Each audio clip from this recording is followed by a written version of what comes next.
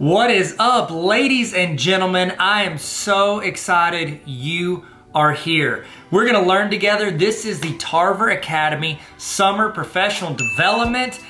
We're gonna learn. Learning's happening. It's going down today. We're about to get started. My name is Tyler. I run Tarver Academy. It's an online resource for teachers and students and educators, and it's a great community where people just get involved and learn and get better. And I throw resources to you guys, throw ideas around. It's just a lot of fun. Just a whole lot of fun, Tarver Academy.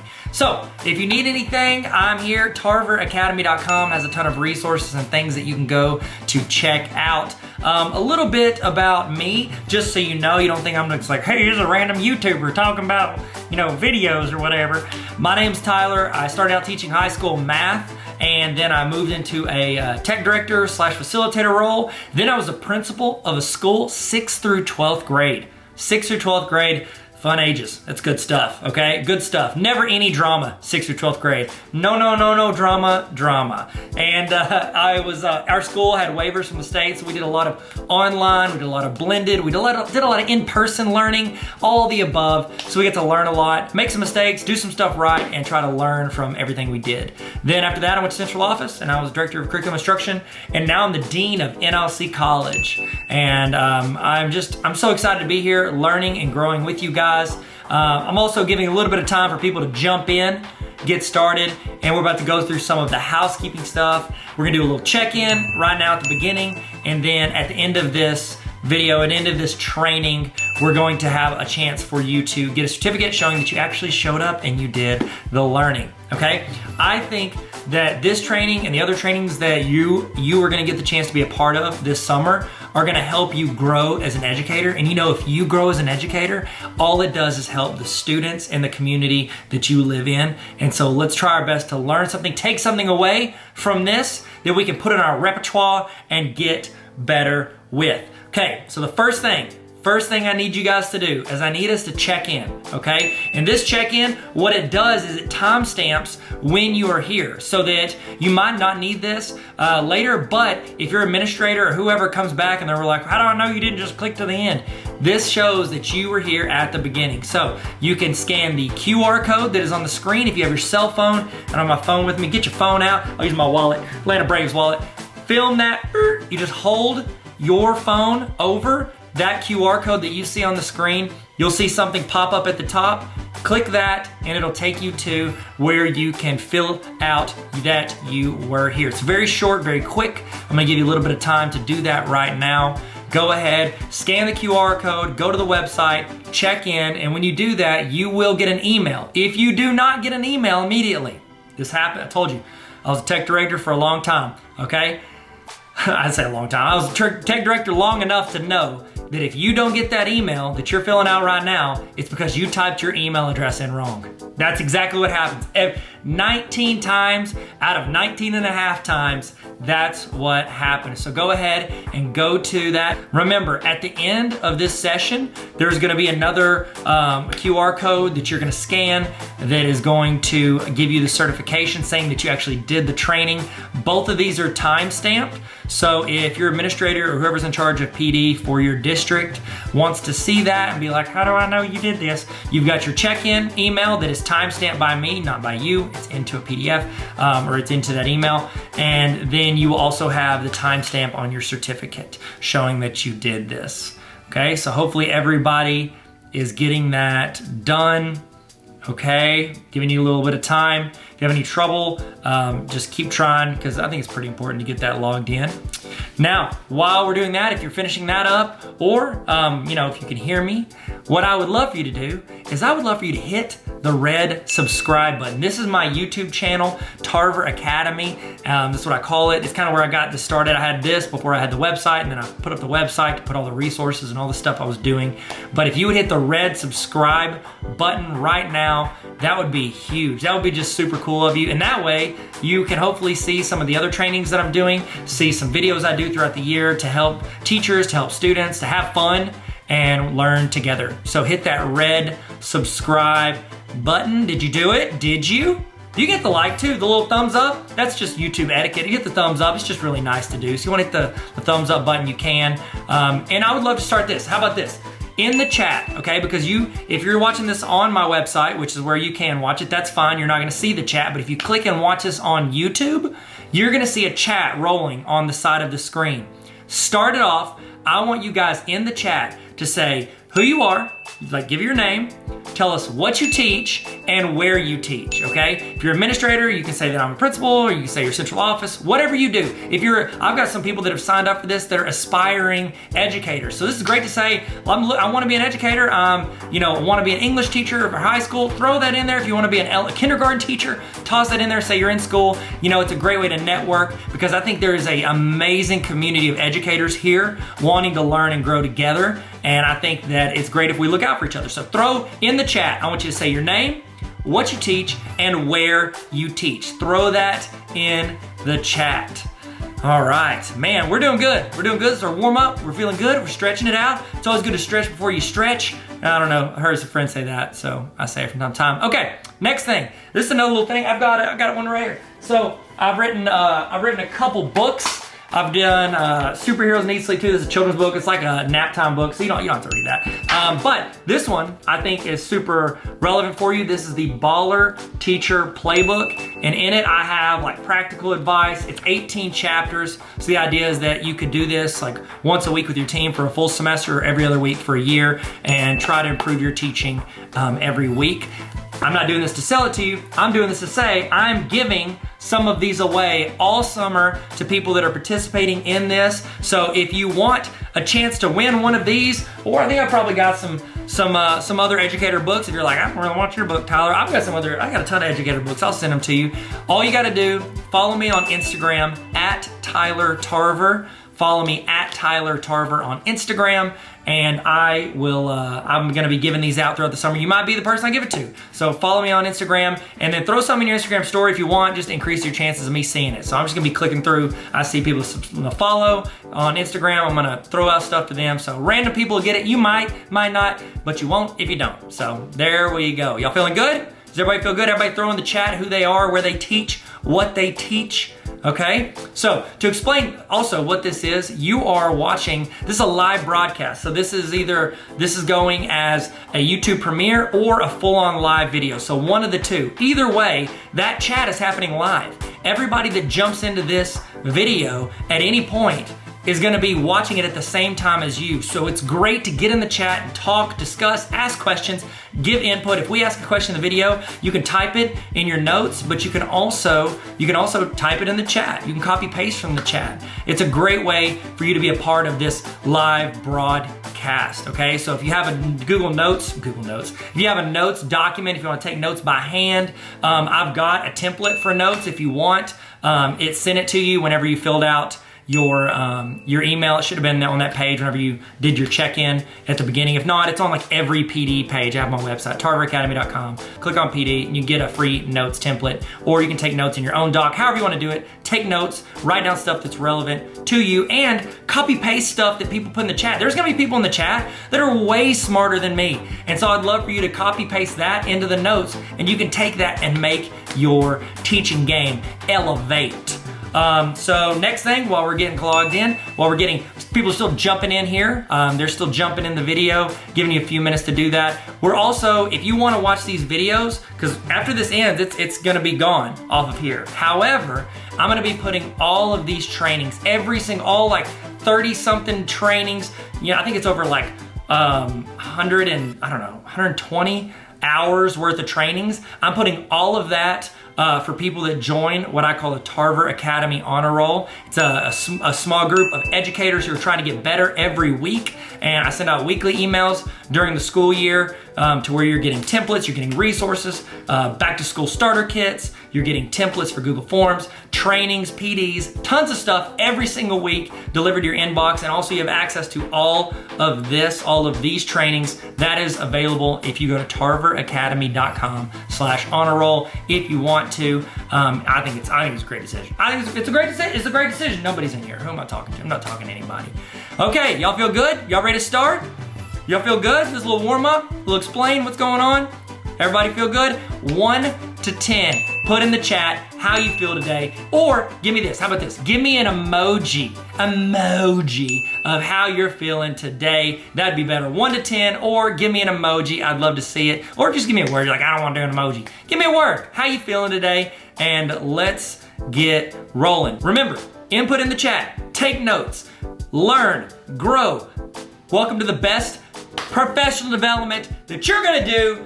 Not guaranteed, but it's an opinion, but it's also true, but it might be biased, but it's gonna be a great summer. It's gonna be a great training. Hope you guys learn something. Hope this adds you value that you can then bring to your students and make your school, your community, yourself better in some way. Guys, we're about to get started. Y'all excited? Y'all ready? We're about to do this. Let's get ready to learn and have fun. Tarver Academy. Let's go. Let's go. Hit it. Let's go. What is up, ladies and gentlemen? Welcome to the Ultimate Google Training. So what this is a glimpse. I think we get through a good portion of it, but it's a 6-hour training I do for schools where I come in, and a lot of it, obviously depends on the audience. And so whenever I go into a certain school, there's certain things they want to focus on, like Google Forms or Classroom, or they want to create resources. They just want to use the templates and resources that I give them.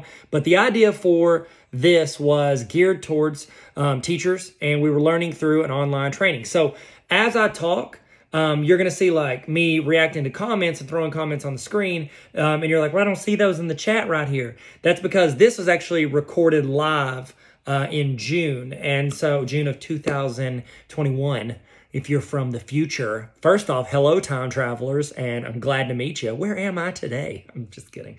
And so I wanted you to be aware of that. So if you're like, why? I don't see those comments in the chat. Why are they on the screen? But here's the cool thing. The people that are there in the chat with you live, they are still contributing. They're bouncing ideas off. Whenever I ask for questions or thoughts or resources or your opinions on stuff, which I do frequently throughout the training, I want you to throw it in there. One, for you, because it it tracks that you're actually doing the training, and also it starts that conversation with the people in the chat. And like I say in the intro, I think one of the most valuable things about doing these live and not just kind of on your own time, doing them live or through a premiere, is that you get to interact in the chat with other people. You get to give your thoughts and opinions, and other people get to react to that. So if you want this to be the most valuable training it can be, you need to participate. You need to connect in the chat, talk to people, throw your thoughts, opinions, ideas in there, and then react to other people's. We're all educators. We're all helping each other. So if you know something, or you think of something that I say, or it leads to another thought, throw your thoughts in there, and then, reply to other people that have questions. So that's the idea for this. We're going to have a couple breaks throughout the length of this training, but I think it's going to be fun, and I'm excited you guys are learning with us here at the Tarver Academy. I call it Tarver Academy. My name's Tyler Tarver, and I'm really excited to be learning and growing with you. So, all right. Last time I'm going to say this, and then we're going to jump into the training. The presentation link is on the screen, bit.ly/Google is fun. You guys in the chat, if y'all could help me out and answer any questions. If somebody jumps in late and they're like, how do I get the presentation? If you guys could take that link and reply to them and give them that link, that would be super helpful. And then also the check-in is on the screen. It's bit.ly/Tarver start. So if anybody jumps in and they're like, how do I sign in? That's the link to sign in, okay? There's going to be another link at the end at 3 o'clock. I'm going to give you another link. Whenever you fill that out, it's going to email you your certificate for today, okay? So a lot of you guys are joining. I know we got a couple co-ops that were incredible that jumped in on these. And so I'm really excited to do this with you guys and learn and grow this summer. Okay, we're going. Y'all ready? This is really happening. It's really happening. Okay, I'm going to go here. I'm going to show you one trick right now. Here's the deal. This is not like, okay, click file, click save it. This is going to be where I try to give you a bunch of stuff that save you time and is practical in the classroom. I'm not the kind of guy that just memorizes a bunch of steps and says, do this, do this, do this. I like to kind of do things and learn things by just jumping into it. I want to go in and I want to be like, all right, let's figure out how to make this better, or how to make this more efficient. And so everything I'm going to teach you today is about being more efficient, and it's things I've learned that have helped me. If it didn't help me, guess what? I'm not going to show you. I'm not going to waste your time. Also, I'm going to give you a ton of resources and tell you how to apply them in your class. So I don't know if you can see my address bar, But what I want to do is I want to change this presentation to where it's not like, do you see how you can see the slides on the left? I want to change it to where it fills in my screen, but I don't want to go full screen. Okay, so full screen is like Command F or Control F, depending on your device. What I want to do is I want to go up here to where it says edit. It's going to be /edit. I'm going to select all of that. I'm going to delete it. And I'm going to write the word present. Present. That's not present. That's present. Let's change that. Present. And watch when I hit enter. Watch what happens to my screen. So it allows you within your Chrome screen to go to a full screen version. So it didn't go full screen on my whole computer, so I can keep my tabs up so I can see the chat.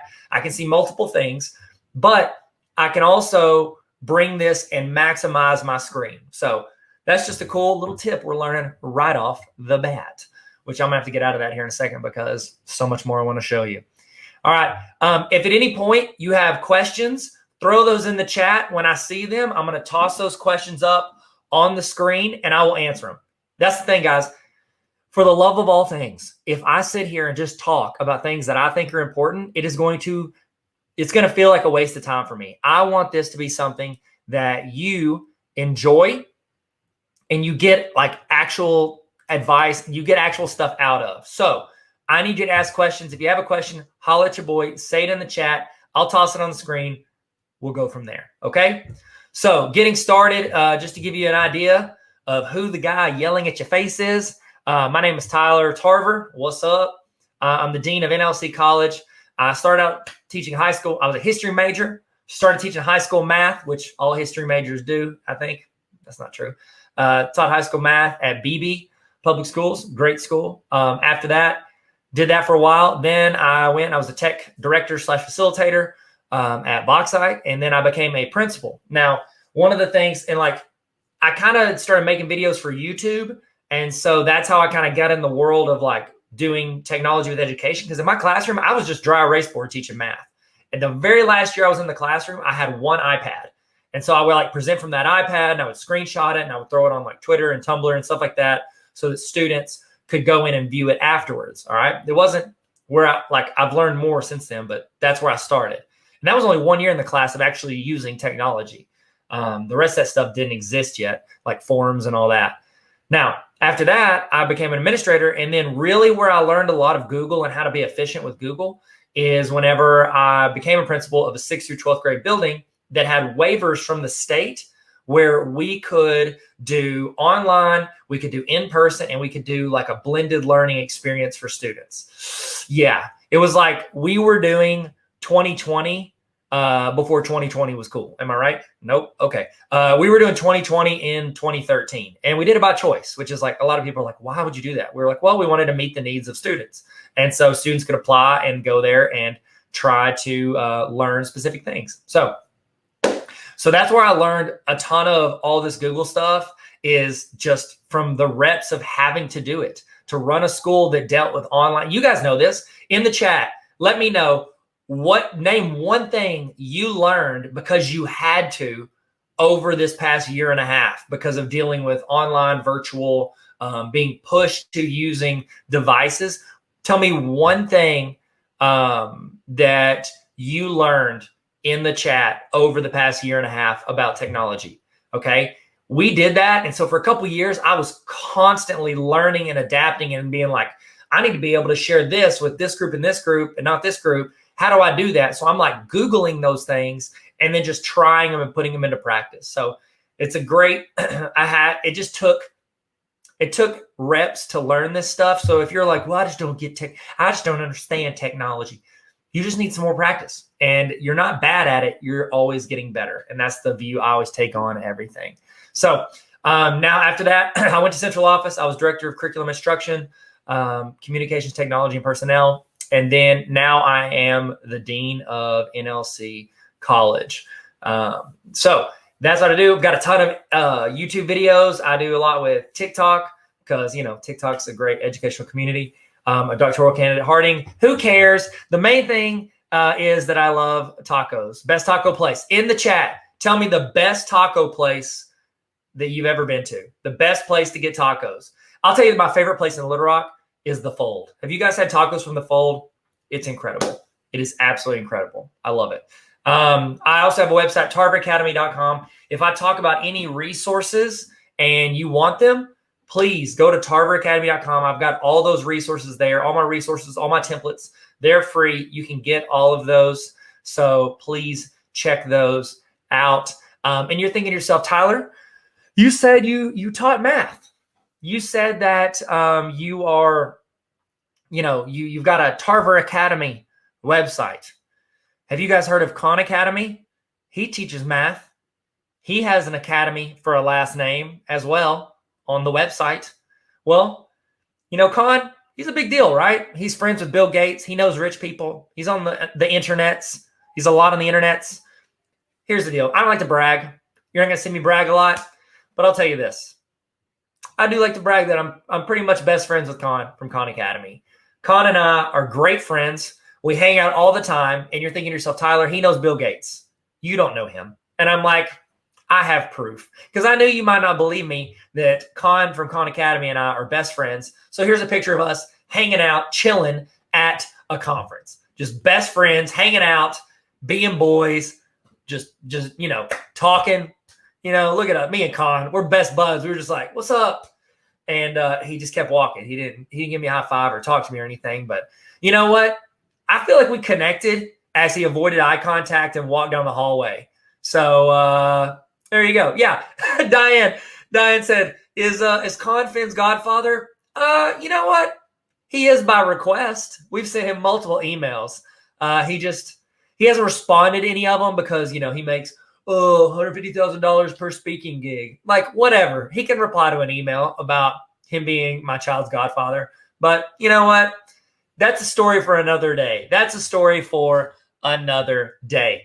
Y'all ready to get started? Let's get started. Okay. So this first thing I want to show you, I'm actually going to get out of present mode. Let me see, because I want to show you how I do this. So whenever you're creating a presentation for students or an assignment for students that is in Google Slides, one thing that I would recommend is that you create a hub for students to know how to get to different links, different resources that they might use frequently. So in the chat, tell me, what is a website that you use that your students have to go to multiple times throughout the year, whether it's a resource website or a school website. I know in Arkansas, a lot of people use eSchool. So if you want to say eSchool, that's probably something they should go to. They don't go to the last 2 days of school, but it is an option. So tell me a website in the chat that your students are required to go to or you recommend they go to a couple times a year. Okay. So open up resources. I haven't heard of that. Samantha, I need to check that out. So here's what I recommend. Get a hub website. So right here, this is an important, I say hub website, a hub slide. So at the beginning of every presentation I do, at the beginning of every presentation I give my students, and at the beginning of anything I do that creates with slides, I'm going to put this slide at the beginning. And here's why. Because it allows them easy access to get from there and go to places they need to go. Okay. So what I've got here is I've got a example slide. You can take this and make a copy of it if you want, or not. And so here is where you would put it. So like, let's say you're like, oh, somebody said they use Google Classroom. Liz said they use Google Classroom. So Google Classroom. Okay. Now what you can do is you can take that, you can link to it. By the way, you can hit Command K or Control K after you highlight it to automatically bring up link. Here's the cool thing. Google owns Google Slides. They also own Google Search. So what you can do is you can actually search through here. Like you can search the internet from the link thing. So I can just type in Google Classroom. It's going to search it. It's going to tell me, oh, look, there's a website for it. Boom, hit apply. Now, this now becomes a link. So somebody else said class link. There you go. going to make that a link. Can you see? I don't know. Is it popping up my link thing for you guys? I hope so. I hope so. Yeah, it is. Okay, good. Look, it searched for me, class link, boom. So I can put these links of these common places that students go. Now, did you guys discover over the past year and a half, it's not only important to put links for your students to know where to go to get help and resources, but also important for their parents to be able to go and get resources and links. Here's what I recommend. Anytime you're explaining an assignment or you're putting something into something for your students, I would try to think through what is the clearest way to present this to students so that a parent could walk in without knowing anything, without ever sitting in my class for 10 seconds. They could walk in and understand how to help their kid do the assignment or learn what they need to learn. So this is another way to make these links for you to be able to send your students or give them an access to get to where they needed to go. All right. So I've also put some links over here to tutorials and videos.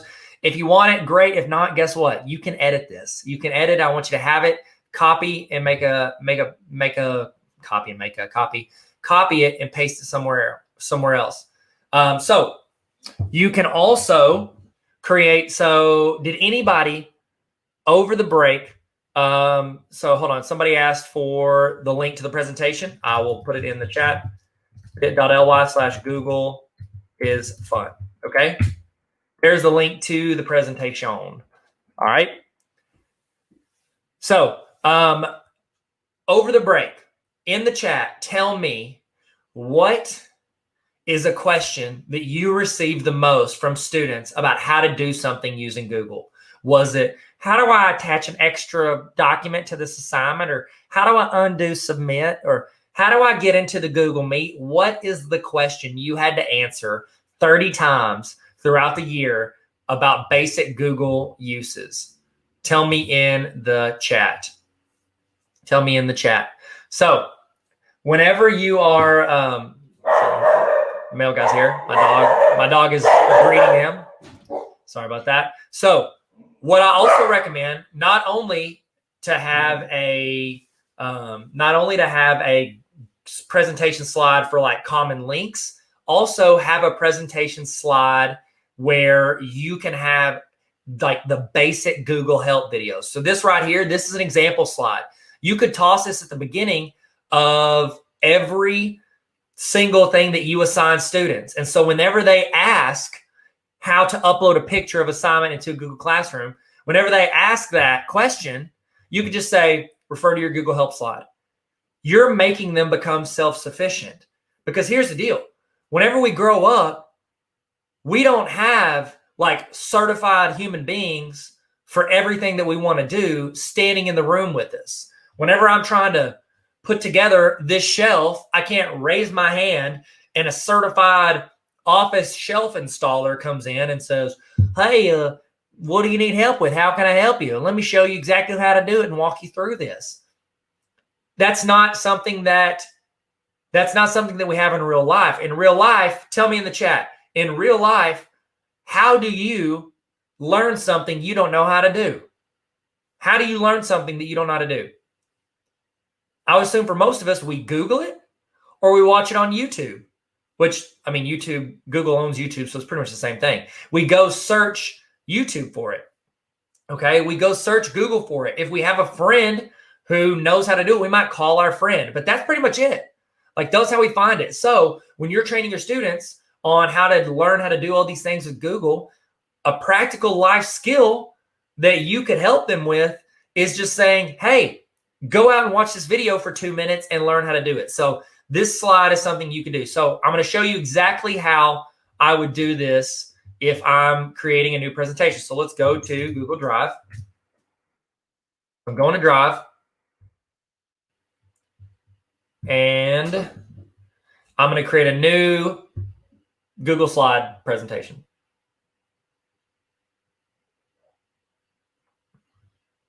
So I'm going to go create, it's loading up. Good times. Good times, guys. Don't you love it when stuff loads? Awesome.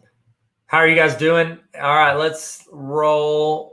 Okay, there we go. We're going to go to Google Slides. And remember, we're pretending that we're creating a new assignment for our students. Okay, so this is something that I'm going to put into Google Classroom for my students to learn. So let's say this lesson, we're going to learn about, hold on, I'm going to X out of this, save us some.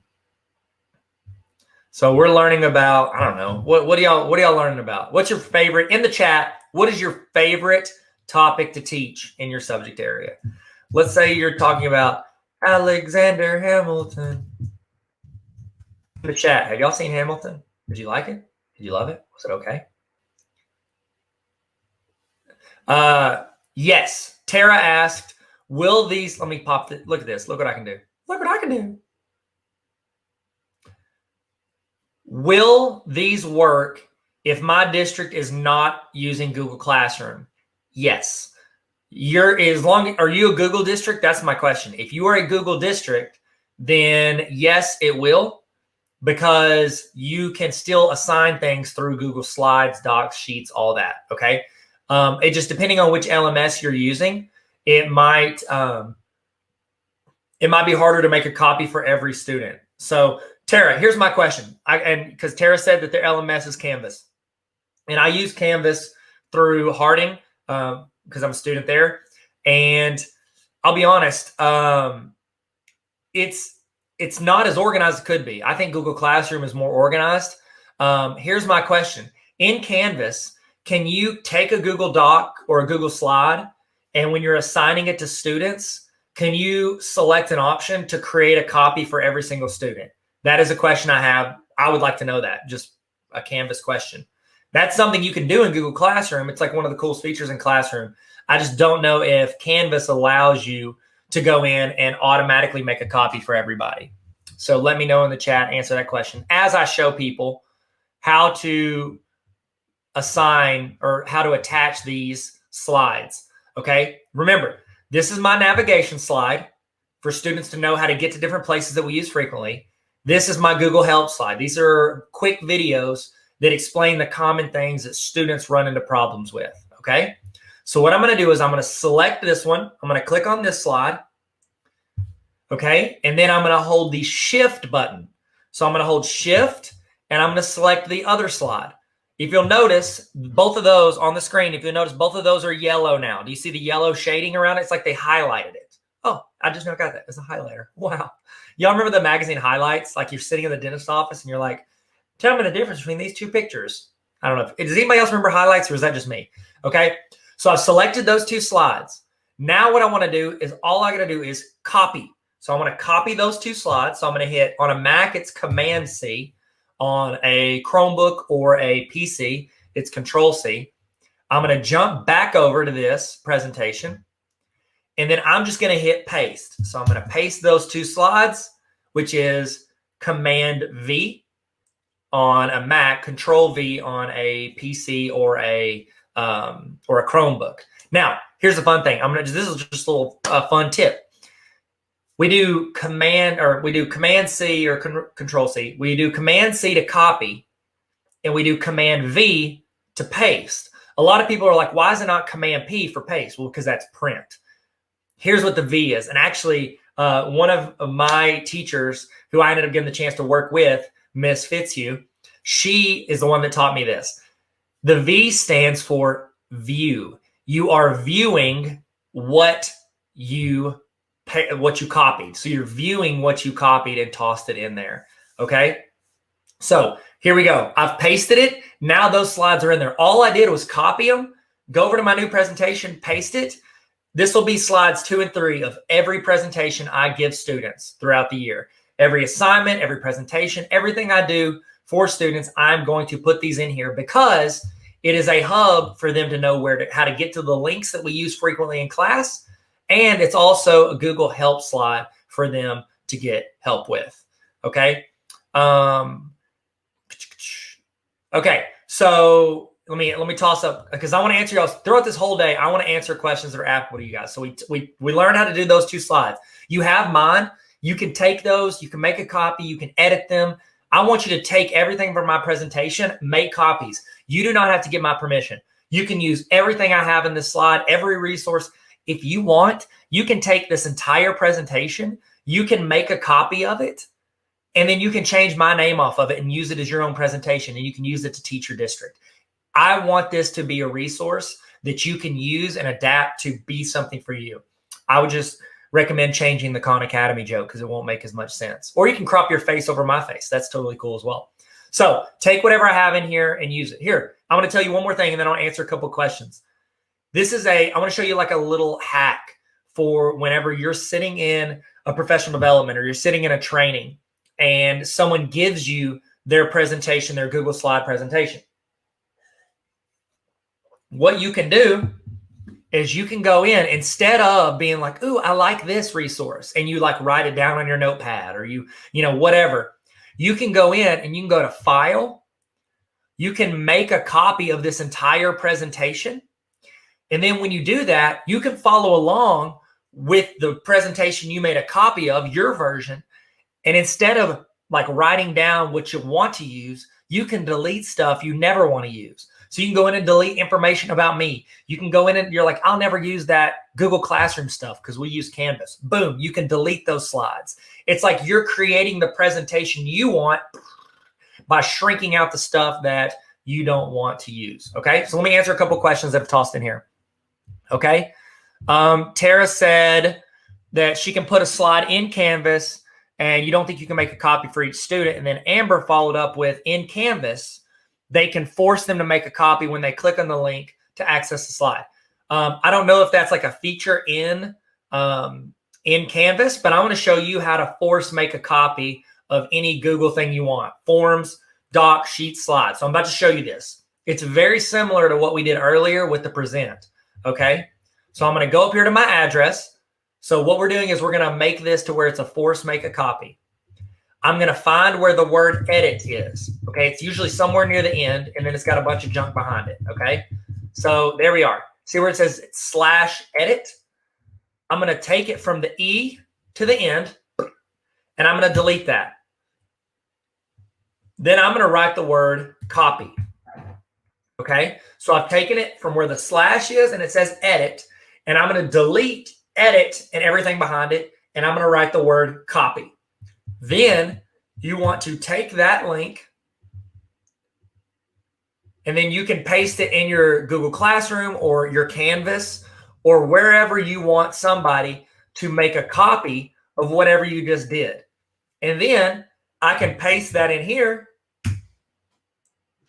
Boom. Now when someone clicks on this, then whenever they click on that link, they are prompted with, would you like to make a copy of this presentation? Watch, I'll show you. I'll toss it right here. I'll toss it into the chat. So if you wanted to make a copy of this presentation that I have, you could just click that link, toss it up. Okay. So that is a quick way to auto make a copy on anything that you have with Google. So that might be a workaround if you're not using Google Classroom. All right. Mr. Williams, how you doing? You been good? It's good to hear from you, bro. Is there any way to insert PDF files into Google Forms? I've been inserting screenshots, but it'd be much easier if I could just insert the whole PDF.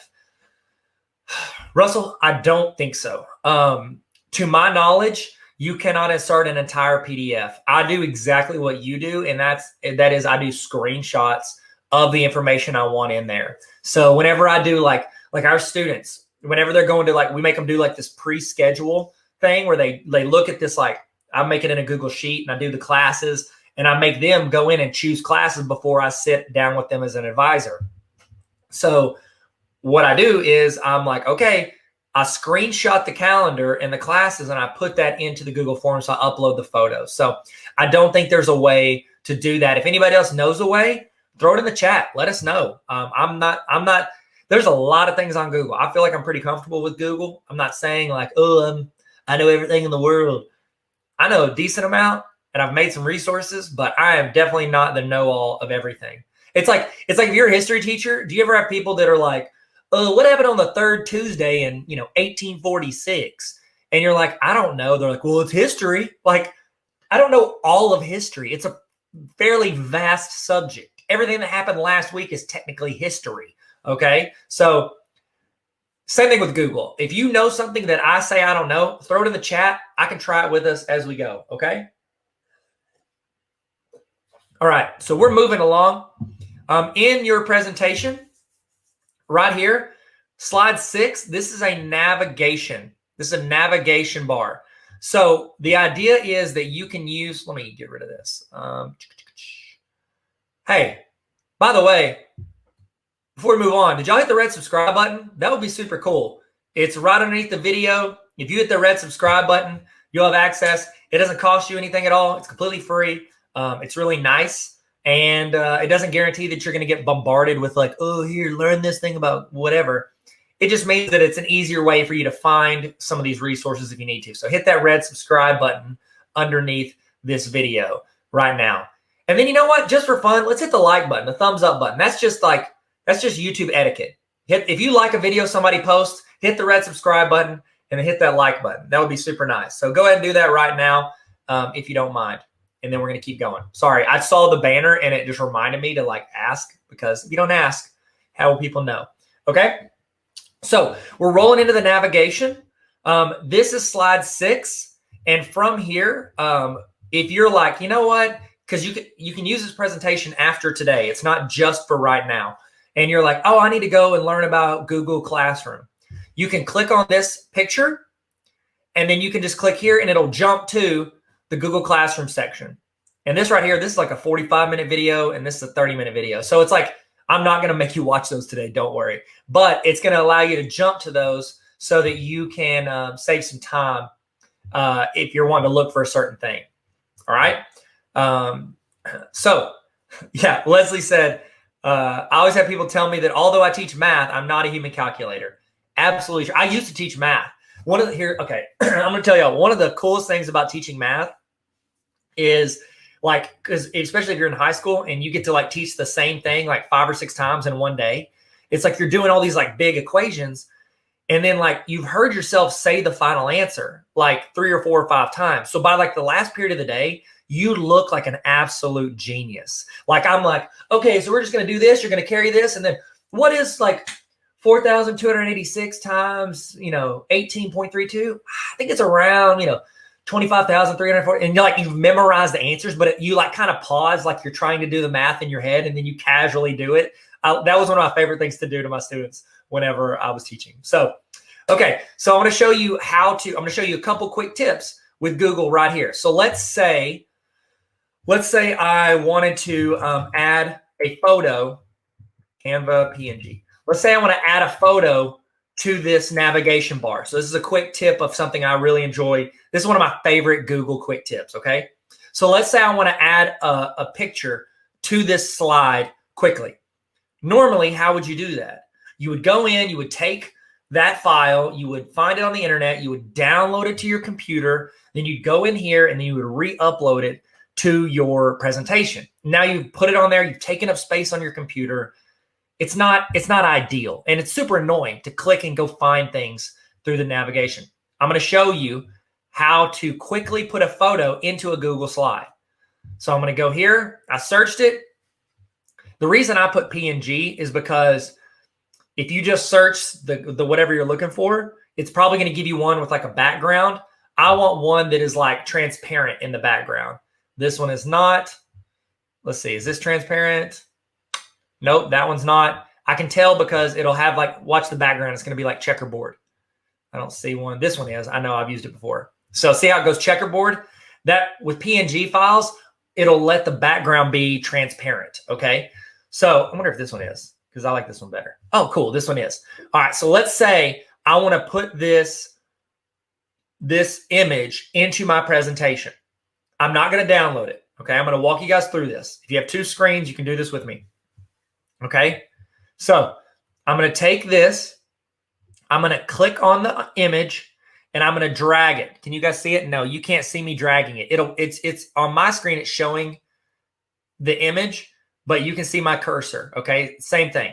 I'm going to click on my image. I'm going to drag it up to the top where my tab is.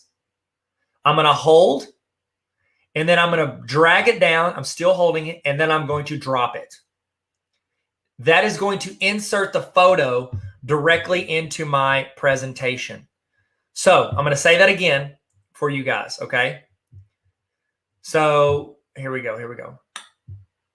All right. So if you want to insert an image into Google Docs or Sheets or Slides from the internet, you can just go find it on the internet, click it, drag it up to your tab. That'll switch your tab, drag it down, and drop it onto wherever you want it to go. Now, here's the cool thing. The same thing, I'm going to delete that because I don't think I have a Canva section in here. I think actually maybe I do because I absolutely love Canva. In the chat, are you using Canva?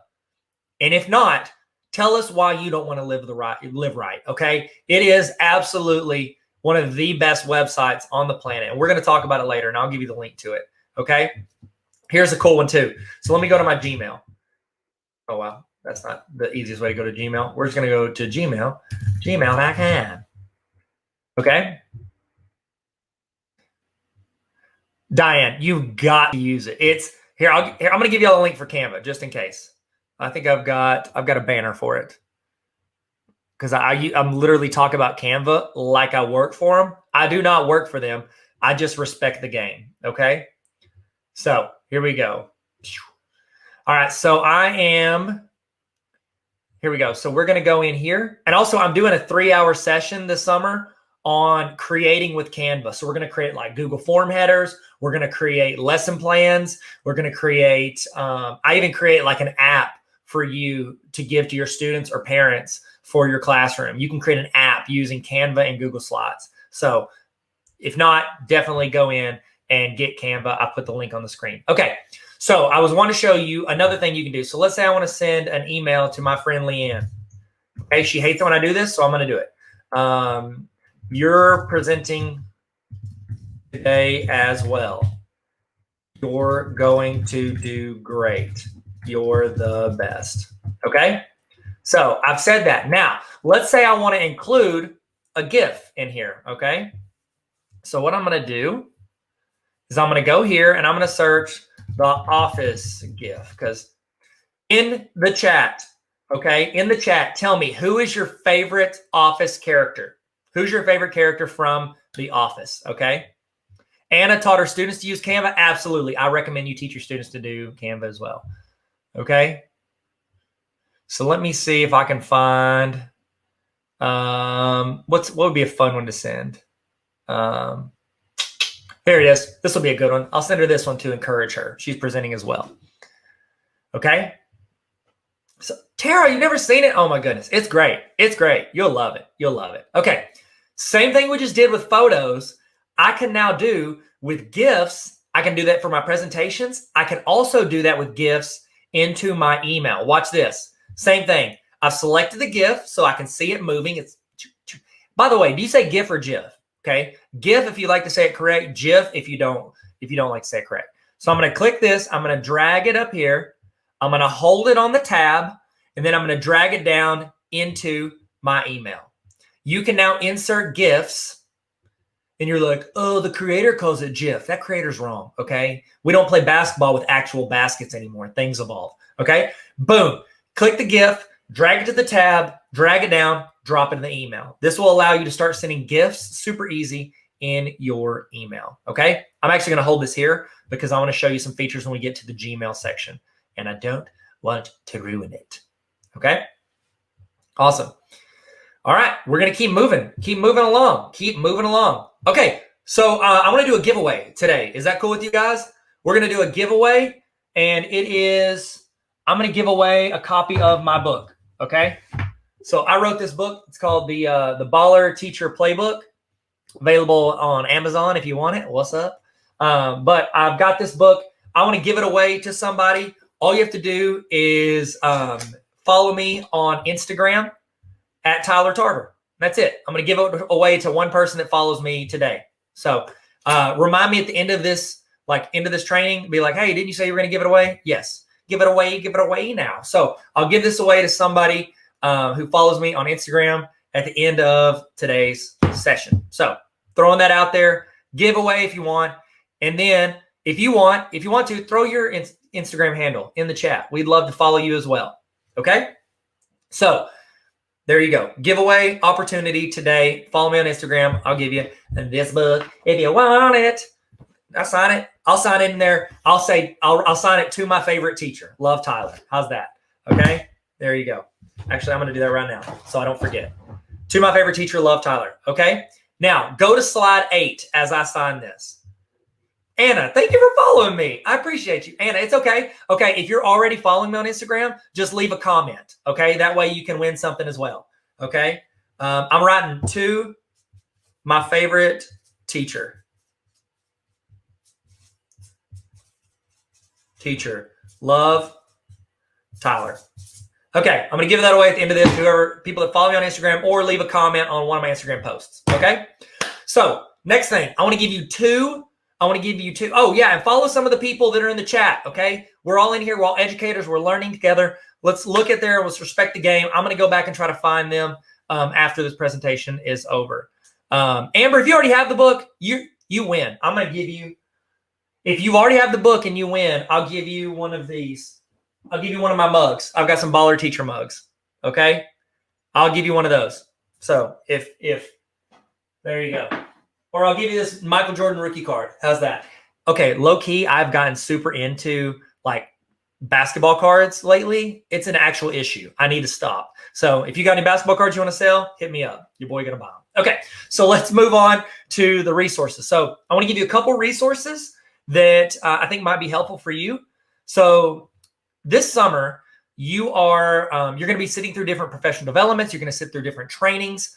I've made a template for you if you want to use it. It is a summer professional development notes template. You can use it today if you want to take notes. A lot of people like to write it on paper. I get that. I use this. So I use a Michael Hyatt planner. So I use that as well. So I like to write things as well, but so that you can put links in easier, because it's not super easy to click links in that thing. Here is a template. Here is a template for a professional development, okay? You'd put the name of the professional development, the date you did this, your name, the date you did this, the session you were in. Then you can put your personal goal for the session. So if you've made a copy of this and you're using it for this, like what we're doing right now, you might have a goal for this session. You might be like, at the end of the day today, I want to have a digital interactive notebook and I want to have it ready to be assigned the first day of school. Or I want to have I want to create an organized Google Classroom. Whatever you want to do, you can have this and put that as your personal goal. This is where you would put notes. These boxes expand, by the way. You're like, oh, I can only take one line of notes. No. These boxes expand as you write in it. You can have links over here on this side. At the end, biggest takeaway, and then how does this apply to me?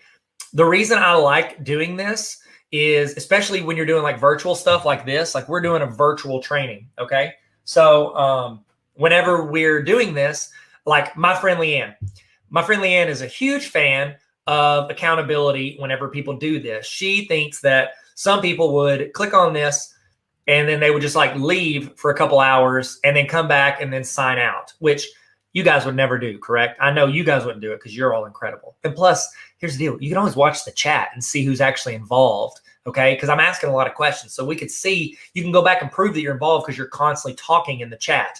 It's another way to verify that you're there, okay? So whenever you are doing these PDs, virtual or in person, I recommend filling this out. And then one, it helps you take what you've learned and bring it into whenever you're teaching and bring it into your school year. But two, if an admin ever wants it, you can send these notes with them. Like at the end of this, whenever you fill out the evaluation at the end of this training, it's going to ask you if you want to toss in a screenshot, a picture, or if you want to put the link to these notes into the actual like Google form. It's in the form. And so you could just forward that to your admin and be like, look, here are all the notes I took from today. And you can have all the links, all the notes, and all of that. Okay. So this is something for you to put in here to where you can grow and show what you're doing with your professional development. So there's that template if you want it. Okay. Now, there's another thing in here. In the chat, what do your team meetings look like? Do you have, do you do like, thank you, Katrina. I appreciate you. So whenever, Shelly, I'm going to toss Shelly on there. Shelly said that her admin always wants the notes from things they do with PD whenever you go out on your own. This is a great, thank you. So yeah, this is the thing. I wanted to make it something like, I was a principal and I was a director of curriculum instruction. Whenever I was doing that, I wasn't super big on like, I'm going to stay on you, make sure you're doing this, and this for the summer. I like to get whatever they've learned. And if they sat in a 6-hour training and they got 3 things that I can use as an administrator, I wanted that. So it's like, think of this. You could be pulling in resources and tips and things like that now can be applied to your principals, your administrators, your central office, or other teachers. Okay. So keep that in mind. Now,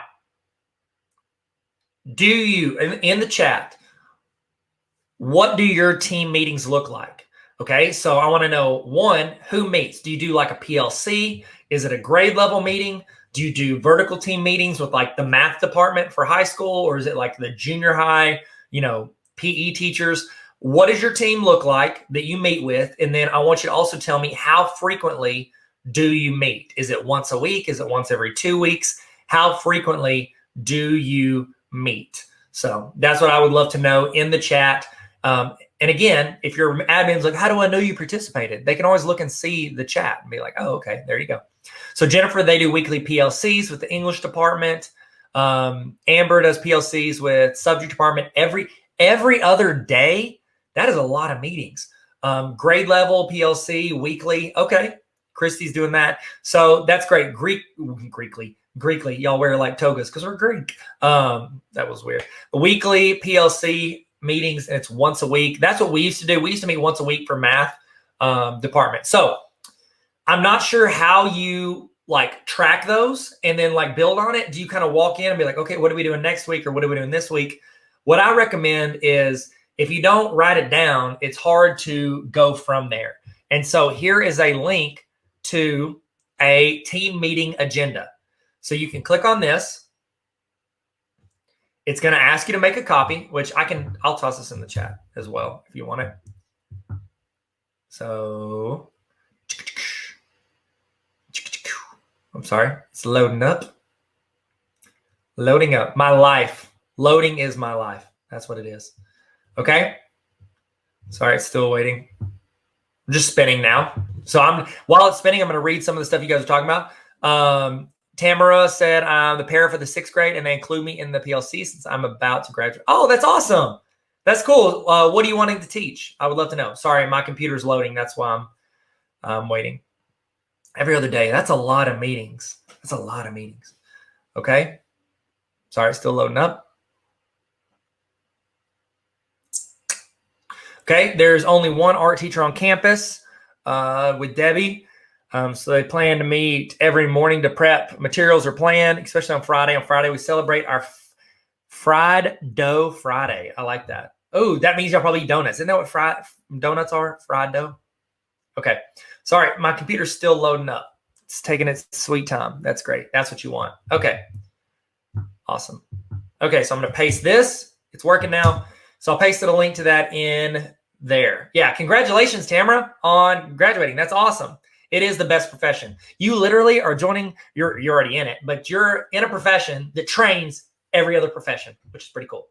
Okay, so I'm not sure, in the chat, tell me, what do you use to track what you're doing in those meetings? If you already have something, great. If not, here's a template for a team meeting agenda. Okay, and so the idea here is that your team shares this Google slide and that you all work in this same Google slide. All right. This is just like an intro slide where I talk about like, hey, what's up? My name's Tyler. I made this resource. Okay.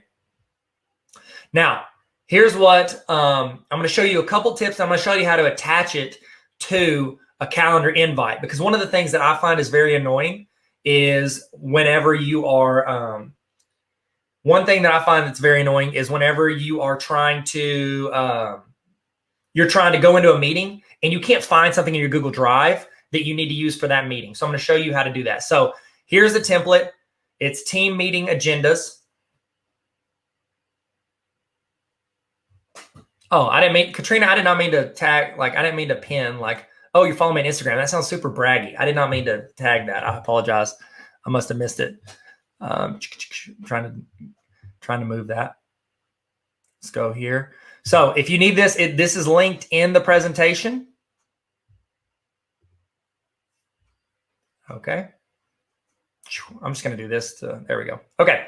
So team meeting agendas, you would put your school year and semester at the top. You would put your team name there. I put these 2 slides in about like important links. So you can have important links for your team. If there's stuff you use, you can Google help stuff. Again, I put these in every presentation, everything that I do.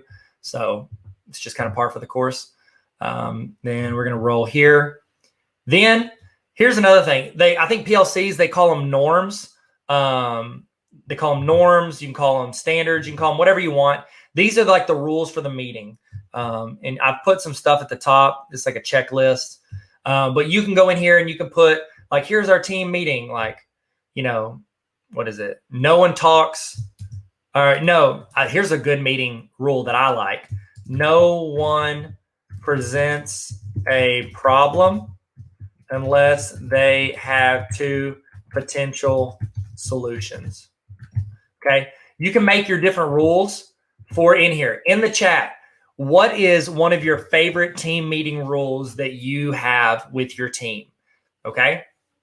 So you can do these notes in here just to remind people this is what, and you can review those before every meeting. Hey, reminder is no one speaks over anyone else.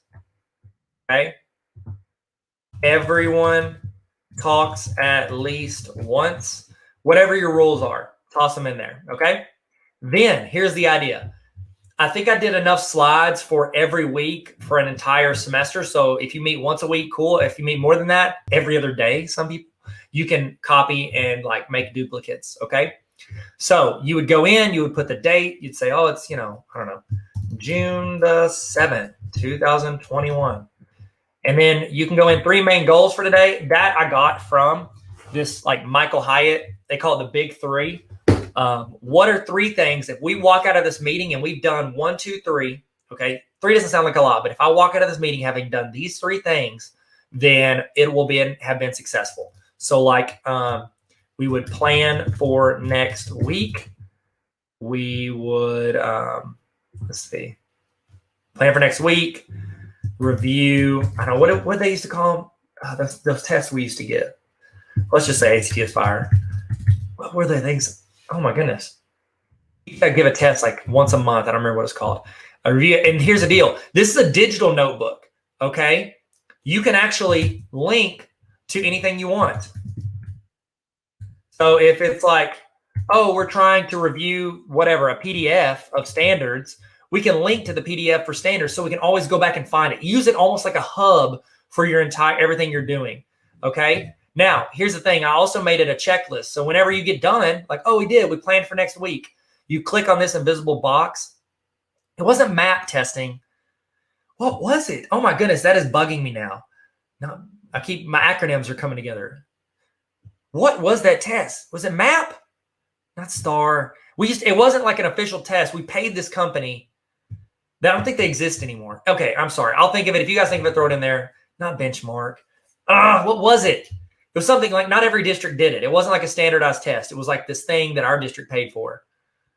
Not Global Scholar. I'm sorry. It's really bugging me in my brain. I'm going to stop thinking about it. Maybe it'll come to me. So in here, the way it's set up, there are invisible boxes on top of all of these quadrilaterals. You can click it and then go to the paint filler. And when you complete something, it's like you're checklisting it off of your list. Okay. And then here's one of my favorite things. You can do notes over here. TLI. That was it. It was TLI. Thank you, Russell. I appreciate it. It was TLI. That's what it was. Oh, okay. Sorry it took me so long to get that. That's what it was called. Okay. Anyways, so we put notes in here.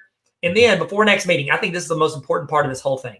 Before next meeting, we need to review, chapter 8 of, Follow our teacher playbook. Because your team's working through the playbook. Let's say you're using my book. Okay, there you go. Cool. And that's what you would do. And then you would go to the next day. Boom. Next meeting. There you go. And you've got your meeting agenda and you're rolling through it. Now, that's how you do the agenda. Okay. What I recommend whenever you are making your, let's go to our calendar. So we're going to go to Google Calendar, Google Calendar.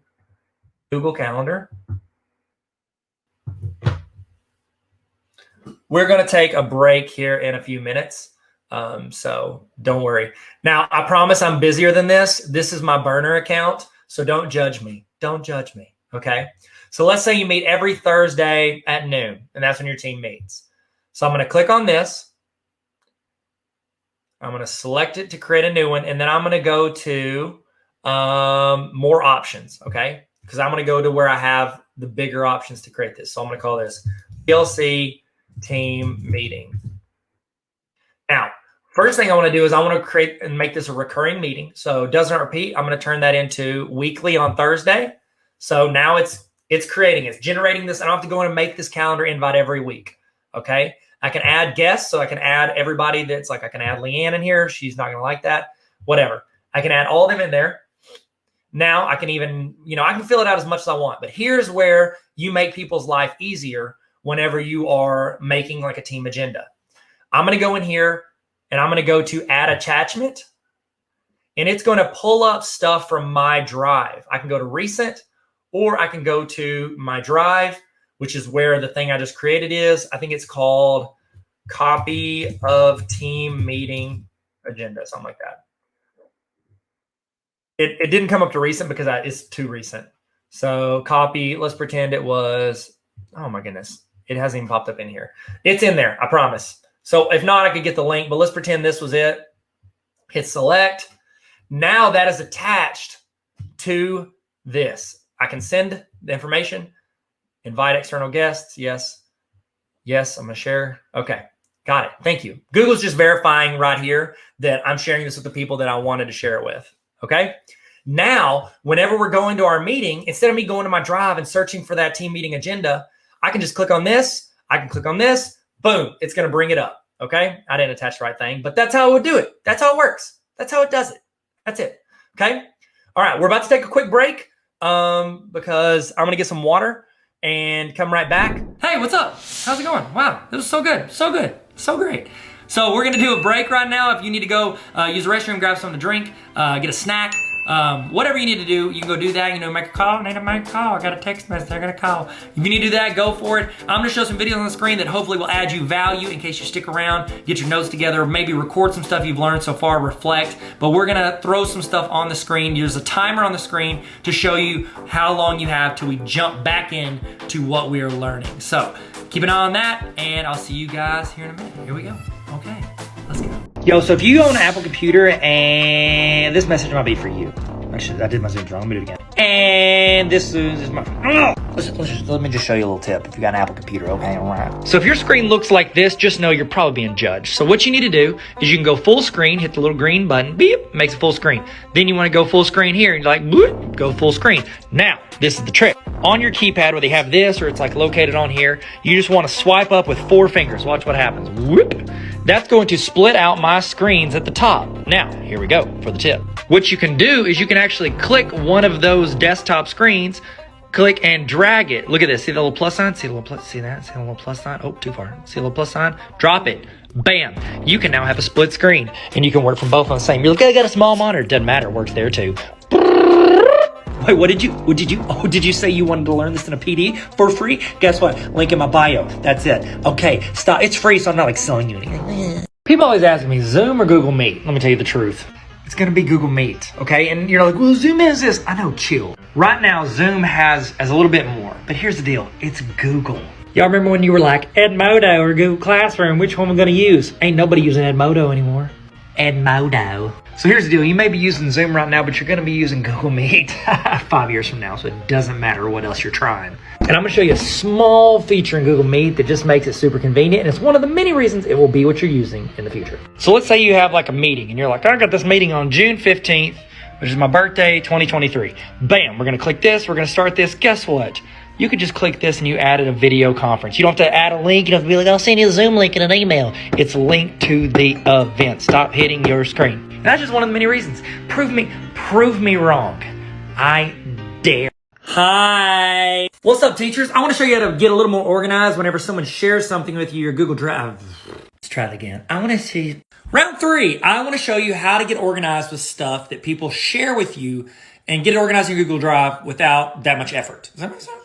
So let's say someone shares this with you. What you can do is from here, from the actual Google Doc, instead of going into your Drive, you can go up here to this little menu, chicken nugget right here. After you click on that, you will have the option to add a shortcut to your Drive. They're still the owner, but you can place it anywhere you want. So I can go in here, I can say I want to put it right here, and then I can just actually create a new folder right here, call it book. Hit the check mark. That creates a folder within a folder. I'm organizing my Drive straight from the doc. Bam! And just like that, all your wildest dreams will come true. If you don't hit follow, then you'll never meet your true love. Just like the email chains we used to get in the 90s. Y'all remember those? Those are so much fun. Do you ever want to make a video and put it on YouTube, but not share with the world, just with specific people? I got you, fam. After you upload and you're going through your little screen with all your stuff. By the way, I don't like the new way to do it, but who cares? I don't get to choose. Right here is where you have some pretty cool options. Now, if you put it here and you select private, that means nobody can see it but you. It's like a place to store things. Here is unlisted. That's where you want to go if you don't want people to have it unless you give them the link. So you can make something unlisted, copy the link to the video, and then just put it in Google Classroom or email it. Now, keep in mind, hold on, let me flip it around. Keep in mind, they can take that link and then share it with others. So if you share it with 30 people and then you see 300 views, somebody done stuck that mug on Facebook. But people can't just find it without like being given it. This is public. That means you click that. It goes out to anybody. And then this, where you schedule, you can actually do what's called a premiere, which is, by the way, incredible. So we're going to be doing a ton of premieres and live stuff. Summer PD, link in above. If you want to sign up, it's free. Why am I doing this with my hands? What's up? Peace. Yo, do you want to change the header of your Google Classroom to a GIF? Let your boy have ya with that. Go into the link in my Instagram bio. Scroll past my book and the free summer PD. Then you want to go right underneath the video. Wow, that lasts way longer. Shit. Click on Canva because it's great. Type in Google Classroom. Click on Google Classroom header. Then you're going to pick out a template. Oh, wow, look at that. It's so pretty. Okay, and then I'm going to delete math because I want to put a GIF in there. Now you got to go get the GIF. Now, I just searched in Google, the Office GIF. Take that and you need to download it to your computer. So you right click and you need to go to, where is it? Save image as. Click. Then you go to upload media, back in Canva. You go find that picture and upload it into there. Then you just take that and you put it in your little picture. We're going to bleep, bloop, bleep. There it is. Boom. Bam. Now you can add some text if you want to, and then you need to download this. Go to download. Make sure you download it as not that. Where is it? GIF, not GIF. Then just go to Google Classroom, go to upload photo. Select it from your computer. This is a great question, and I have not used Schoology personally as a teacher, administrator, or a student. However, I can give you my tips because I've used a ton of LMSs as a teacher, a student, and an administrator. I can break down the 2 main things I've found for like an LMS that is actually worth using. The first one and the most important one is that it's organized. That means that everybody can use it without being super complicated. It's like, oh, look at all our features. It doesn't matter what features you have. If nobody knows how to use them or they're frustrated every time they use it, we're not going to want to use it. And the second thing is that it has to be customizable. If your teachers can't go in and adjust their courses to make it what they want, it's not going to work. And from an administrator standpoint, it needs to be customizable too, because you got students popping in the middle of the year. You need to be able to like take out stuff that they should have taken, adjust due dates. It needs to be customizable for everybody. That's what I got. If you're going to go into LMS, go for those 2. If you don't get to make the decision, well then change schools. What's up? Come to Tarver Academy. What? Oh, awesome. Okay, so I'm going to keep rolling on our presentation. I'm going to add that back in here. There we go. Okay, so we've gone through our summer notes template. We've got our team meeting agenda. One of the big things that I try to do whenever I am doing any type of training is I like for you to walk out of it not only with like, hey, I've showed you this, this, and this. I want you to walk out of this with like an actual, like, here's a template. Here's something I can make a copy of. Here's something that I can, duplicate as I go along. Okay? So, sweet. Okay, Diane asked a question. Said, question, does the calendar do the share settings if I hadn't done it? So you're referring to earlier whenever we hit the calendar and we shared. So what it did was Google owns the calendar and they own like all of the presentation I'm trying to share. So whenever I went and I added my friend Leanne to that calendar invite, it's essentially thinking, okay, is that presentation that I linked in there, is that shared with Leanne? And it wasn't. And so Google's asking, hey, this person, one, they're not in your organization. Are you okay with that? I was like, yes. It's two, this isn't shared with them. Is it okay if we share this with them? And I go, yes, that's okay. And then the last one, it says, okay, what permissions do you want her to have? View, edit, or like comment. What permissions do you want? And I just gave her like the general one, I think, which is a view, I think is the default.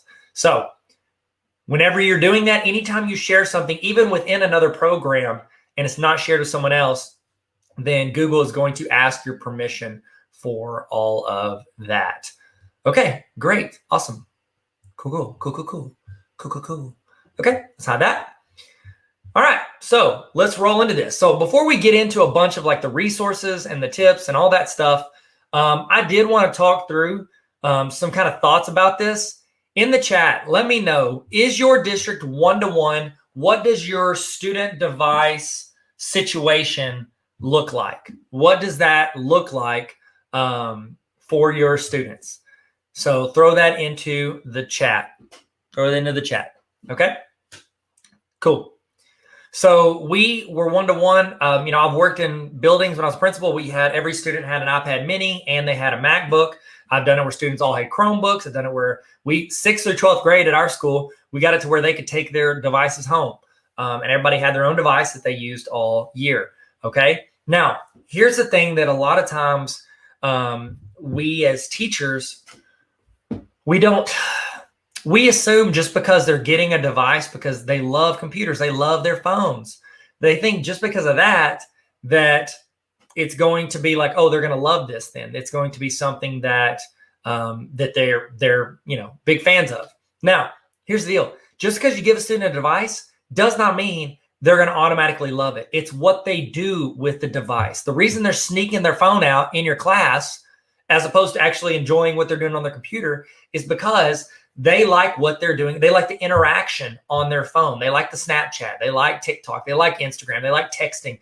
They like that social interaction, that Web 2.0 interaction that they have on their phone. So it's our job as teachers. You're like, a lot of times, traditionally it was like, well, it's my job to present the information. It's their job to learn it. If the job was about presenting the information, then we don't matter.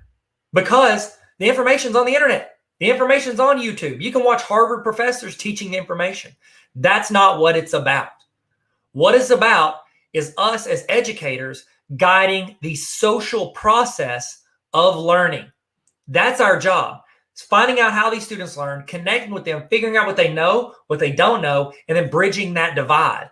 That's our job as educators. If our job was just to present the information, we don't matter. What matters about us is that we can do that, we can present it, we can guide them to good information, that we can steer them in the right direction to find the right information, because we've all found out in the past year and a half, it's super important to teach students how to discern what valid information is on the internet. And two, we need to guide that social process of learning. And I think that is more important than anything we ever did with just talking about our curriculum. Okay, so our job as educators is even more important. Technology, the internet, YouTube, it has not replaced us as educators. It has made us more vital than ever. We just have to transform what we think about our role in the classroom, especially when it comes to technology. Okay. Next thing, I wanted to tell you guys about one of the things that I got the chance to be a part of. So Google has like a few different things. They've got Google Level 1, Level 2, they've got Trainer, and they've got Innovator. And so with the Google stuff that you get to do, Innovator is the one where it's like you propose a project and they pick 42 people across the United States, and they go and meet in a location and they sit in these like tables, and everybody gets to like work throughout the week at this Innovator Academy. They get to work on their project. They're trying to develop something that makes a difference in education using Google. Okay. So I got the chance to go and be a part of, get to hang out with some incredible, just some incredible educators through that. And I'm sitting at the table, and Google came in and they're talking to us about this concept they have. And the concept is called the fail bell. And they put these bells, these little, remember like dinner bell, like ding, ding, ding, not the dinner bell with the triangle, but like a bell, like ring for service bell. They put that in the middle of every table in there. And so during the week, while we're working on our project that we submitted to get into this academy, they said, if at any point you realize that this project is not what you should be pursuing, either it already exists or you found something better, or it's just not going to work. Like it's not feasible to do what you propose that you want to do, and you have to pivot. By the way, I can't say pivot without thinking of Ross from Friends. Pivot. What's your favorite Friends quote? Tell me in the chat. So you have to pivot off of your project. Anytime you do that and you realize your project is going to fail, what they want you to do is they want you to get a bell, and they want you to ring that bell. They want you to ring the bell, and that means that you have failed. They call it the fail bell. Anytime we ever heard someone fail, from like we heard that bell go off, we all started cheering. We clapped and we cheered because we wanted to celebrate that failure. And I think for us as educators, it becomes really hard for us to celebrate failure because we think of it in the like connotation of like A, B, C, D, F, and that's failure. Like you have to retake the class. I'm thinking on like the micro level where we try something or we propose something and we want to do something in our class, and maybe it's a project. Maybe it is a like, I don't know. Maybe it's an assignment, or maybe you just try a new teaching method and it doesn't work. It doesn't connect with your students. That is okay. And whenever we model that to our students, they can feel like it's okay not to be perfect. I think for too long, we as educators, we have put ourselves in the front of that classroom. We made ourselves the experts to where we are perfect and unattainable by these students. And where these students connect online and what they connect with and what they do in their free time and through technology is authenticity and the ability that it's approachable. The reason they love TikTok over Instagram now is because TikTok is real. It's authentic. It's people with terrible angles and terrible lighting talking about real experiences. It's not a fake influencer pretending to be something that they're not. And so that's what I recommend. The mindset you take as you grow with Google or whatever technology you're learning, it's okay to fail. It's okay to try something. It's okay when a student asks, how do I do that with my Chromebook? To say, you know what? I don't know. Let's figure it out together. Change our mindset in what we do when we're learning. So that's just something I want to throw at you and a way to think about all of this. Okay. So kind of my order of operations for how I handle different things whenever it comes to teaching, especially with technology, is I like to find out, is it efficient? And what am I doing? How can I be as most efficient as possible? And everything I'm going to show you, so far we've shown it today already, but then other things I want to show you today, how can I be the most efficient version of everything I'm doing? Because that's going to save me more time to do other stuff, whether it's get to know my students, build rapport, or grade so I can leave at 3:30 or 4. How can I be more efficient? How can I have clear communication? Which if you have clear communication, that is efficient because you're not, cleaning up the messes from things you weren't a clear communicator on. And then 3 is community.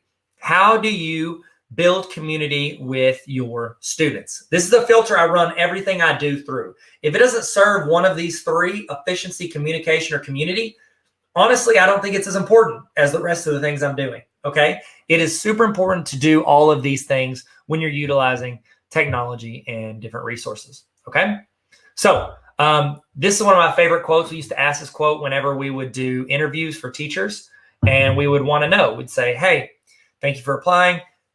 James Comer had a quote that said, no significant learning occurs without a significant relationship. What does this mean to you?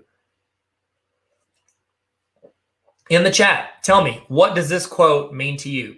No significant learning occurs without a significant relationship. I'll give you a second to answer that.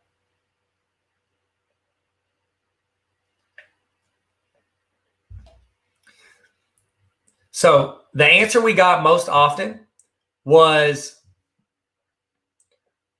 they felt, teachers and educators that are applying for jobs felt like they are going to have the deepest impact with their students whenever they're going to have the deepest impact with their students whenever they have a significant relationship with them. Okay. They are going to move the needle forward more whenever those students know they care about them and that those students actually care about the teacher and they don't want to let the teacher down. Not only do they not want to let themselves down, they don't want to let the teacher down. And they're willing to ask questions. They're willing to ask questions. How many times in your class have you had a student that you knew had a question, but they wouldn't ask it because you didn't have the relationship. You didn't have that there. That's how we make a significant impact with our students. Tiffany said, it reminds me of I hit the wrong one. Sorry. It reminds me of the quote, students don't care how much you know until they know how much you care. That's absolutely true. I completely agree. Terry said it, capture the heart and the mind will follow. These are all excellent. When the kids realize how much you care about them, then they work harder. Absolutely true. That's been everything I've seen and everything I've done. Trust and relationship is the foundation of true learning. Bingo. So whenever we are teaching, whenever we're doing this, we have to know, hey, I need to build a significant relationship. It's going to be more than just assigning things. And one of the hardest parts of teaching remotely, if you taught remotely over the break, let me know in the chat. Did you teach remotely? If you did, how long did you teach virtually? We ended up teaching virtually the entire year this past year. And it was hard because we took out that community piece. Okay. Our natural instinct, whenever we make stuff like remote or we put it on Google Classroom or Canvas or whatever, it's more like, here's how to handle business. Boom, boom, boom, boom. We lose that interaction we get in person with students where it's like, hey, how are you? How was the game? Or how was the band concert? Or, student council week's coming up, like your homecoming week's coming up. How's it going planning with student council? Those moments are kind of taken away because we're like, do this, do this, do this. And that's how it becomes, that's what makes it so much harder to teach virtually. And it looks like a lot of you guys did teach virtually. And that's what becomes hard about it is you take out, it's hard to build that relationship piece. So we have to be intentional. So a lot of the resources I want to give you today, they are focusing on not only gaining understanding, but also making students think and then allowing you to connect and see how they think so that you can help them grow as you go forward. Okay. So to talk through, I already mentioned this earlier, certifications offered by Google. They've got Google Certified Educator Level 1. They've got a Level 2. They've got a trainer, and then they've got innovator, okay? You cannot apply. And they also just added one recently. It's called a Certified Coach, which I don't have it on here, but that's another one. In the chat, are you a Level 1 educator? Are you a Level 2 educator? Are you a trainer? Are you an innovator? What levels of Google do you have in your tool belt? What levels do you have in your tool belt?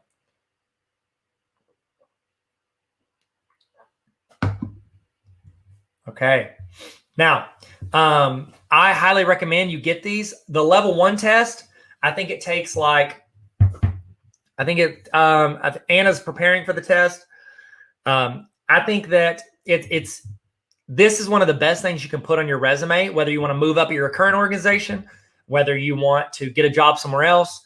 I've interviewed a couple hundred teachers, maybe 5 or less had the Level 1 certification. It costs, I think, $5 or $10, takes 3 hours. After this training today, I would hope if you remember all this, you should be able to do well. If not, I've got a resource for you. I'm going to give you this resource. I don't think I put it on here. Actually, I'm going to put it right here. Okay, hold on. Let me add this resource in. I'm going to put it on slide 13. Okay, so I'm going to put it right here. bit.ly/gtarver. Okay, this is a resource I think you will like. If you want to be a Level 1 educator, this resource is super helpful. Okay, let me make it a link. But if you want, you can go in there and get that. I'll put it on the screen as well.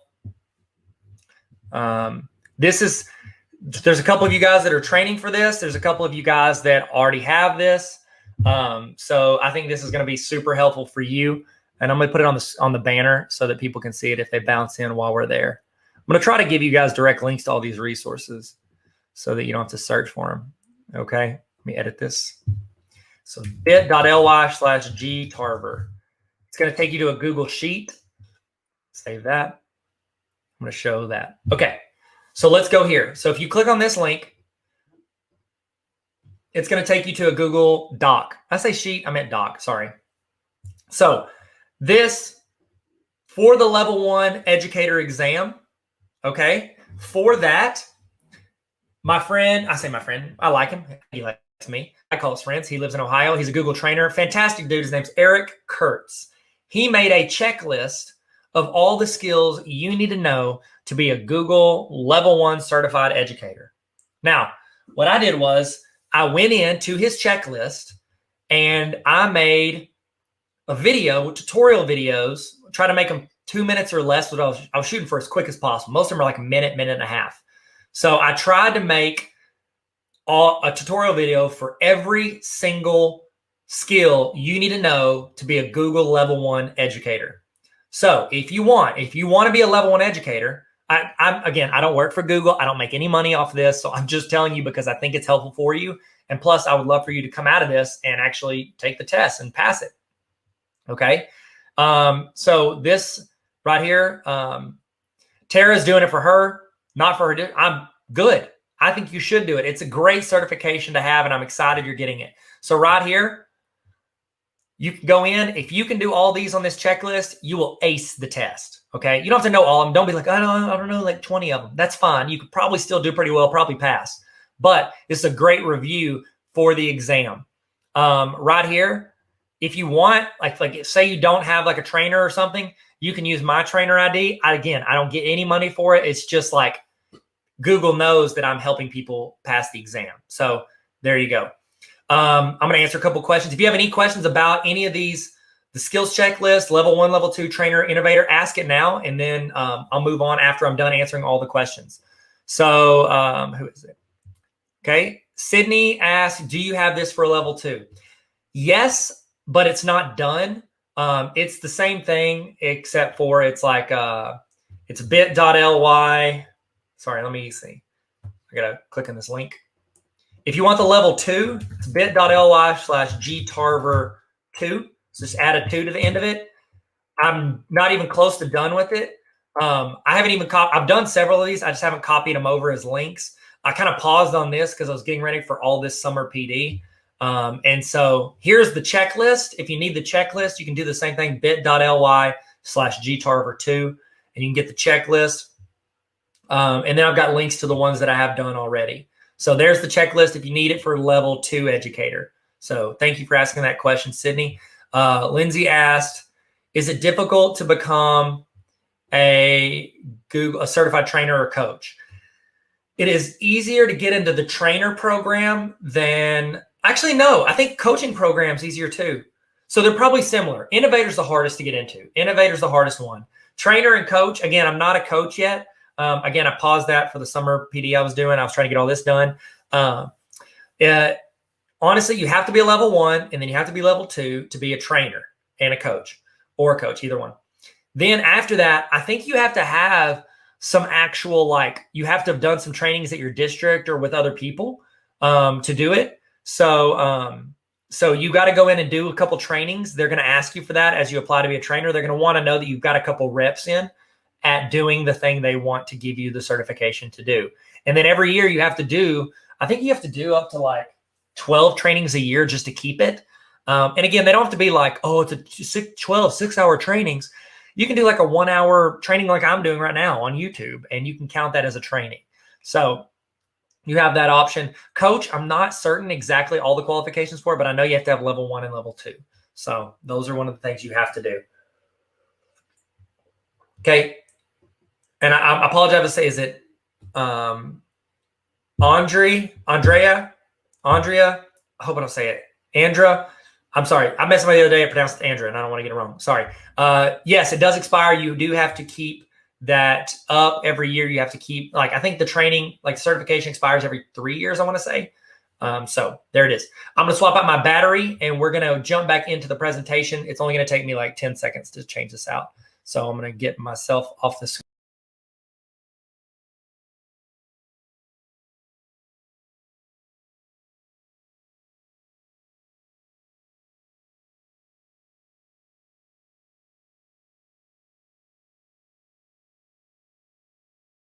There we go. And I'm back in. Hey, welcome back. I'm using my camera to do this. And so there you go. All right. If you need any of the resources, I've got them linked, tarveracademy.com/resources. You can get those. Okay. So let me do something real quick. So here is a remote learning activity. I think this applies for remote learning, but also can apply for in-person learning as well. One of the things, whenever you have students that you want to be successful academically, there is a research study. It started in the 60s by a guy named Tinto, Tinto. It's called the student retention theory, or I think it's what's called student retention theory. And so what he did was he did research on what's the difference between students that complete college versus students that don't complete college. And he said there are two key factors that keep students to where they actually finish school. Okay. And so what I did was I took what I learned from his study and I made it into a video that teachers could use and give their students as like a practice. One, it'd be a fun video, hopefully, that students enjoy, to where they can like learn something about how to be successful in the classroom. And the two things he said are, one, they need academic goals. So you need to set weekly, 9-week, semester, and then like high school or college academic goals, clear academic goals. And then also you need to have a social connection. So I've been at part of districts where teachers are like, well, why do we do this sport here? Why did we add soccer? Or why did we add, this band, this thing for band? Or why did we add student council? Or why did we add this club?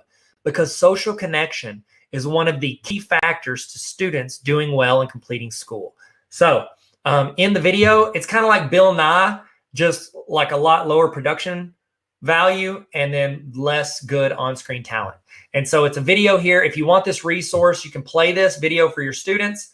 And then I've got an interactive PDF you can use, and then a fillable Google Doc. So there you go. This is part of the video. Isn't that super annoying? Okay, we're not going to watch the whole thing. But there it is right there. If you want it, you have the video, you have a PDF, and then you also have a Google Doc if you want that. In the chat, let me know what was something you saw that helped students be successful in your classroom, whether it's remote or in person. What is something that you've seen that allows them to be successful? It's a good accountability or just something that makes them do well. Okay. Let me know in the chat. Okay. Next resource. So as you're doing all this and your students are doing all this, it's going to be, you're going to hit snags in Google of things you don't know how to do. So what I did was I made a couple cheat sheets that you can use. Here's one for teachers. So if you click on this right here and you click this link, it's going to take you to a Google Doc that it's going to make a copy so you can have your own copy, so you can delete certain things and add things, whatever you want to do. But you could go in and like, say I'm using Google Meet and I have like an issue with something. I'm like, I don't know how to do this, or what do I do here? I made a cheat sheet for teachers so that you can go in and you can like, oh, it's probably on this list, or I need to add this or do this. Like whatever it is, you can go in and you can see a quick tutorial on how to do it. These are the main things I found that teachers struggle with using Google. And so there's a Google teacher cheat sheet. It's got stuff for classroom. You've got docs, sheets, slides, forms, and then Google Meet. Then I've got some stuff with YouTube.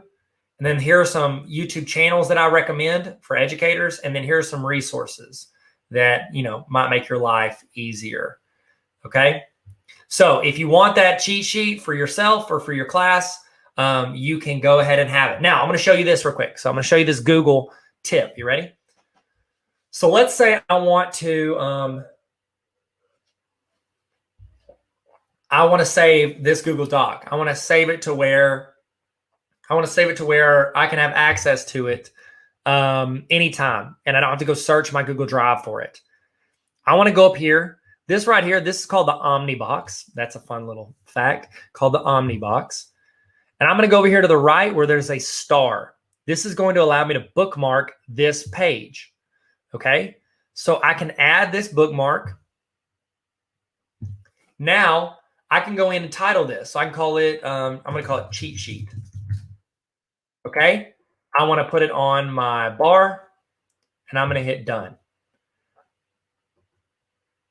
Now I've run out of room, so I'm going to drag it over here so I can show this. Okay, so now I've got my cheat sheet. So I can X out of this. And at any time, I can just go here and I can just say cheat sheet, and it's going to open up my cheat sheet so I can have a quick access to it. Now, here's where the tips come in. Do you ever save stuff in the chat? Have you ever saved stuff to your bookmarks bar? In the chat, have you ever saved anything to your bookmarks bar? I'm gonna go back and look at all the things that you guys said as suggestions for getting students engaged and be successful. I just want to finish this part and then I want to jump back in though. So keep going, keep adding stuff. Those are really good things. So I'm going to go here. I'm going to click there and it's going to go there. Now, here's the deal. Whenever I add stuff to my bookmarks bar, here's the problem. Too often, I can only add like 6 or 7 things and then it fills up. What you can do, let's say I go to, let's say tarveracademy.com/Google. So I want all the Google resources or whatever, Google videos that I have on my website. Okay. Now, if I go and bookmark this page, it's going to take up a chunk of my real estate up here in the bar. Watch what I can do. I can delete the name of this and save it with no name. What that does is it saves it as an icon. Now, I have saved room on my bookmarks bar and just put these icons instead of actually putting like all those words. So a quick way to save all that room in your bar is to just save it as the icon. Now, here's the issue with that. If I do that here for this cheat sheet, if I rename it and I delete it like, oh, Tyler told me just delete the name. The problem is that it's just a Google Doc.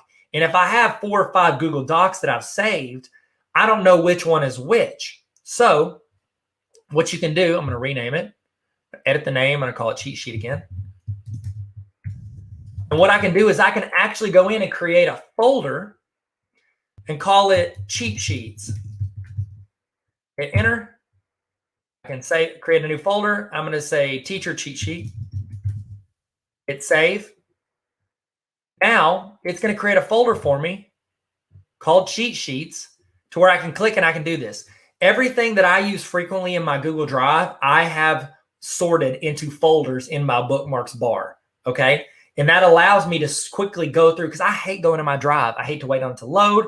I hate to go through it. It just takes up a ton of time. So I like to go in and I like to just save them here. So like I can save all of my different lesson plan options, check-in, check-out certificates. I'm doing that for this summer PD. Discipline stuff, I can do that here. All this can be saved underneath these. And if you're like, well, what if I want to add it later? Watch what you can do. You can click it, drag it over the top of it. Sorry. Click, drag, hold it over, and drop. And it'll drop it directly into one of these folders. So that is a quick way to go in and sort and adjust these.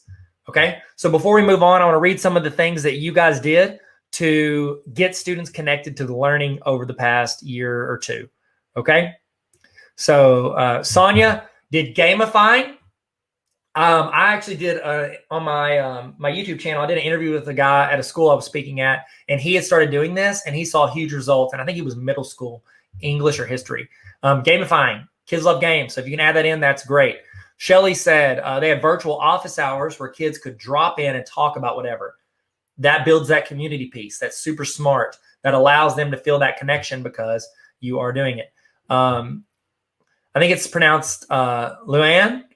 Morning meetings, restorative circle. Ooh, I like that. That's cool. That sounds like a pretty good thing. Calling or emailing them personally to check in with how they're doing. Okay, so I'm working on my dissertation right now, and my focus of my dissertation is how to engage learners with online educational videos. What's up?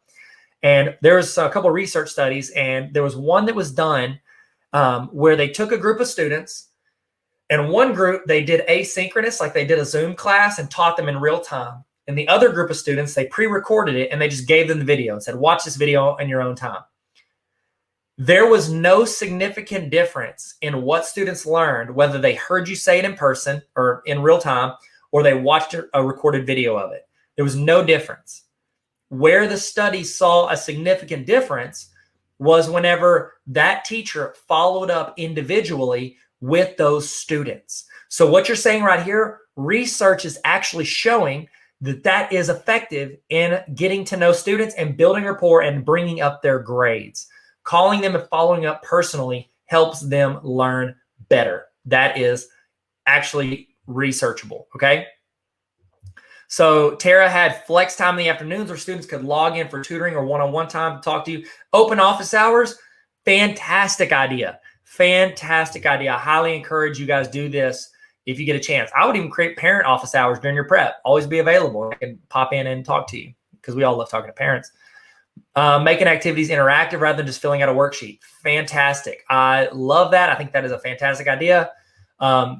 Looks like we got checklist to completion. So organization. So students were successful and they knew exactly what to do. My oldest, he's 10 years old. He just finished 4th grade and he is very smart and he wants to do a good job. He wants to make his teacher, please his teachers, but he also wants to do good because he wants to make good grades. Whenever I saw him not be successful, honestly, it's because there was a lack of organization in what he was supposed to do. He didn't understand, or he thought he knew what they were asking, but they were asking something else. That happened to me. I'm a doctorate candidate, and I got confused in how I was supposed to complete an assignment, and I didn't do as well as I thought I should have. It happened to me like last week, okay? So organization and what your expectations are allows your students to be more successful. Lindsay had, at the start of class, let the students talk about what they wanted, share how they were doing. Giving them the chance to build that community and be a part of it, that is a fantastic way to connect and have students feel connected to your class. Okay, great job. All right, we're going to keep moving. If you need any of these, I've got, like on those cheat sheets, I've got some of the tips, but here's where I have more of them. So I've got a ton of videos here, tarveracademy.com/Google. Honor roll. That'd be cool if y'all join the honor roll, but we'll talk about that later. Okay, sweet. So we're going to X out of this. Awesome. All right, we're rolling in. We're rolling right along. Man, 6 hours. That's a long time to talk. I'm live streaming for 6 hours. That's a long time. And none of my break videos are working, so I'm not going to get the chance to take a break with that. So that's fun. Okay, so here's a cheat sheet for students as well. What I would recommend is I would take this link and I would go into Google Classroom. Okay. Lisa said organization is the key to everything. If you're not organized, I can feel myself sinking. I'm the same exact way. I have to do like a to-do list. I've got to do it in order. If not, it's like you get this feeling that there's something you should have been doing, but you don't know. Like, it's like, what is the thing I was supposed to be? It's like you feel like you're missing something.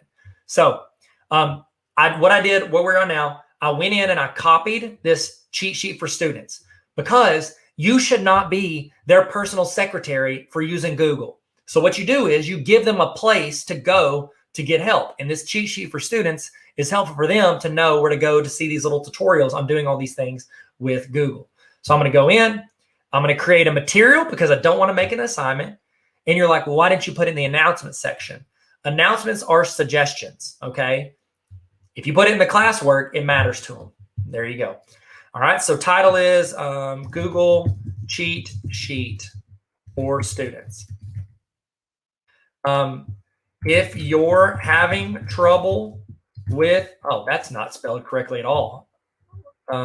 If you're having trouble with Google, do this. Step 1, I do everything in Classroom. I do number it. I want to be organized for them because if I'm not clear and organized in the process, then they're going to come ask me and it's going to cause me more work.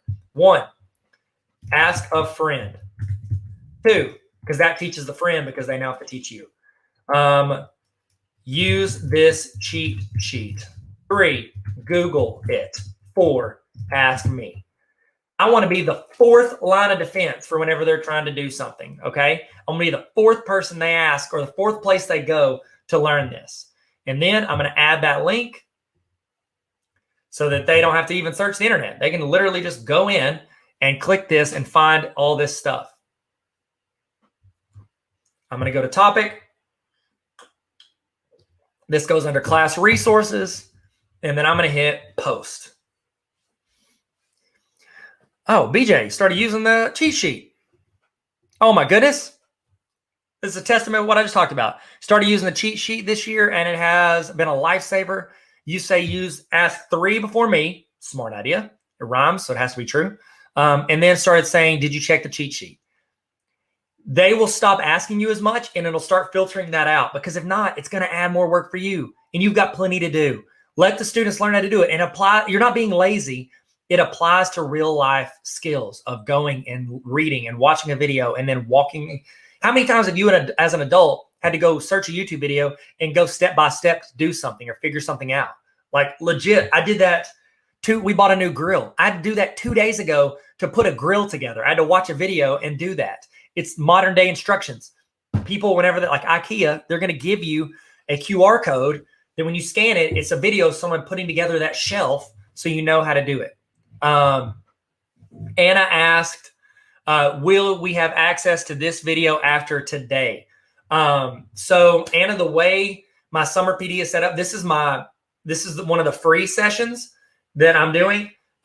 This is one of the free sessions that I'm doing this summer for educators. And so anybody can jump in and join this. I'm also, there's 2 more times that we're going to have this premiere. It'll either be me live doing it again, or I'll run this as a premiere. So there's like going to be a live chat where people can be in it. I'll be in the chat as well, but maybe I didn't pre-record, like I'll use this video. So that's one of the 2 options. So it'll play 2 more times this summer. That's for premium people. If you want access to this video at any time throughout the year, or if you want to join in on any of the other 2 sessions and access to like literally, I think it's an extra like 68 sessions that we're doing this summer, plus access to all the sessions anytime, plus weekly resources throughout the school year, templates and resources as I make new ones. I actually send that out to my honor roll. It's like this membership group that I have on my website. So if you want to go there and join the honor roll, you get access to this, every presentation I do this summer, weekly resources and tips throughout the year. And so pretty much you get access to everything. I offer so much free stuff. This is like the only thing I do that people like sign up for. So great question. Thank you for asking. And if anybody wants to join it, that would be dope. Okay. So Tara asked, do I create a Google form? How would I use this if I do not have Google Classroom? Okay. So if you don't have Classroom, what you could do is you could still get that link, and then whatever LMS you're using, you can put it into that LMS under class resources. So you can go in there. Michael, are you, I think Michael's talking about my honor roll. Thanks for the shout out, bro. I appreciate that. If you aren't, I'm sorry. I just used you for my honor roll, but I appreciate you being a part of it. What's up? Okay. Sorry. I got distracted. I get excited when people brag about the honor roll because I take a lot of pride in it, because it's kind of where I put like a ton of effort and energy. So Tara, sorry, back to your question. Tyler, stay focused. What you could do is you could take that link and then you could put it under your class resources in Canvas or Blackboard or whatever you're using as an LMS. Or what you can do is, if you have a teacher website, which hopefully we have time today, I'm going to show you, we can actually create a teacher like a super simple teacher website that is really good for you, for students and for parents. You can link it in there as well. Just have wherever your students are going frequently for class, that's where I would recommend putting it. You don't want it to be in a random place. So there you go. There you go. All right, sweet. As LMS is Canvas, so I can do the same thing in here. Yes, you can do the same thing and toss that link in there. And then you can also link it in Schoology as well. So, all right. So if somebody could somebody toss in the link to the level 1 checklist for Shelly? If not, I can toss it on the screen. Actually, I can do that. So, I mean, my job is to answer your questions. So I'm going to answer y'all's questions. And if you don't have questions, I'm going to talk about the next thing. So here's the link to the checklist. I think Shelly was asking for it. If you need it, that's the Google Level 1 Certified Educator Checklist. Okay, sweet. We're going to keep moving along. And you'll have access to this presentation after this. So if you need it, if you need any of these links, or if we don't get to it, you can go in and check it. Okay. And then there's some of this stuff that I'm going to go deeper into this summer. So like this week, I've got a 3-hour session where I'm deep diving into Google Drive, Docs, and Sheets. So we're not going to spend 3 hours talking about just those three, but later this week, I'm actually going to do that. So if you really want to get in on that, go for it. Go for it. Okay. Every program you do in your class, everything you do, I recommend you ask yourself, is it necessary? Is it making us better? And then also, how can it be more efficient? If it's not necessary, if it's necessary, like your boss or the Department of Ed is like, you have to do this, then you got to do it. Doesn't matter what you think. You got to do it. It's your job. Okay. Now, if it is necessary to make things better, either someone requires it or it's good, how is it making you better? Okay. Think about, how is this making us better? How's it making me better, or how's it making my students better? Okay. And remember, when you get better, your students get better. Okay. Keep that in mind. Then how can we make it more efficient? So a lot of what we're talking about today is being efficient. And I talked about earlier, guys, research studies show that if you give the video beforehand and they watch it, then you can use your class time to actually like almost do the homework. They call it flipped classroom. I do this all the time whenever I teach. I make the students watch the YouTube videos, and then they build the presentation slide. And then whenever we start class, I'm like, okay, guys, let's go down the slide. Who had the first slide? Boom, they present. I fill in the gaps. I answer questions. I ask questions. We go through the presentation, and I make the students do the work. One of my favorite quotes is, whoever is doing the work is doing the learning. So I like to make the students do the work. Okay? So now we're jumping into some of our programs. We're going to get more program specific here instead of me just showing you different tips. First one is Chrome, Google Chrome. Now, what is Google Chrome? Chrome is a browser. It is your browser. It's like Safari, Firefox, Internet Explorer. What is the oldest browser you remember using? Throw that in the chat. What is the oldest browser that you remember choosing? I think mine had to be, was it Netscape? No, was it Netscape? What was it? Trying to remember what it was. I don't know. So that's the oldest one I can remember. I'd love to know the oldest you can remember. It is a browser. The cool thing is, it's like the godfather of all the Google apps, because if you sign in once with your account there, then what it does is it remembers all your stuff for everything else. It becomes your guide for everything else that you are doing. Okay. So I actually have to go to the restroom. So is it okay if we take like a few minute break real quick? Is that cool with you guys? Is anybody gonna be upset by that? If so, sorry, we got to do it, because if not, it's gonna be a bad idea. It's not gonna let me upload that video. So I'm gonna leave you. I'm gonna do like a 30-minute break, not 30-minute break. We're gonna do a 30-minute break. We'll do like a 2-minute break, and then we're gonna come right back. So go get you something to drink. Hey, what's up, guys? Welcome back. Hey, it's Tyler here. I'm just gonna give you a little break. So if you need to go do something, you need to go use the restroom, get a snack, get something to eat, whatever, you can go do that. I was gonna chat with you about some stuff, give you some time to do that and check in, maybe say hi. If you want in the chat, let's do a little check-in. In the chat, how you feeling? Toss in your emoji of how you're feeling right now. Let's do a little emoji checkup, if you will. So while you're doing that, I do want to give, you know what? I spent a lot of time writing this book, and I genuinely think this book is going to help you in your classroom. It's gonna inspire you more than anything. It's a read with me, and one of the things that I feel like, I've never been the smartest dude in the room. I've never been, the most talented, but I'll say this, I was always been pretty approachable, I think. I've been approachable, and I think what this is, I've tried to be as relatable as possible. I'm talking about my experiences, things I've run into in the classroom, what I've learned as a teacher and as an administrator and as a student, what I learned. And so this is the Baller Teacher Playbook.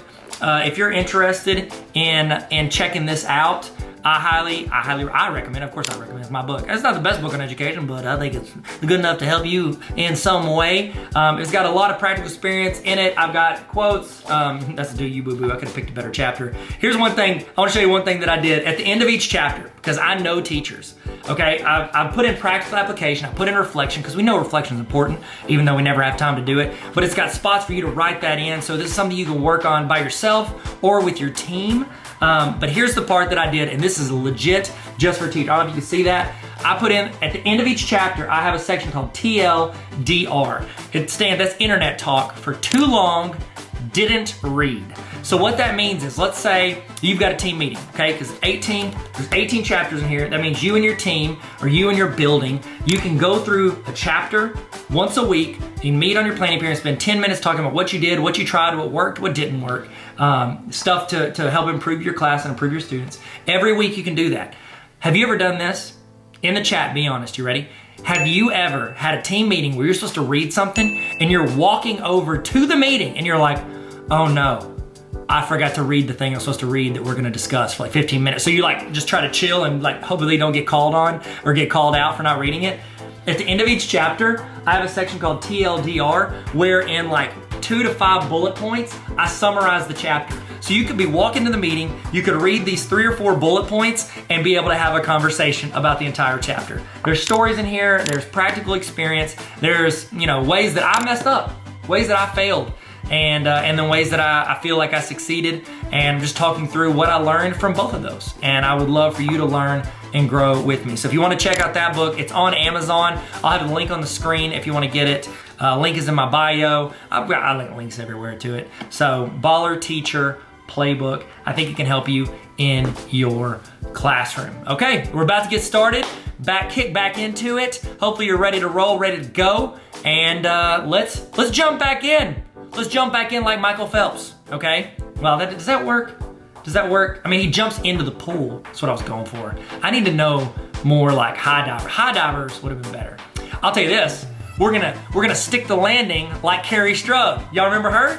Carrie Strug, remember the Olympics? Georgia Olympics? Atlanta Olympics? Remember that? It's okay. It's a very narrow reference. All right, let's get started. Let's kick it off. Let's jump back in. Get your notes out. Get your screens pulled up. Get your coffee ready. Get your ice water. Your sweet tea. If you're from Arkansas like me, you know you like that sweet tea. And we're about to kick it off. Here we go. Let's get back in it. Let's get back in it. I'll see you guys. It's a little easier for you guys to take breaks. We don't notice as easily. So, okay. So we're back at it. We're talking about Google Chrome. There's not a ton of stuff you're going to do with your class using Google Chrome, but I do want to show you a couple little features that might come in handy as you're moving along throughout the year. Do you ever, and I don't know how much of this I'm going to be able to show you on the screen because it only shows like a certain tab and it doesn't show certain things on there, but I could talk you through it. And I think the main thing is that you know it exists. So on slide 23, if you look at slide 23, this is a super convenient thing that you can do with your class. Have you ever had like a student that was going to present something and they come up and they use your computer and they sign into their account, and then your computer tries to sign you in as that student for like the next 3 months? Has anybody ever had that happen? What you can do is, instead of you letting them sign in under your Google Chrome, you can go up here in the upper right-hand corner. Do you guys see that? It looks like a slender snowman. If you click on that, okay, it's not going to show the pop-up, but the pop-up is, I've taken a picture and a screenshot of the pop-up. You can see it on the screen, and I've circled with the yellow. You go to New Incognito Window, okay? So watch what happens. Oh, it's not even showing the incognito window. It's in a different tab. So what it does is it's going to essentially create a new window called an incognito window where someone else can log in. They can go to different websites. They can do all this stuff. And then whenever they X out of that window, it forgets all their stuff. So like I go present at school. So say I'm doing a keynote at a school, and I'll sign into my Google account to pull up my presentation. What I do is I create an incognito window. I sign into there with my account. And then when I'm done presenting for the day, I'll hit the X on that window. It disappears. And now nobody that uses that computer can sign into my stuff. It's like a ghost account that stays there. And then when I'm done, it's gone. It disappears. It's clear and ready to go. Okay. So it is a super helpful thing if you need students to sign in or anybody to sign in to your computer and you don't want to remember all their stuff. Okay. Now, I will tell you this, a lot of schools block this, okay? They'll block this feature. And the reason is for obvious reasons. Students will sometimes click on incognito mode and go to websites that they shouldn't go into. Or they'll go in there and they'll be cheating on one website, searching the answers, and then putting the answers into another one. So a lot of schools will block incognito mode. I've seen it I think about half the schools I visit have this blocked. So that is one of the negatives of it. As somebody who's been a tech director, I feel the pain of that. Ms. Miller, I completely agree. It is a game changer. It is so nice because like literally I had a student sign into my account to like pull up something on my computer like 3 years ago. Every now and then it still shows me her name as an option to select it. And I was like, I don't want that. Okay. All right. So Tamara, I don't want to pronounce it wrong. I'm sorry. Yours blocks it. Again, I don't blame them for blocking. There's some things that like, I'm like pretty judgmental on schools. Like if they are a Google school, but they use Outlook as their email, that's ridiculous. Don't do that. If they block YouTube, I think that's uncalled for. I think that it's the greatest learning tool in the history of mankind. Why are we blocking it?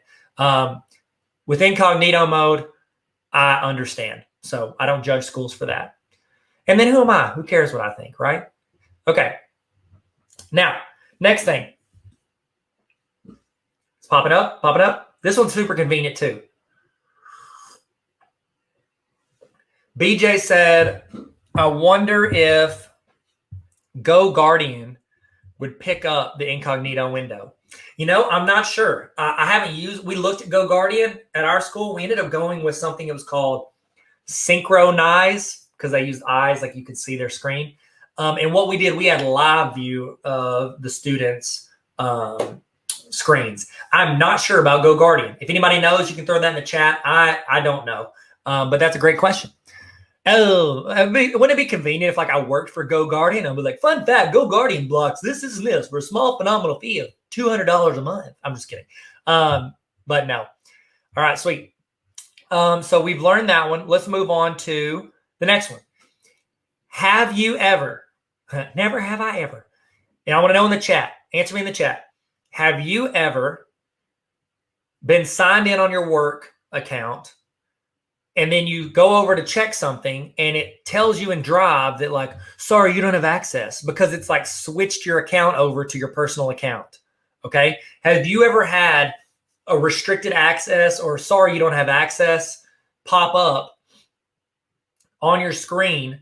And then you have to go in and, I'm sorry, I'm reading the chat and it's like, I keep wanting to answer with questions immediately, but I'm trying to finish this train of thought and then I'll jump in. Keep asking questions. I want you to keep asking questions.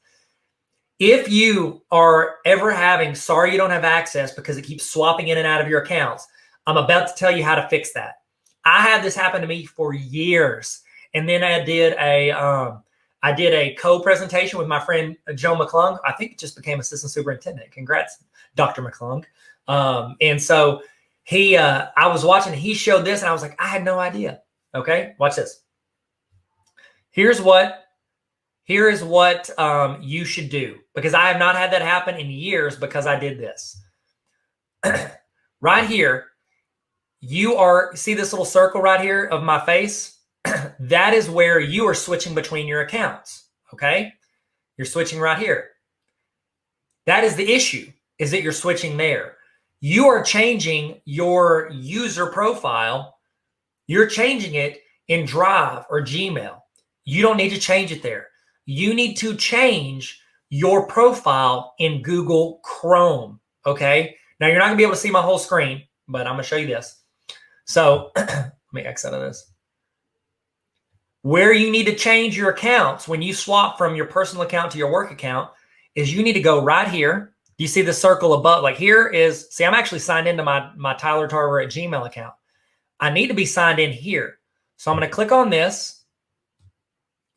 And that is where I switch accounts. So now when I swap around to different accounts, it's going to change it in Chrome. So if you want to try that, you can try it right now. If you're on a Chromebook, it's not going to work, okay? Because Chromebooks are only signed in to one user at a time. If you're on a PC or a Mac, then it will work, okay? So that's just a little heads up. So whenever you sign out of accounts, sign out up here, and that's where you need to switch accounts. Okay, so honestly, this is how I do it. So I have, for each of my main accounts, so I've got my Tyler, my personal account, I've got my work account, and then I've got this one, which is my kind of my training account. I have it to where each of those Chrome accounts they look different. And so like right here, do you see this? It's like yellow. You might be like, my window is not yellow, Tyler. That's not what mine looks like. I changed the theme color of each of my accounts so I know which one I'm logged into before I go look for it. So like, I don't even have to know, like I know I'm in my burner account. So I'm going to go here. I'm going to go to Google Chrome themes. And I can go to the web store and I can change the theme color of each of my domains so that I know which one I can do. So I could go here. Oh, this one's pretty cool. Well, let's see. I have navy. I've got like a rose gold. So I need something that sticks out. I mean, I could do this. We could switch here. I could add to Chrome. And it should change this theme. There it is. So I just changed my theme. Do y'all like the yellow or the black one? Which one should I do? Y'all tell me and I'll either keep it or I'll switch off of it. Okay. So what I do is on my Mac, I actually have multiple windows up. I've got my personal account. I've got my other one, and I can have tabs within each of those windows. And that's kind of like my workflow that I work out of. So I'm going to take a drink of coffee while you tell me if I should be the yellow one or the black one. Thank you, Danette. I appreciate that. That's very cool of you to say. Okay. Okay. It looks like we've got 2 versus 3 right now. I'll give it a few more seconds. Black and yellow, black and yellow. That's a song. You ever heard that song? I was one time at Heber Springs Junior High Dance, they asked me to be a DJ. And so I DJ'd it. This was several years ago. I'll never do it again. And I DJ'd that dance. I had right around 80 kids come up to me at some point and ask me to play the song Black and Yellow. Black and yellow, black and yellow. Apparently it was like their class song. And I was like, okay. Oh, you guys are pretty split on this. Okay. Okay. Okay. We're just going to keep it up. We're going to keep it rolling. You know what? I'm going to play with this for a while. I can always switch it back. Oh, man. Okay. So that's what I recommend. Change the theme color of each of your domains. So like your personal account, make it a certain theme color.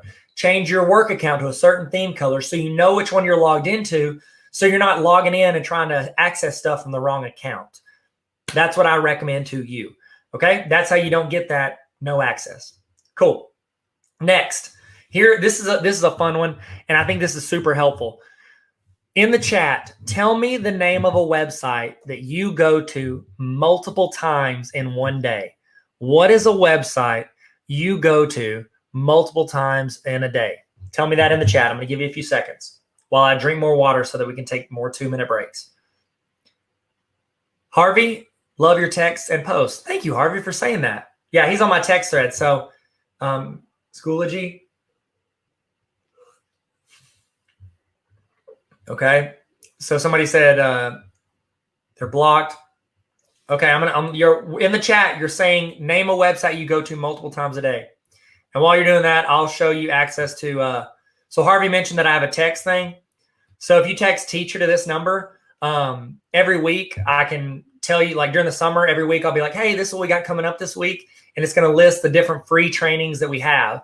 You obviously, if you're on the honor roll, tarveracademy.com/honor roll, you get access to all the premium trainings as well. But, or if your district signed up with a co-op to where you get the premium trainings, you get that as well. So the end. But if you text teacher to that number, you can get it. So everybody's tossing in their websites they go to multiple times a day. Okay, so let's do this one. So let's go to YouTube. Let's go. Let's say, you know what? Let's just be a little selfish here. Let's say you go to the Tarver Academy YouTube channel. What is this? What's this little guy doing here? Oops. Oh, that's weird. That's going to be like Inception. I didn't mean to click on this training. Okay. So let's say you're sitting here and you're like, oh, I'm this Tarver YouTube channel. By the way, if you're on the channel, what's this little guy doing here? Whoa. Oops. Oh, that's weird. That's going to be like Inception. I didn't mean to click on this training. Okay. Oh, my goodness. So I'm trying. I can hear myself. Could y'all hear me as well? That was a mistake. I clicked on the video, so now it's like me talking in the video and then talking back on the video. Okay. Thank you, Harvey, for using this stuff. I really appreciate it. Hey, and Harvey is not a paid advertisement. I appreciate you, Harvey. If you want, bro, take this presentation. You can make a copy, change my name, and you can use this whole presentation. Anybody can do that, not just Harvey. Okay, sweet. So let's say that you want to use this YouTube channel. Okay, by the way, don't forget to hit the red subscribe button right now underneath this video. Hit subscribe. And you're like, I go to this YouTube channel multiple times a day. What you need to do is you need to do what is called pin that tab. It's like move that bus, pin that tab. You're going to go up to this tab. You're going to right click on the tab. Okay. If you're using like a Chromebook or device, it could be, you want to double, like 2-finger click on it. And then you want to pin. You can't see my pop-up. It's going to pop up. Try it right now with this presentation or with this video. Go to the tab, right click on the tab, and then select pin. Watch what happens to my tab whenever I select this. It shrinks it down to just the icon, which is actually called a favicon, and it shifts it all the way to the left. This gives you more room for all the tabs that you open throughout the day. So a lot of you guys said you use Google Classroom, you use Canvas, you use eSchool. You're using all of these websites multiple times a day. You need to pin those tabs. I'll be honest. I have probably 6 tabs pinned at all times on my Google Chrome. I've got Gmail, I've got Drive, I've got Calendar. Those are always pinned. I usually have like whatever project I'm working on. This summer, I've got my summer PD calendar pinned on there. All of that is pinned. Catherine pins her email, her Drive, and her time clock pages. BJ said that they snagged my quote of the day and used it the whole second semester. Kids loved it. Man, that's super cool. Thank you. We're actually going to talk about that resource today. But if you don't want to wait all day today, tarveracademy.com/resources. It's the quote of the day. Did you use, on the quote of the day, did you use like my daily videos and you pasted them into Classroom, or did you use like the digital interactive notebook that I made? I'd love to know. Just curious. Okay. So I'm going to unpin this. Remember, don't forget to subscribe. What's up? Okay. So we're back on this. We're rolling through Google Chrome. Honestly, that's the gist of what you'd use. We already talked about the bookmarks bar. We also, okay, here's one. All right, so open a new tab. Y'all ready? Open up a new tab. Harvey's got the 9th graders in Philly doing it. That's what's up. Okay, thank you. Yeah, that quote of the day thing, honestly, I think it's a pretty good bell ringer. And it's built for you. You don't have to do any extra work. So I'll show you. Man, you guys are super encouraging. I really like y'all. Okay, so watch this. You ready? So let's say I open up a tab. So I want you to open up a tab that you're about to close. And I'm going to show you how to recover that tab immediately. Have you ever clicked a tab and you exit out of it and then you're like, oh no, I need that. Bring it back. Bring it back. So what you can do, I'm going to X out of this tab. Okay, so watch. I'm going to hit the X and I'm going to clear out the tab. Now, if you're on a Mac, it's Command-Shift-T.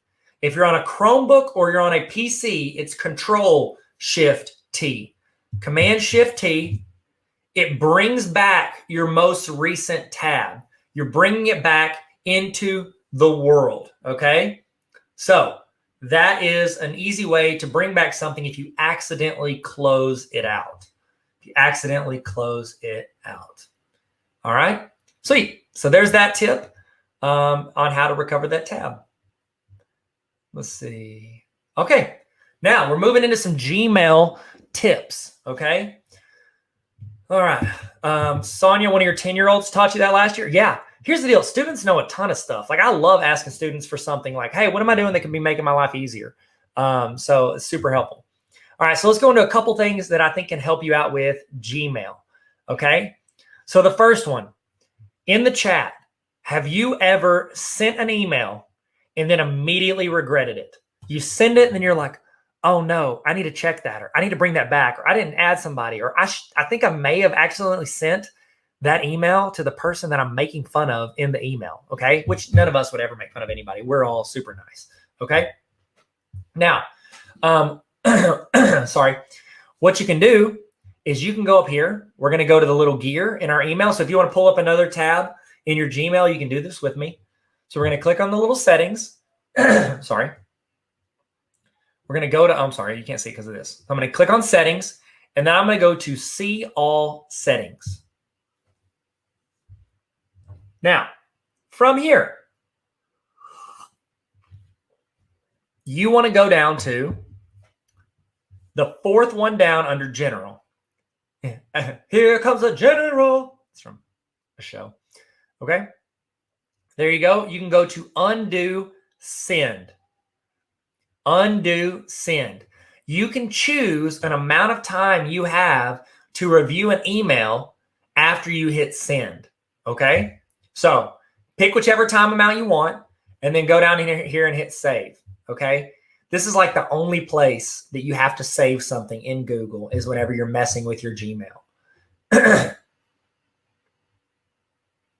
Okay, so I'm going to go back to my email.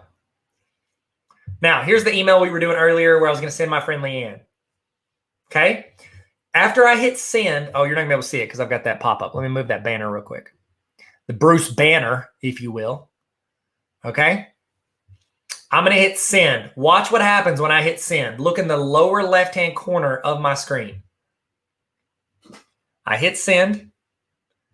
Sending, messages sent. But look down there next to message sent. I have the option to undo it or view the message. So I can hit undo. It's going to bring my message back. It didn't send it. It's like it gives you this like purgatory for your emails for you to take it back if you need to. Okay. So it's super convenient for you if you need to, like, I don't know, review it or make sure that you, because here's the deal. You know this. Have you ever emailed a group of people and you accidentally left somebody off the email and then you like, oh, I'll forward it to you. And then they think that like they're a second-class citizen because you didn't add them originally, or like, oh, you weren't thinking of me, or I'm less important. It's good to review who you sent it to and what you sent, okay? So that undo send is super helpful. Now, I will give you this disclaimer. If you hit send, see, I'm still in my 30-second window, but let's say I go here and I click on this, it's going to send it. If you navigate away from that page, Google's going to go ahead and send it. So it stays there as an option to undo while you're still on that page. If you click off of that page and come back, it's going to go send it. Okay, it's done. The moment has passed. All right. All right, cool. Sweet.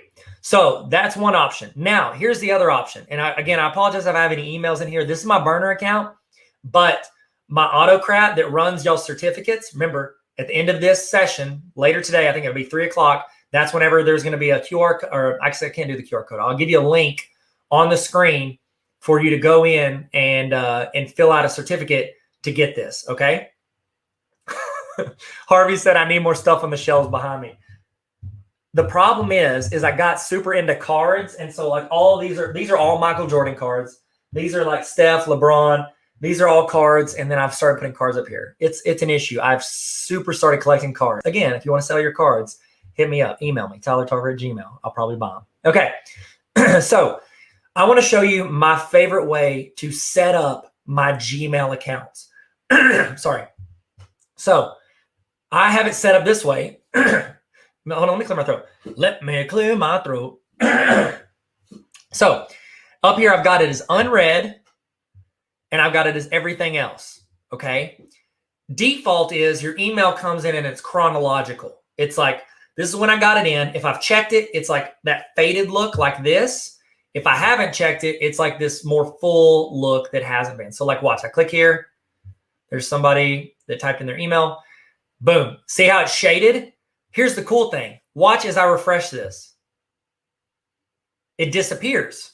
It goes away. Now, what that does is the way I have my email set up is like a to-do list. As I get a new email, that is now added to my to-do list. If you're teaching now in 2021, email is no longer a suggestion. You cannot be the teacher who has 18,000 unread emails because you got behind, you didn't want to catch up. It's legitimately a problem if you're not checking your emails from your students. Here's the reason why. It's not Tyler's opinion. This is just the facts. Whenever a student emails you asking for help and you don't respond or you don't help them, that is equivalent to that student walking up to you in class saying, hey, I'm having trouble with this assignment. Can you help me? You would look them in the eyes and then you would walk off and ignore them. That's what you're doing whenever you do not reply to an email. I'm not telling you have to reply in 20 minutes or even in 24 hours, but you have to reply to every email. If I don't reply to an email, that means it is unusual. I messed up. Either I checked it when I couldn't and I forgot to mark it as unread. That's what happened. So you use it as a to-do list. And so whenever you check it, so I'm trying to find something that doesn't show somebody's email. Here you go. Boom. Here was one I did because I'm doing a podcast training this summer. And I made I did a walkthrough of how to create a podcast. So if you want to create a podcast, check me out on that training. So when I go in here, I can go in, I can hit reply, and I can reply to it. Boom. Now, when I go back into my email, it is going to be marked as read, and it's going to go down here into my everything else. It is completed. Now, here's the issue that most teachers have, okay? Whenever you're teaching and you go in and, okay, I don't use MailChimp anymore, so I can do this. I go in and check this email. Let's say that you check an email, and then you have students coming in asking something, okay? And they're asking you something about your class. And BJ just alluded to this in their comment. A student is coming into class and you're like, okay, I need to get out of this email to go to somewhere else, but I have to handle this email. I can't leave it because I know if I just get out of here, it's going to mark into my completed, like my read emails. I need to keep it as unread because it's in my to-do list. Go over here to the slender snowman. You're going to click on it and you're going to go to mark as unread. That will keep it here in your unread folder, okay? Now I'm going to show you how to turn this on. Please try your email like this for 2 weeks. 2 weeks is all I ask. Try it for 2 weeks and let me know what you think, okay? Go up here to the gear in the upper right-hand corner and you're going to click on that. You're going to go down to inbox type and you want to select unread first, okay? Unread first. And now you don't have to save this part, like they don't do it to where you have to save it, but you're good to go. You can even choose like splitting your inbox. You can do all that. Like you can try a couple of these. Don't go crazy. Try it as unread first for a couple weeks to get it in the habit of marking it as like a to-do list, okay? So now once you've read it or you've replied to it, it'll go out of your to-do list, okay? You can still mark it as unread so it saves it up there with the unread. Remember, I'm going to show you that again. If say you check it and you're like, I need to see this later, you can go here, you can click on it, you can go here, and you can go to mark as unread. That keeps it in your email, okay? So I'm reminding you of doing that. There you go. So that's what I recommend, okay?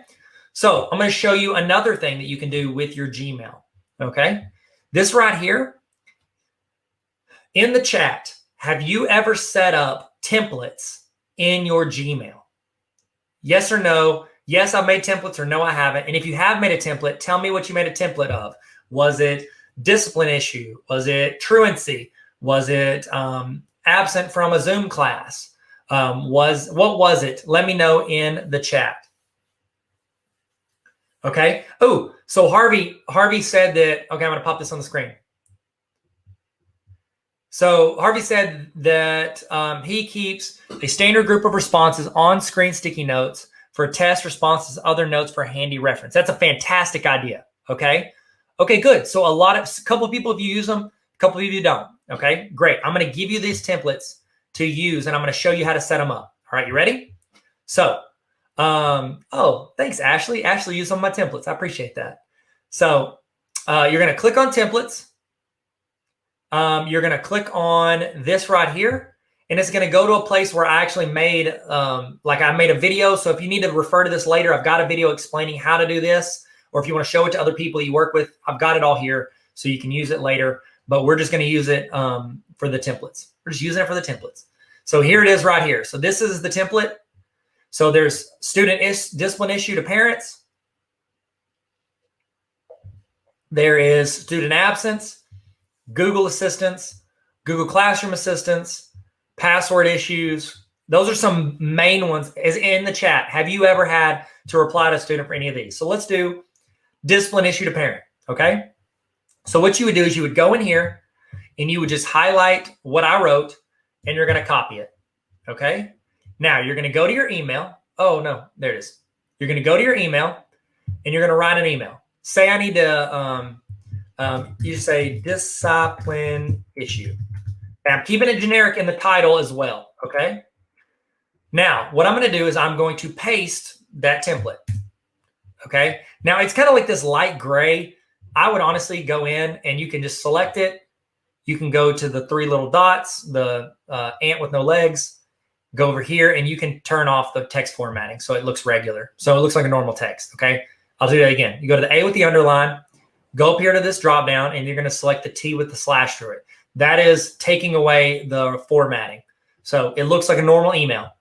Now, I kept it as blanks so that you could just go in and anytime you have a student discipline issue, you just fill in the blanks, okay? But let's make sure that I don't need to adjust anything for me as a teacher before I make this a template, okay?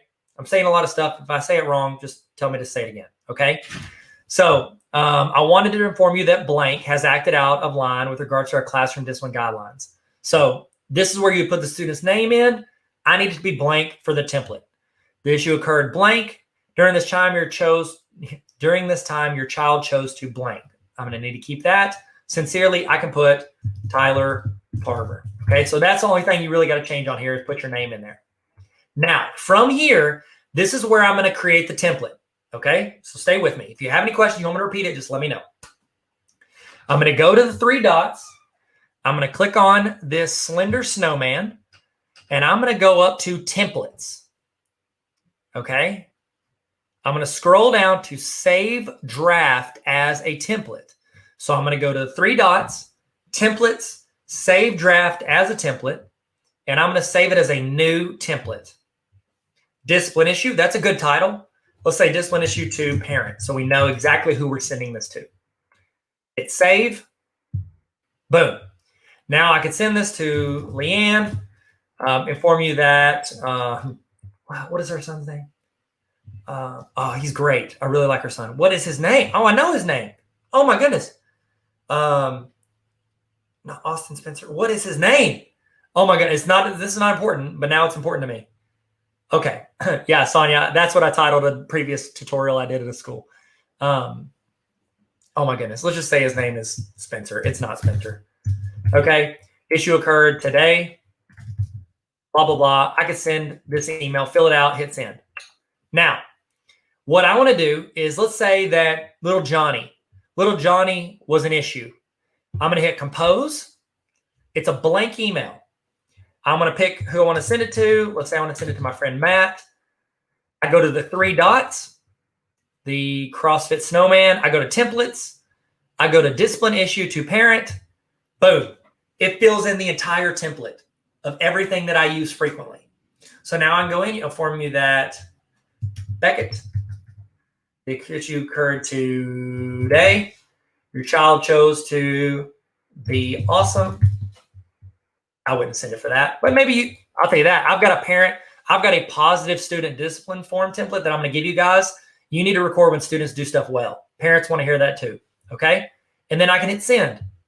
It is a quick and easy way to generate these emails. So let's say a student hits me with like, oh, let's say this was a student asking, how do I attach blah, blah, blah? I can hit reply. I can go here to the 3 dots. I can go to, I don't think I have one for Google.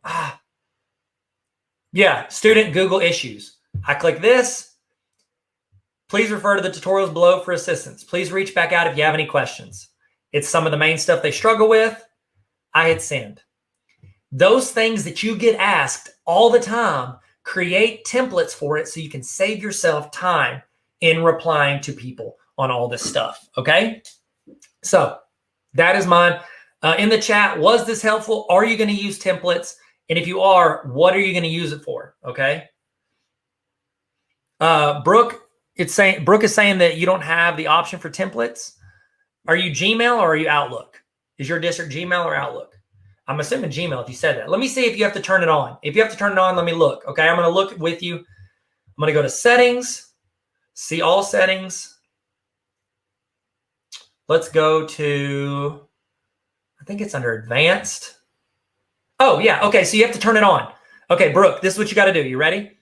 Go to the gear, go to see all settings, and then you're gonna go to advanced, and then you need to turn it on. Go to enable. It's right here under templates, enable, okay? So if you're using Gmail and you don't see this option, go to settings, go to advanced, and then go to enable. And then you just make sure you hit save changes, okay? So there you go. Luann, you said that you guys use Gmail. You don't use Gmail to use Outlook. Quick question. Is your district, do they use Google for everything else, like Docs, Sheets, Drive, and all that? Or are they using a lot of Microsoft stuff for everything else? Like they're using Teams and all that? Let me know, because I have a message to somebody depending on your answer. Okay. Sonia, I actually have a template that you can use for that. I'll give it to you here in a little bit. Okay. Sweet. Amber, y'all use Outlook? Do you guys use Google for everything else, or do you only use Outlook for the email portion? Let me know in the chat, because I have a message. I'm going to move on, but I really want to know, because I have an important message. If you guys use Google for everything, but you use Outlook as your email, I have a message for them. Okay. Link on slide 29. This is where you can get, I've got some example templates in a video. So if you need that, go for it. So if you need those, I put it here as well on slide 29. Cool. Okay. If you want, I'm not going to go through applying labels. Honestly, I think it's kind of a waste of time. But if you want to learn that, I've got a video here to break that down for you. We're rolling into Google Drive. We're rolling, guys. We're learning. We're almost halfway there. We're going to do like here in a little bit, we're going to do a 10-minute break so I can grab a snack and you can grab a snack. But right now we're going to roll in for a little bit longer. Okay. So Amber, so you guys use Microsoft for everything. You're a student teacher this coming year. Okay. Well, first off, okay, I don't know what school you guys go to, but I have a message. You can get your phone out and record this with video. This is a message to superintendents. Hi, how are you? My name's Tyler. I am licensed to be a superintendent. I've been the role of an assistant superintendent. Didn't have the title, but I had all the responsibilities. This is a message to you. It has come to my understanding that your district uses Google for everything except for your email. You use Outlook. I'm going to tell you something. That's a bad decision. Outlook is not as good as Gmail. Gmail integrates with everything else they're using. There is no benefit to the teachers to use Outlook over Gmail. It is a detriment to them, and it makes their life harder. Switch to Gmail. It'll take you about a week to 2 weeks to get used to it. You will not regret it. It will be one of the best leadership decisions you make this year if you switch from Outlook to Gmail. Trust me, I want you to be successful. My name's Tyler, and this has been a public service announcement. Thank you. Okay, so there you go, guys. That's my message to any school who uses Outlook and then uses Google for everything else. Okay? I'll be honest. If you're doing that, people are judging your leadership decisions. Okay? You're the kind of leader that people are like, oh, they probably don't know how to open a PDF. All right? Just so you know. Change it. All right. Moving on. We're talking about Google Drive. Google Drive, if I could sum it up in like a sentence, Google Drive, Google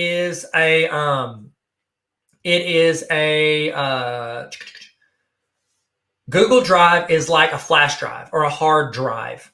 It is where you store things. You store things on a flash drive. You store things on a hard drive. And then what you do in Google Drive is that's where you store things as well. You store it in the cloud. You can access it on phones, on computers, anywhere with the internet, you can access it, or you can download it offline and use it there if you download it offline. And then when you hit the internet, it updates it, okay? So Google Drive is great. However, it is not really a tool you use to like create. You can organize things in Google Drive, but that's not where you are going to actually like do activities with students. Like it's an organization, it's a folder, it's a glorified folder, okay? However, there are things we can do to be more organized with our Google Drive, okay? So as my Google Drive is loading up, I want to answer a question from Harvey. Let me see. So Yeah, thanks, guys.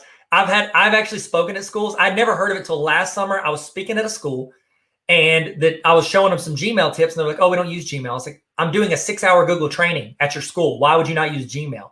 And they were like, "Well, we don't know. Nobody here knows." And I was like, "Here's the deal, guys. That's ridiculous. That's absolutely ridiculous. That's like saying, hey, we're going to go out and we're going to have car races. We've got a Lamborghini in the garage, but we're going to take out this Toyota Prius for the car races." Okay? That's what you're doing. I'm sorry. I get hype. There's like 4 things in this world that I get hype about, and that is one of them, apparently. Okay? Harvey said, could you describe your YouTube streaming setup in an email, or we can connect later? I would love to start producing courses like this for my staff. What apps or gear do you prefer? Harvey, email me and I'll shoot you the links, but I can summarize it in case you guys want to know. I'm using StreamYard, StreamYard, StreamYard to stream my screen and this video. It's fantastic. They have a free version.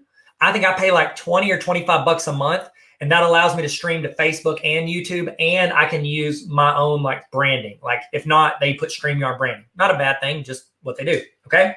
So StreamYard is what I use to put it on the internet, and it connects to my YouTube.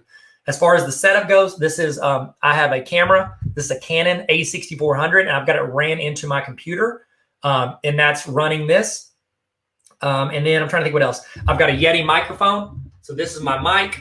So this is what I'm running my microphone out of. And then I have 2 lights set up so you guys can see me more clearly. So that's my full setup on here. And then I've got my computer ran into a monitor. Harvey, email me. If anybody else is interested in knowing my setup, just email me, tylertarver@gmail.com. I'll hit you with that whole setup if you want. Okay, Russell said, can I run my videos directly from Google Drive to Google Classroom, or do I need to continue to upload them to YouTube? Russell, no, you don't, okay? You do not have to do it to YouTube. I recommend YouTube and just make it unlisted, because that is going to play back better for students. Unlisted YouTube video, YouTube just works better for video, okay? But if you want, you can upload it directly into Google Drive and then just share that video from Google Drive into Google Classroom. If I don't, my phone's actually running a TikTok live right now, so I can't show you. But on your phone, if you go to the Google Classroom app and you hit, it's like a paper airplane, or it's either a paper airplane or a paper clip. If you click that, you can actually record a video directly into Google Classroom, and it'll actually upload it as a drive file. That's the default, is that it goes as a drive file, a video file. Now, here's what I would recommend.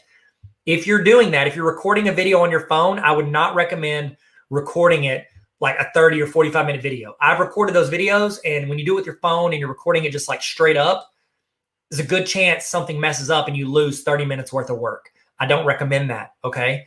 I recommend, if you're going to go 30 to 45 minutes, use StreamYard or Screencastify or Loom or Canva. Use something to where you can stream it. That way it records everything as you go. So good questions. I don't mind stopping what I'm doing to answer questions. I want to answer your questions. From RT, our district only has the Google Suite, which does not include Google Classroom or Gmail. Okay, get it.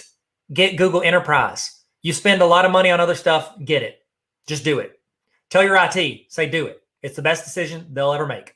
I promise. Also for management, easier for them to manage as well.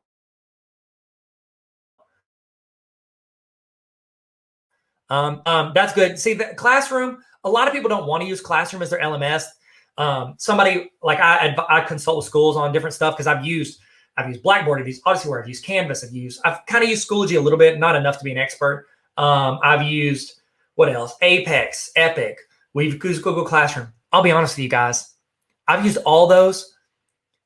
The best one is Google Classroom because it's integrated with everything else. Now, other ones have random little features that matter, but you're sacrificing stuff when you do that. And also, they cost money. Google Classroom is built into whatever you're doing with all your other Google stuff. Just use Google Classroom. If you want to spend money, if you're like, no, we just want to spend money on an LMS to feel important, Canvas or Blackboard, okay? But there you go. Google Suite has all of it. They just not. Oh, there you go. Google Suite has all of it. So if you guys, which they changed it to Google Workplace for Education, I think is what they're calling it now. But there you go. That's an option. So yeah, they need to turn it on. The end. That's all I got. Okay, so we're in Google Drive. Sorry, guys. I will always stop to answer questions because I want to make this applicable for you. The best way to do that is to answer your questions. So if you have any questions at any time, throw them in there. Doesn't matter if we're talking about it or not. You know I like to get off subject. Okay, so here we go. We are going to go into, we're going into our Google Drive. One of the things that bothers me with Google Drive is one of the things that, sorry, I just read Pamela said our school is using Microsoft Teams for elementary students. And we were like, nah, absolutely not. Yuck. I'm sorry. I don't work for Google, but no, stop. Like, quit using Microsoft. It's ridiculous. Okay, so let's roll in here. And but if Microsoft wants to sponsor me, let's do it. But I will not lie to people. I will say your stuff is not as good as Google, but you can pay me. Then I won't be mean. All right, so here's the deal. When you go in and you start organizing your Google Drive, what you're going to do is you're going to have a ton of folders, but you're only going to use like 5 or 6 of them. One of the little hacks that I do to organize my folders, if I have a folder and let's say I use this folder frequently and I don't want to scroll down to find it, I'm going to right click on it and I'm going to go to rename. What I'm going to do is I'm going to put something in front of that name. I'm either going to put underscore, an asterisk, or I can go grab like smiley face emoji. And go here.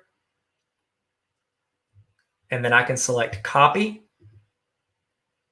And I can actually put an emoji at the beginning of the title of this folder. Load up. Taking a sweet time. Hit OK. Now, the reason we put an underscore or an asterisk or a number or an emoji,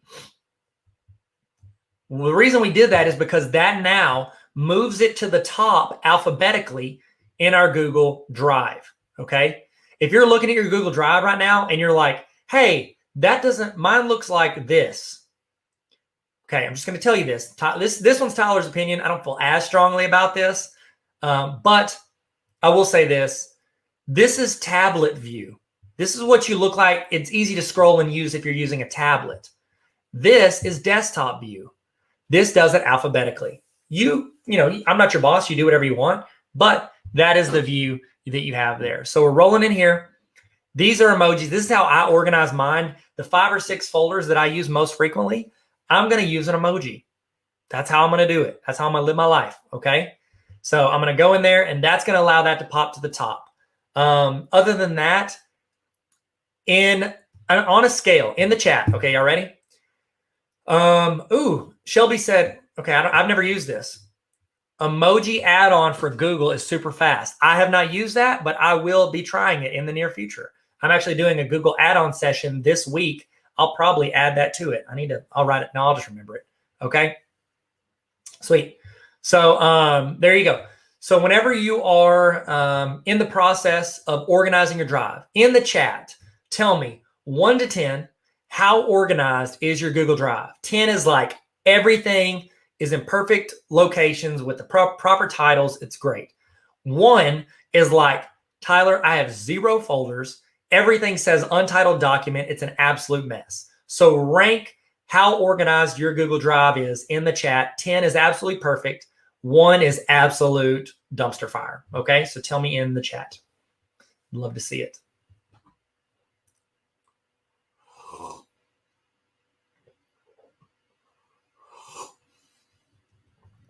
Awesome. Okay, we got some people. We got it kind of all over. Here's the deal. This is my burner account, so my Google Drive is not great. My other Google Drive, I have a few hundred folders. Everything's organized. I've got my main folders at the top. I've got folders within folders. It's like Inception, folderception. Okay, somebody said -3. Harvey, I like you. I like you. We need to start a podcast together. Okay, so I'm going to show you the best way to organize your Google Drive, and you never have to go in Google Drive.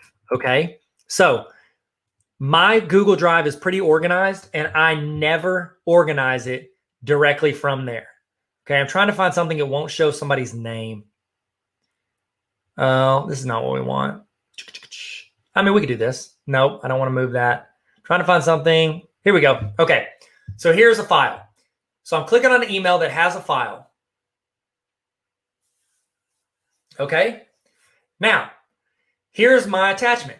This is what it looks like when you are sent something, whether it is a Google Doc or a sheet or a slide or a PDF or even a Microsoft Word file.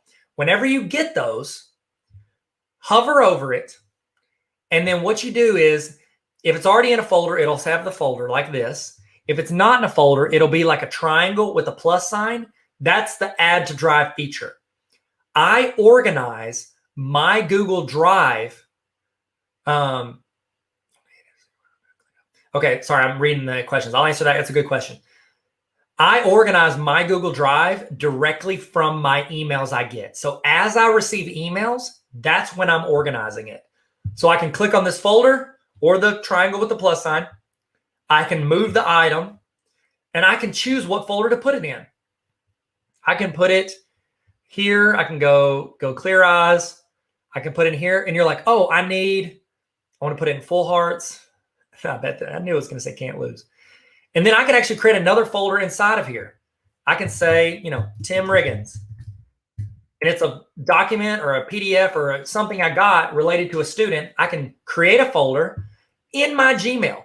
I can create folders within folders and sort it directly from my Gmail.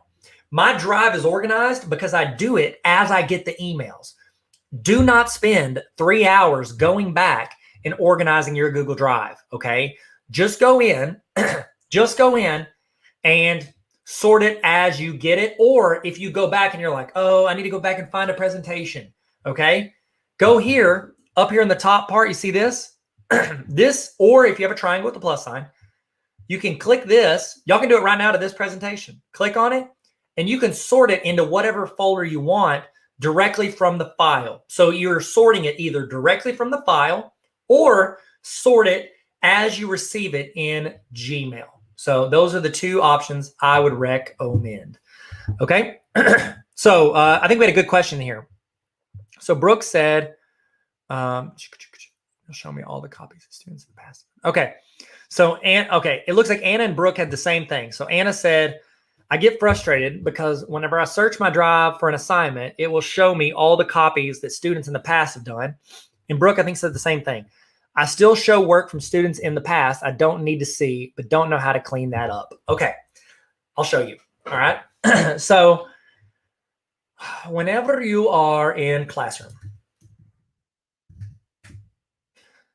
whenever you're creating something in Google Classroom, anytime you create a class, Google is automatically going to create a folder for that class. And then anytime you create an assignment inside of that class, it's going to create a folder specific to that assignment. Okay. Now, I will show the emoji thing again, Shelly. Let me do this. Don't let me forget it. Now, when you go over to your list of Google classes, you see this in the bottom right-hand corner of each class. That is your folder. This is a direct link to the folder that Google created when you created this class. Okay. Now, see this? These are all assignments that I made. And inside of there, I'm assuming if I created an assignment, it's going to be assigned. It's going to have the copies of every student who's ever done it. Okay. Let me see one that has it. Doesn't matter. You get the point. Now, let's say that you want to go in and clear out all of the stuff from a previous year that students submitted. Okay. Personally, I would not do that. And the reason is because it is a good way for you to find if a student made a copy of their stuff, shared it with their buddy who is taking your class the next year, and they're just copy pasting everything. It's like a plagiarism checker where you can search your drive for previously submitted assignments. So if you were like reading some students' assignments and you're like, this feels really familiar, you can copy it, search in your drive, and see if somebody else had already said that and they're cheating. Okay. So let's say you go here. What you could do is when you're done with that class, so like I'm closing out and I'm done with History of Magic for the year. I could go here. I could go to History of Magic. I can right click and I can delete remove this entire folder and delete the entire thing. That is how you can clear out previous year's classes. So if that's what you want to do, that's how you would do it. And then so that you can still reuse posts, I would go in after you do that and I would click the 3, CrossFit Snowman, and then I would archive the class. So that's how you would do that. Okay. All right. I'm going to show, Shelly asked, how to add an emoji? Yes, absolutely. I'll show you how to do that. I'll show you how I do it. It looks like Sonia has a better way. It says emoji equals Windows plus period. I don't know what that is. I don't have a PC, so I don't have the Windows button, if that's what you're talking about. But maybe there's a way to do it, and I just don't know it. That's fine. There's a lot of things I don't know. There's a lot of things I do not know in this world. So let's say I want to make this archive. I'm going to right-click. I'm going to go to rename. And then I just search like a book emoji. Actually, on my regular account, I have this bookmarked. Emojipedia is incredible. I think Harvey said that earlier. It's pretty incredible. And I have it bookmarked so I can just click it and then I can go search emojis. And I can go here and then I would just hit copy. It copies it to my keyboard. And then I can roll over to archive and then I can paste it. I'm going to try what Sonia is saying. Sonia said command plus period. So command period. Maybe that's not it. Maybe so it's not doing anything whenever I do it. I don't know. Maybe I'm probably doing something wrong here. But what I do is I go to Emojipedia, I grab the emoji I want, and I paste it in there. Okay. So there you go. So I need to figure out, Sonia, you need to connect. I need to connect with you. I need to figure out how to do what you're saying. Maybe I can do it here. Let's see. I'll try it up here. Maybe I was doing the wrong spot. So command period. No, I don't know what I did wrong. Okay, sweet. I'm trying to think if there's anything else. Ooh, there's one more thing that you need to do. Okay. So let's say you have a ton of Microsoft Word files, and you have a ton of Word files, you have a ton of PowerPoints, you have a ton of Excel files, and you're like, okay, Tyler, I'm ready to convert that stuff over into slides, docs, and sheets. Now, here's the issue with that. Whenever you're doing that, whenever you're converting them over, you're like uploading them and then you're hitting right click and you're saying convert to. That's a lot of work. There's an easier way to do it. You ready? Go up here to the gear in the upper right-hand corner. We're going to go to settings. Second thing down, used to be fourth, but they were like, this is important. Let's move it to second. Go to convert uploads, and you're going to select this box, convert uploaded files to Google Docs editor format. When you have that selected, now let's say I want to go in and I want to import something. I wrote a paper last night for my class. So let's say I want to import a Word file. I'm going to hit file upload. And then I'm going to go and I'm going to select this. This is a Word file. What it's going to do when I import that Word file, it's going to automatically convert it. You could do this for every file that you have on your computer. So let's say you have 500 presentation, PowerPoints, Word files, all this stuff that you've created over the years, and you want to convert it. You could go over here, you could hit new, and you could do folder upload and upload all of those at one time. It'll have the folders, it'll have the doc, it'll convert everything. And I'm not gonna lie, it's pretty good. Sometimes with like pictures or like images, it gets a little rough, but for the most part, it does a pretty great job of converting everything over. So I highly recommend doing that. Okay, sorry, I'm gonna try this. So Tara said, Lisa, I think if my screen is blurry, it means that YouTube is throttling your, it's toning down the resolution because of the internet speed. So if you're like somewhere and the internet's like, maybe there's a lot of people on the internet where you are, then it's going to lower the resolution automatically so that it loads faster. YouTube does that automatically. So that's why it might be blurry. Okay. So I'm going to try this now. So you said hit Control plus Command plus Spacebar. Oh my goodness. You can't see it. It popped up. It did it. Oh my goodness. That is a game changer. Oh my goodness. So if you're on a Mac, Control, Command, Spacebar, it pops up all the emojis. Oh my goodness. That is incredible.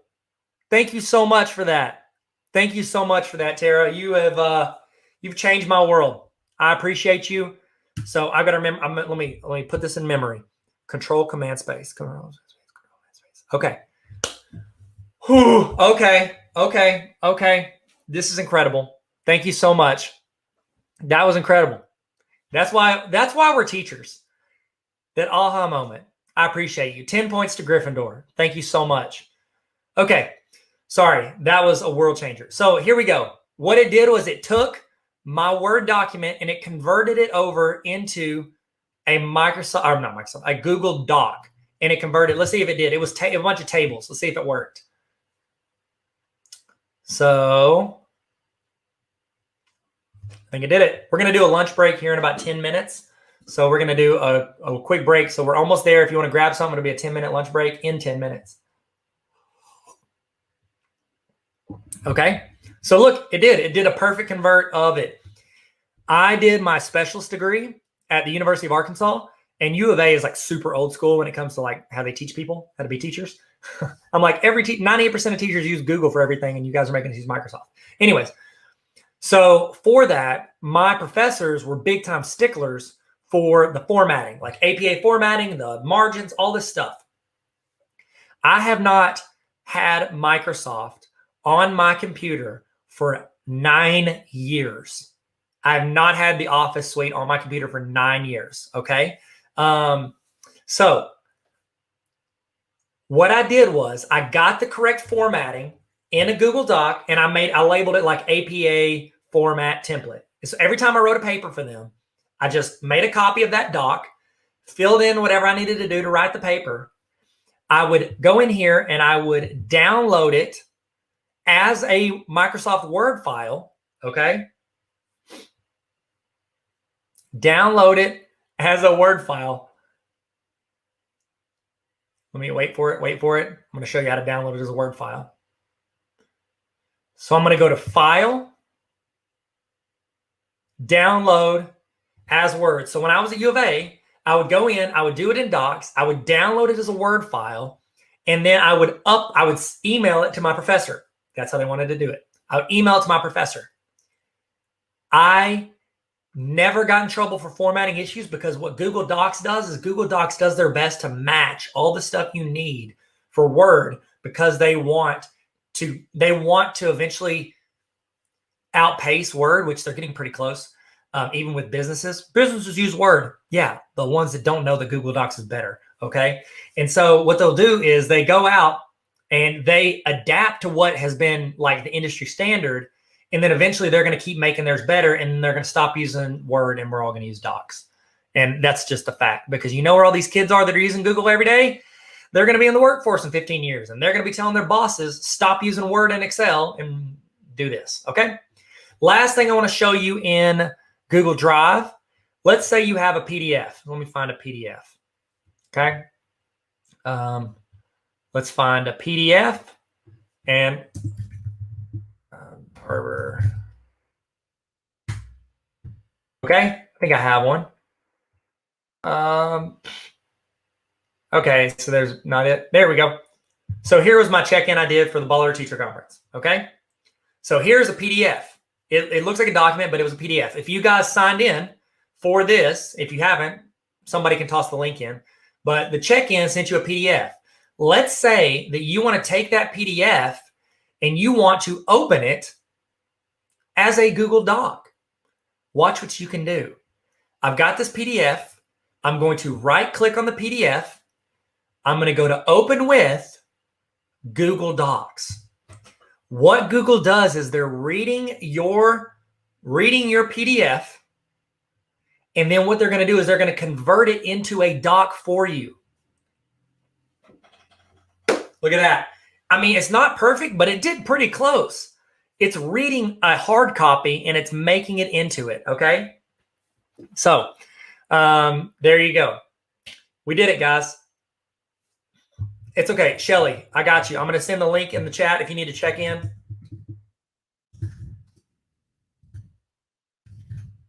Also, I use Bitly for all my short links. There's the link. If you did not get the check-in link at the beginning, I just tossed it in the chat so you can click that and check in. Okay? So there you go. That's how you convert a PDF into Google Docs. In the chat, did you know about that converter? It's okay if you didn't. How would you know unless somebody told you? So that's what I'm here for. I'm here to tell you these things. I'm here to help you any way I can. Okay? Let's see. We got a couple more minutes. I'm trying to think if we want to roll into anything else. I've got a couple more Google Drive tips here if you want to use them. You know what? Okay, let me see. So Tracy said, would this be a fix? I'm going to answer a couple questions, and then we're going to take a break in 2 minutes. So throw any questions you have in there. Said, would this be a fix for adding a PDF to slides? I'll be honest, maybe. I don't know how you would do it. Yes, it would, because you can convert it to docs, and then you can import it from docs into slides. What I would probably do, though, what I always do is I just do a screenshot of the PDF, and then I import that photo into Google Slides. Okay? Pamela said, I love PDF is also amazing. That's cool. I have not used it, but I will check it out. I'm guessing that's an add-on, right, Pamela? Okay, sweet. So hopefully we're learning some stuff. What up? Hey, guys. Tyler here, Tarver Academy. What's up, Tyler Tarver? How you doing? How you living? In the chat, tell me one piece of advice you have for teachers. What's one thing you've learned as a teacher, or one piece of advice you learned as a student when you had teachers? I would love for you to tell me that in the chat, and let's all learn something from each other as we go. We're about to take a break right now. I'm gonna show some videos. I'm gonna let you kind of learn and say you don't have to go take a break, say you wanna sit at your desk. I'm not just gonna sit here in silence. We're not gonna play some Barry Manilow. That's not how Barry Manilow. What can I do? How about this, the greatest song ever made, Donna Lewis, I Love You Always Forever. I love you always forever, near and far, closer together. Y'all remember, in the chat, what is the greatest song ever made? And that's actually the answer. Donna Lewis, I Love You Always Forever. Second best song ever made, Backstreet Boys, Everybody, yeah. And third best song is obviously, Chumbawamba's Tub Thumping. I don't know, I'm sorry. Tell me your top #1 favorite song in the chat if you haven't gone to take a break. I'm about to stop talking, and I'm going to let you learn something or start a discussion or just hear some thoughts. If you leave for this part, that's okay. But if you stay, you're hopefully gonna get some value out of it. And then we'll jump right back in to the PD. Here we go. Hello there. I'm sorry, this is genuine, I meant that. So did you know that you can set up a temporary access for people on Google Drive files? It's true. Meaning you can set it up to where you share it with your class or other teachers, and they only have access until a predetermined date and time, and then it cuts out the access. Cut away the carbs. I'm so sorry, what? Show the people, Tyler. Okay. So after you share it with somebody, you'll be able to see like they're sharing permissions. Then right over here where it says editor, you can click on that little chicken nugget, go down to give temporary access. What? And then I can choose when this little guy is done. You have no access after March 16th, and you shall know. Click save and you're good. Now, keep in mind, this is only a feature if you are like a G Suite like admin. Most schools have this, I would assume, if you're with a school, which is cool. Nailed it, first try. Follow for more tips and tricks. I want to give you the add-on that'll save hours of your week, and it's just the best. I'd also like to introduce my co-pilot on this magic carpet ride, this young man who will not go to sleep. Say hello, Finn. Let's learn about AutoCrat. That's right. What AutoCrat does is it takes information that is submitted into a Google Sheet, which it can be through a form or directly in a sheet, and it automatically fills in information based on whatever is in the sheet or the form. Does that make sense? Do a form, and it'll create this email, document, PDF.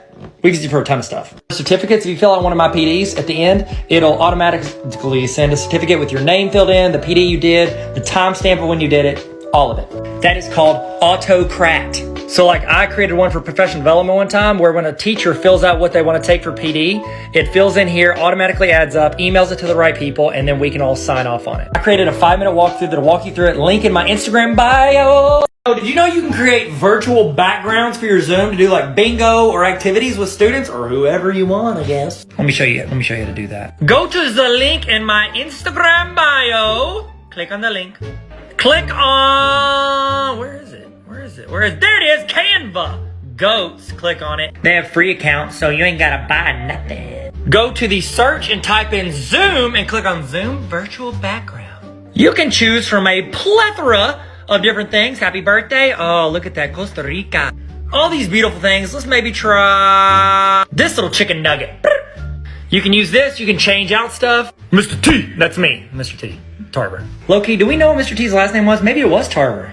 Related. You can put whatever their assignments are gonna be for the day. Get that download game. Oh, check this out, that's me. I can teach class, blah, blah, blah, Pythagorean theorem.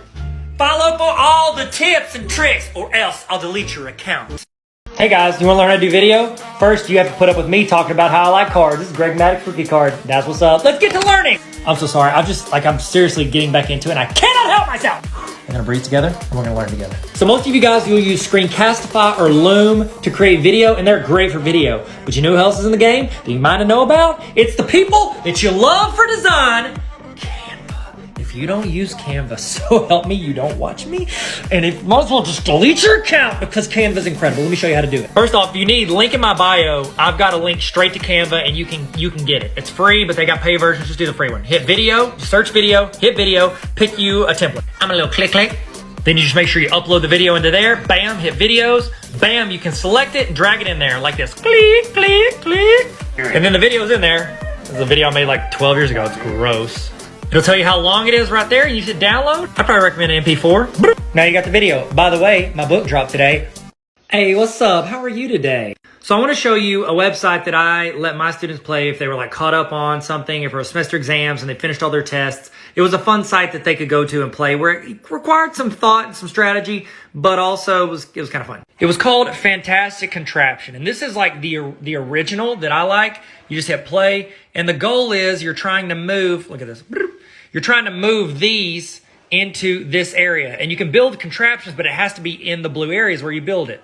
So like here's one. You would try to get that ball into this area. So when you hit start, everything just drops. So you've got to build something that carries it over there. You have different things that do different stuff. They call it like an online physics game. And I taught math, so it was pretty fun. Let's see if this goes. Come on, little buddy. Let's go, little buddy. Come on, buddy. Oh, no. Oh, yes. Come on. Oh, no. Oh, no. Is that the song? Oh, yeah. I got it. Boom. The game's free if you want to play it. I've linked it in my Instagram bio if you want to. Random question. Any advice for a student teacher? Yes, I have a lot of advice for student teachers. So, I don't know if you're going into student teaching or you just got out of it, but student teaching is extremely important because that is essentially a 4 to 5 month interview at the place you are teaching. We have had student teachers that have taught at our school, and we know by the end of it, we're like, we have to hire this person. Like, we want to hire them. We know before they ever step in the interview. Okay, interviews are tough because you're trying to evaluate in 45 minutes if this person fits the work ethic, the skill sets, and the personality of somebody that you want to keep around for potentially 20 or 30 years at your district. And so whenever you're doing your student teaching, it is like a 4-month interview. You need to constantly be putting out like above and beyond, get to know people, ask questions, build relationships. That James Comer quote we talked about earlier, no significant learning occurs without a significant relationship. That does not just apply to teachers and students. It also applies to educators and administrators. If you have a significant relationship with your administrator, then you're going to have like genuine success because you know that when they critique you or they give you an evaluation, they want to make you better because they're not only pointing out your flaws. And so I highly recommend you treat every day like it is an interview as your student teaching. The other thing is when you start applying, I don't know if you've started applying for jobs yet. Whenever you start applying for jobs, you go above and beyond. Okay. Everybody has got a bachelor's degree that's applying for a teaching position. Most everybody's got a teaching certificate. That's just to get in the door. That's not going to get you the job. You need to put in some little things that make you stand out. I call these your subtitles. And so when you apply for it, just put in there like, hey, for me, it was like, I've been on Tosh.0. It was a TV show that was popular like 8 years ago. I was on Tosh.0. That's a tagline. In every interview session, everybody has subtitles. Oh, that was the person that, sneezed like 3 times, or that's the person that, went to, some unusual school. You have to make up these taglines for people so you remember them. Choose your tagline. I was the guy on YouTube. That was probably my tagline because not a lot of people have a ton of YouTube videos out there. Okay. So that's my tagline. So that's my advice. Now, that's short-term advice. Getting a job, starting out teaching. As you get your job, I recommend you stay organized. This doesn't matter if you're a starting teacher or 30 years in. Stay organized with your resources. I cannot tell you how much time I've wasted trying to find resources or losing resources that I've made for myself year after year. So every year, save and organize your resources, which we're going to get into some templates I have for you for that. Save and organize those so that every year you can keep improving and building that library. Collaborate. Don't be afraid to collaborate with other teachers. Build a network. Whether your network in your community is across the hall, at another building in the district, at another district, maybe it is a TikTok teacher community, whatever it is, you need to find the community of people that encourage you, that empathize with you, because it's tough. Being a teacher is tough. So I recommend just go out and remember why you do it. I would even put my why somewhere important. Why am I doing this? Like, I want to educate the next generation. I want to empower young people so that they feel like they can accomplish their goals and their dreams. And then do that.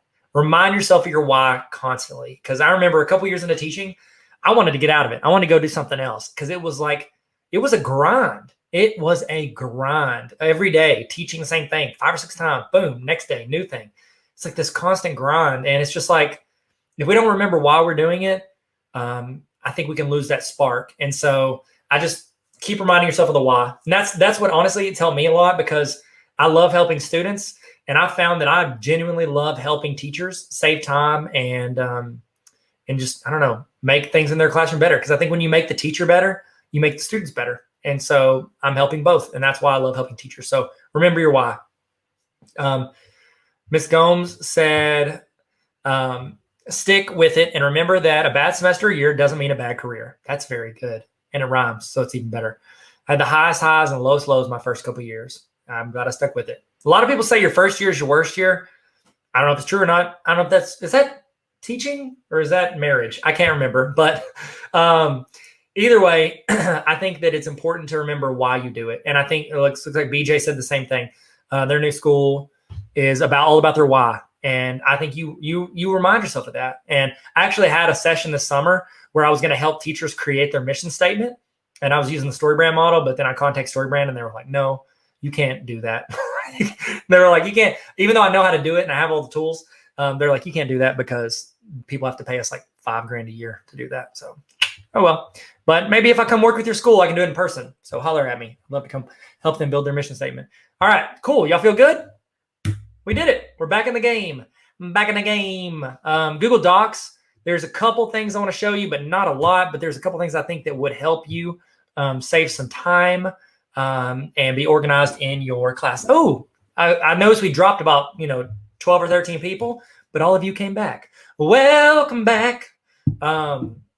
Should I talk as well? I probably will. Doing it right now. We're going live. Where you at? Little buddy? Boom. Okay. In the chat, what would be your advice to first-year teachers? Put that in the chat right now. I would love to hear it. Okay. Awesome. Okay. So as we go on, we're going to go to Google Docs. I'm going to go back to my drive.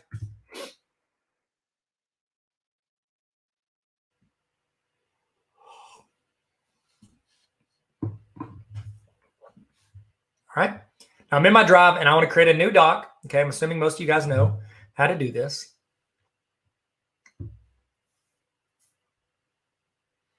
And then we're going to go in. Oh, I didn't see a couple other people answered it. I'm sorry.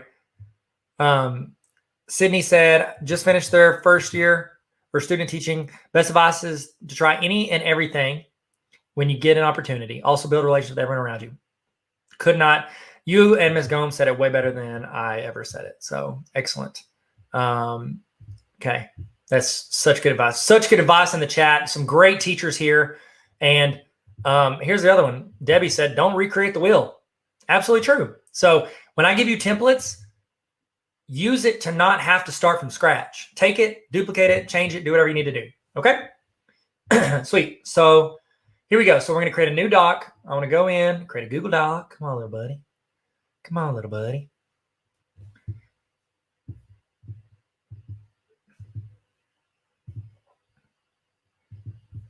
Okay. So most of us know Google Docs. We know the gist of it. Man, this is really good stuff. You guys should copy paste all this advice and put it in your notes that you're taking for today. This is fantastic. Somebody said invest in comfy shoes. Absolutely. I started out teaching and I wore tennis shoes. And then when I was a principal, I wore some like boots for a while. And I was like, what am I doing? So I just wear tennis shoes all the time. I love it. And guess what? Students still respect me. What do you know? Okay. So quick tip on Google Docs. Let me make this a little bigger. I can go in here and I can say, slope formula lesson.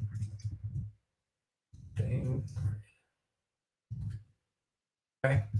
Now, first thing you need to do is you need to title every document you make. Here, the reason I wrote that header inside the document is because I want to show you a shortcut. If you write a header in your document and then you go up here where it says Untitled Document, all you have to do is click on it. And guess what? It moves that up in there. You can change it, but it can fill it in for you. It does the same with Google Forms, does the same thing. It's a really quick way to title your document and save you some time because we've all been there. We all have like 8,000 untitled documents in our Google Drive. So this is a great way to bypass that. Okay. There's only two other things I want to show you in Docs. Here's one. And I would love to know in the chat if you've ever used this. This is a great resource, not only for teachers, but also a great resource for students who might need to write a lot for, an assignment, but they don't maybe they're not fast typers, or maybe they're young, maybe they're like first graders and they're like got them little hands. They can't put their little hands on the keyboard. Okay. This is a great way for them to get some information onto a Google Doc. You ready? We're going to go to Tools. Oh, Toodles. We're going to go to Tools. We're going to go to Voice Typing. Voice Typing. You ready? I'm going to click this microphone. Hello, everyone. How are you today? I hope you have a great day. And this is me talking about all of the wonderful things that we need to learn today in my class. I hope that we all learn a lot today. And Tara, I'm not talking about your unnamed documents. We are all you. We all have those documents untitled throughout the entire document. At some point, you're going to say to yourself, Tyler, this is a very long sentence. You need to end this sentence. How can I do that if I'm using voice typing? All you have to do is hit period. I'm just kidding. You don't hit it, you say it, period. That's it, exclamation point. How cool is that? Comma, you get the chance to do this, exclamation point. This is a great tool to expedite what you are writing or what your students are writing. It saves so much time. And I agree that it is a game changer. Game changer. Thank you, Michael. Period. Next paragraph. Oh, that didn't work. Maybe new line. Maybe that will work. New paragraph. Is that the way it works? Oh, that is how it works. New paragraph. Start over and go to a new paragraph. There we go. Say new paragraph and it goes to new paragraph. And that's what you do.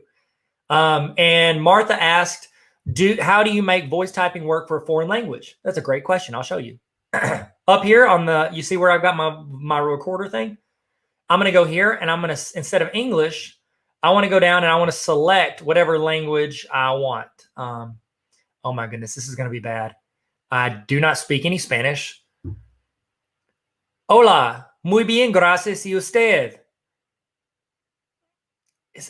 Hey, that kind of worked. Oh no, I talked in English. Okay. But that's what you can do. You can change it. Martha asked, how do you change it to go to a different language? And that's how you do it. You would go in here, you select this, and then you choose whatever language it is you want to speak. I need Ireland. Is that a good island? I don't know. That's not a good island. Where's the regular? Not the regular. There's no regular. Sorry. United States English. That's what I speak. I need to change that. Okay. So that's a great time saver. Honestly, one time for my class, when I was at U of A, I wrote a 42-page paper on facilities in like an hour because I did voice typing.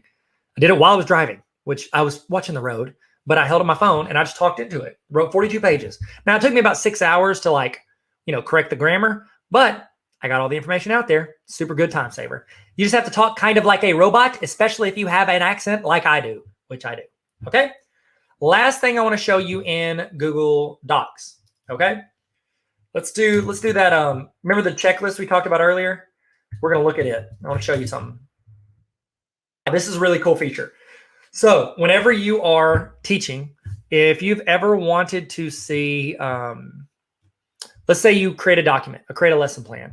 And let's say, are there any Tammys in here? If it is, I'm so sorry.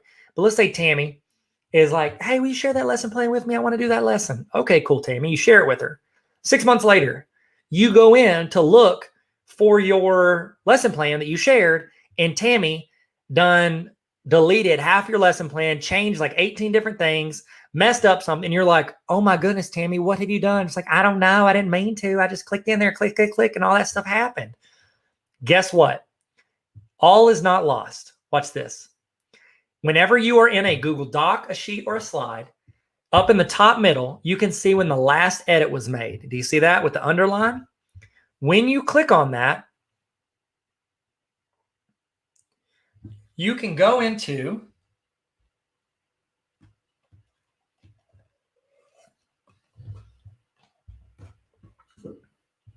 what is called version history. This will show you every change that was made at any point in the life of that document. Change was made, who made it, and when they made it. Look at all these. See these timestamps? This is whenever I was like, this is what the document looks like right now. If we go back to, 2018, if you click on it, I can see what it looked like in 2018. Look at this. I didn't have my logo up there. It was still the checklist I got from Eric. I had a few of these videos done and I hadn't finished it out. You have so much control over this document. And you can even look, I can go even title it. I could say, pre-logo. I can title it whatever I want. Now, let's say you're like, okay, look, I've got this battlefield that Tammy has created, which is my lesson plan. Let's say you want to take your lesson plan when it was pre-Tammy, and you want to make that your copy, and you don't want to give Tammy access to it. What you can do is whenever you find that version that you like, hit the 3 dots. And instead of, if you hit restore, it's going to turn the document back into that. If you hit make a copy, it's going to take that version and it's going to create it and put it as a new document. So you'll have the Tammy document, sitting there like crumbling in the rubble that Tammy has created. And then you'll have your doc outside of that is like what it was at that moment in time. And now you can go in and start editing and changing that new document. You can separate them. It's fantastic. Michael, you said it best. I did this for a couple things. It is so good for group projects to see which students have done what. Absolutely. How many of y'all been a part of a group project where you or whoever has done all the work? The Hermione in the group did all the work and all the Rons just sitting there chilling. Every group has one kid who does all the work, 2 kids that talk about whatever, Snapchat or whatever the whole time, and 1 kid that never showed up to school, and they all get the same grade. Now you can go in and see who's doing the work at what time and who's actually contributing to it. It is fantastic. There used to be an add-on called Backdraft, where I could get a document from a student, I could hit the backdraft, and it would show me in real time them working on the assignment. You could do it where it speed up or it just did it. So if a student like copy pasted and then they changed words, you could tell that they copy pasted it from Google put it in, and then just change the words so they didn't get caught for cheating. Okay. This happened with me when I was a principal. I had two young ladies collaborating on a slideshow presentation. One of them wrote something inappropriate. And I was like, hey, who wrote this? And they were both like, she did, and blamed each other. I went in here. I saw exactly who did it, what time they did it. And I was like, looks like you did it. And she was like, yeah, no, she got on my computer. No, she didn't. We have cameras. Boom. Gotcha. Okay. So let's see. They did the assignment on time, but forgot to turn it in. You can check and see. This is fantastic, Debbie. Version history can also be good when a student says that they were trying to tell you they did the assignment on time. They just forgot to turn it in. You can check and see if they actually did. It's great, great tool for that. I love version history. It is super, super helpful. Okay. Not restoring that version. I like the version it is now. So I'm going back to my skill checklist. Okay. That's pretty much it for Docs. Docs is, it's a tool and you can build tables. There's a bunch of stuff and I've got more tutorials and stuff on there. Main thing is that talk to text, I think is incredible. I've already showed you how to make a copy. If you need some tutorials, I've got those. Donnie said, will you become a principal again and then hire me to work for you? You know what? I never count anything out. Being a principal, I'll be honest with you guys, being a principal, it is, draft back. Sorry, Martha said, I call back draft. It's draft back. But it's not supported anymore, but it still works. Sorry, I got distracted. Being a principal, I loved it. And I love the interactions and I love the chance to get to help the students that need the most help. Like as a principal, you only see like the 5 to 10% of students who are always in trouble. And I like that because those are the students that you can make like the biggest improvements on if you work on it, build relationships and help them. Because the good students, I love them. They're great. And I taught them in honors algebra 2 all the time. And I dealt with them some, as a principal, but honestly, they don't need me. You know what I mean? They're going to be successful if you give them like a PDF. Be like, hey, do your work for the year. They're like, okay, and they'll do it. But I love making a difference with kids that you can make a real difference with. The only thing was, it's like, as a principal, it's like being a fireman. Like you're constantly putting out fires all the time. You can't plan your day. Like I used to think my principal just like chilled in the hallway between classes and then went and waited for emails. Like I was way wrong. You're constantly handling situations from central office, from the department, from teachers, from parents, from students. Like you're handling every problem. And I love it because it helped me, one, build the skill set and the desire for efficiency that I have. Because I was like, I don't have the time, so I have to be efficient or else I'll be wasting my time and not handling what I need to handle or staying up here till 8 o'clock every day.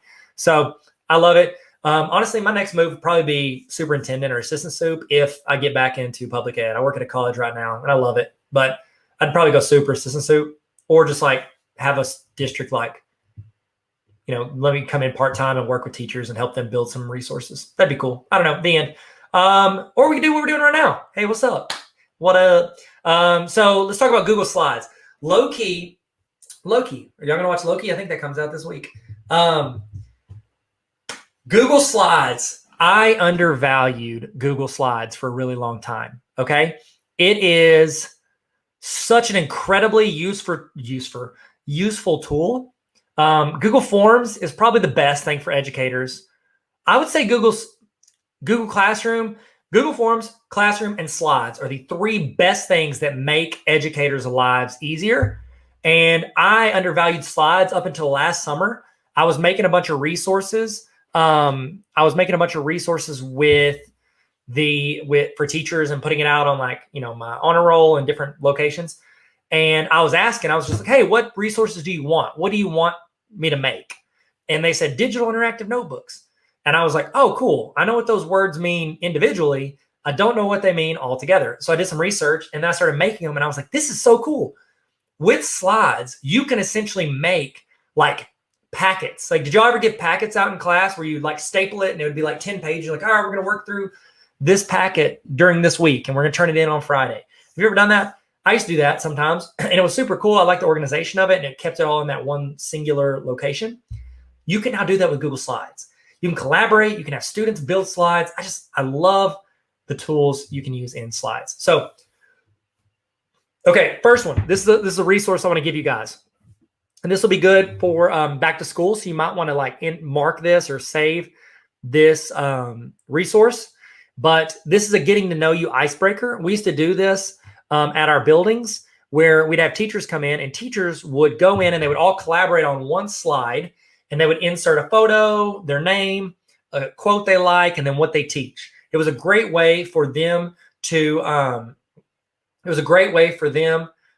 go in and interact, or no, see, like, get to know other teachers in the building. But then we took that presentation and then we made it like a slideshow on the TVs in the hallway during open house. So it was a way for parents and students to see pictures and get to know a little bit about their teachers in their building. So you could do this with your teachers in back to school week, or you can use this. So you can use this and you can do it with your class the first day of school, and it serves a bunch of purposes. So here's the process if you want, or if you want, here is an about us. You could have them go in. I've got a couple of these resources on here. I'm thinking about making like a back to school starter pack, and I'm gonna probably put it in my honor roll. So Michael, you're in the honor roll. What's up, bro? So I'm gonna throw it in there. I might toss it out to everybody. But anyways, what the idea is that, wait, that's the whole group. I don't want that. I want the other one. So sorry. That's where everybody started putting their information. This is what I want. This profile slide card. So what you would do is you would share, you'd make a copy, so it's for you, and I don't have access to it.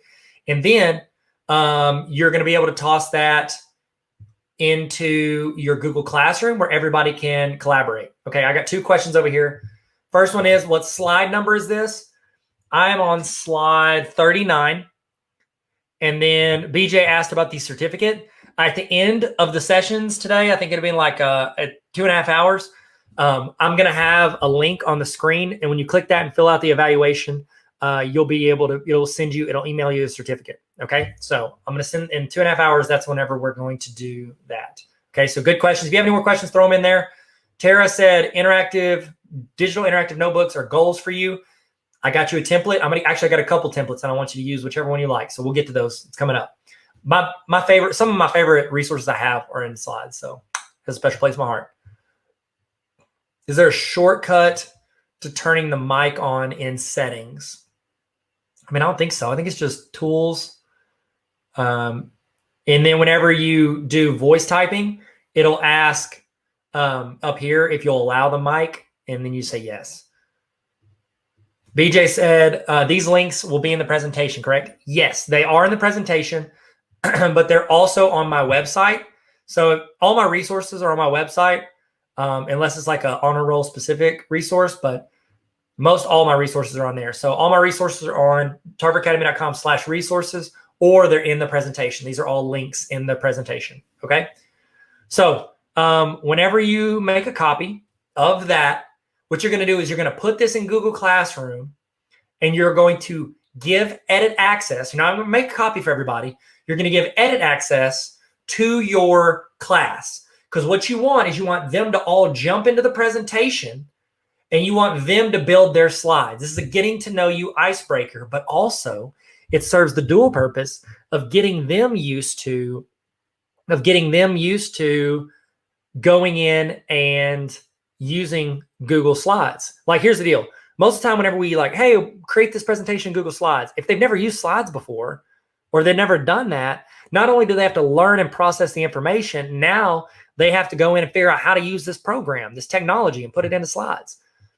What you can do with this is you can go in and just be like, okay, I'm going to, about yourself. You've been with yourself most of your life. What I want you to do is I want you to go in and I want you to add this slide about you, and then put it in, okay? So let's see. Okay, so what I do is, yes, kids could edit each other's slides, but guess what? When we go to reversion history, we can see who's editing. And also talk to them. Be like, hey, ask them questions. Why do we not want to mess with somebody's slides? Make them have that conversation. Try to build that concept in them, because, Anna, that does happen.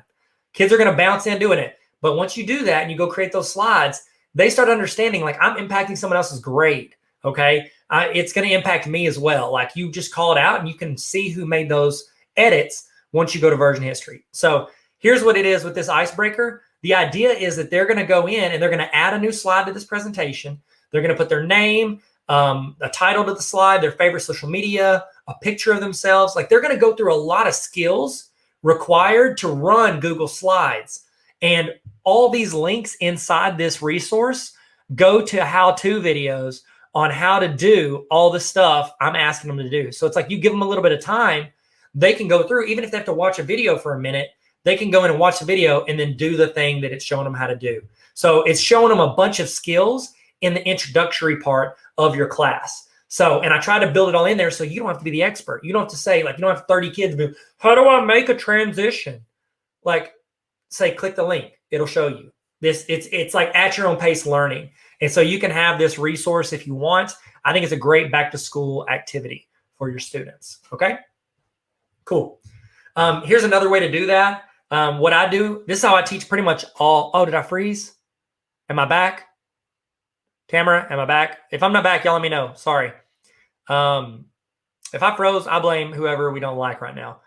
So here's how I teach pretty much all my classes. Tara said, if the students are blocked from YouTube, how will they watch the video? Don't tell your person to stop blocking YouTube. Like, it's the greatest educational tool in the history of mankind. Let people learn on it. Okay. So go in and tell them to unblock it. Or you could download the YouTube video, or tell them to Google, because there's probably a website that does it text-wise, like they list out in text. I think you can download the transcript from a YouTube video. You might download the transcript and attach that. That's more work for you. I don't like that. But honestly, your district should have a policy. Like, even if your district blocks YouTube for students, they should have an option where you can go in and whitelist, which means you're approving certain videos, and you could go in and just approve those videos. That way students can go look at it. SafeTube is another option. I know a lot of districts use that. That's a great option as well. So this is how I pretty much teach every lesson I teach nowadays in current life. Okay. So what I do is I go in and for like an upcoming lesson, I'm like, okay, we're going to learn about slope. Okay. Go Harrison Ford. It's supposed to be a link. I don't know why he's not popping up. There it is. Okay. So I will share a blank Google slide presentation with my students. And then as it loads up, loading up, everybody, here we go, here we go, here we go. Okay, so it's blank. And I'll tell them, I'll go, okay, here's a playlist of 7 videos. You're going to go in and you're going to take something from this and you're going to fill in a slide. Okay, I might split them into groups. I might make each slide per specific person. And they'll go in and they choose a slide and they add the content for that slide. Remember, whoever is doing the work is doing the learning. Okay, whoever is doing the work is doing the learning. Now, whenever they get done, when they come into class, I ask, do you have any questions? Nope. All right, let's start the presentation. I don't give them a lot of time to do this. The expectations are you have it done when you come to class and you're ready to present. And they start presenting. They take turns presenting. You guys know, if you're presenting to a group, if you're presenting to people, it is hard to look like you know what you're talking about if you have no idea what you're talking about. It comes off really quickly that you have no clue. And what I do as the teacher is I guide the social process of learning. I ask questions. I fill in the gaps. I ask if they don't know the answer. I'm like, hey, what is this, this, or this? They go, I don't know. When they're presenting, I go, does anybody else in the class know? I'm trying to guide that conversation. Okay. So what I do is I give them this and they go in and they present. Whoever's doing the work is doing the learning. And then this now becomes our class presentation where all the students have access to all the resources, all the things the students are creating. Okay. And then while I'm teaching, if I want them to add a slide, I'll just say, hey, somebody add a slide to #baller video. I want to give you another video and I want you to use it. Okay. Oh, so yeah, digital sandbox. I've heard a lot about that. I don't know if it's good or not. I just know that I'd rather just click to YouTube, but that's just me. And here's the deal. I was a principal. If a student's on a video, they're not supposed to be on YouTube. That's why you have a student handbook and you get it and you follow whatever the procedures are. That's what I did, but what do I know? Just a YouTube math teacher. Okay. So autoplay, this is fantastic. Somebody said it a second ago. Where is it? Melissa said it. Boom. I put the video in Google Slides and it lets them watch it. Okay. Oh, you do? Okay. So again, I've only heard about Sandbox from my mom, and my mom does not know how to do anything on technology. So it may be a lot better than she's describing. So there you go. I just luckily get to use YouTube, so I don't have to learn. I love learning new things, but that one I don't have to. So I want to show you something. When you're presenting, watch this. You can select the video, go to Format Options. Now, you have a lot of control over this video. When you're presenting to a group, you can choose, as you're presenting, do I want it to play when I click it? Do I want it to play automatically, or do I want to manually play it? Let's say I want it to pop up automatically. Let's say I want it to start around 1 minute and 19 seconds. I can go here and say, use the current time. And let's say I don't really want it to go the whole time. I just want it to play for like 15 seconds to show like a small clip out of the video. I can have it go to that time. And I can even mute the audio to where I can talk, and maybe it's just showing me a map and I wanted to talk over like a map that's moving. Okay. So after doing that, watch this. Let me go back. Let me go to present mode. Let's see. Remember how to present mode? Do y'all remember how to do that? You go to where it says edit, and I type in present. Enter.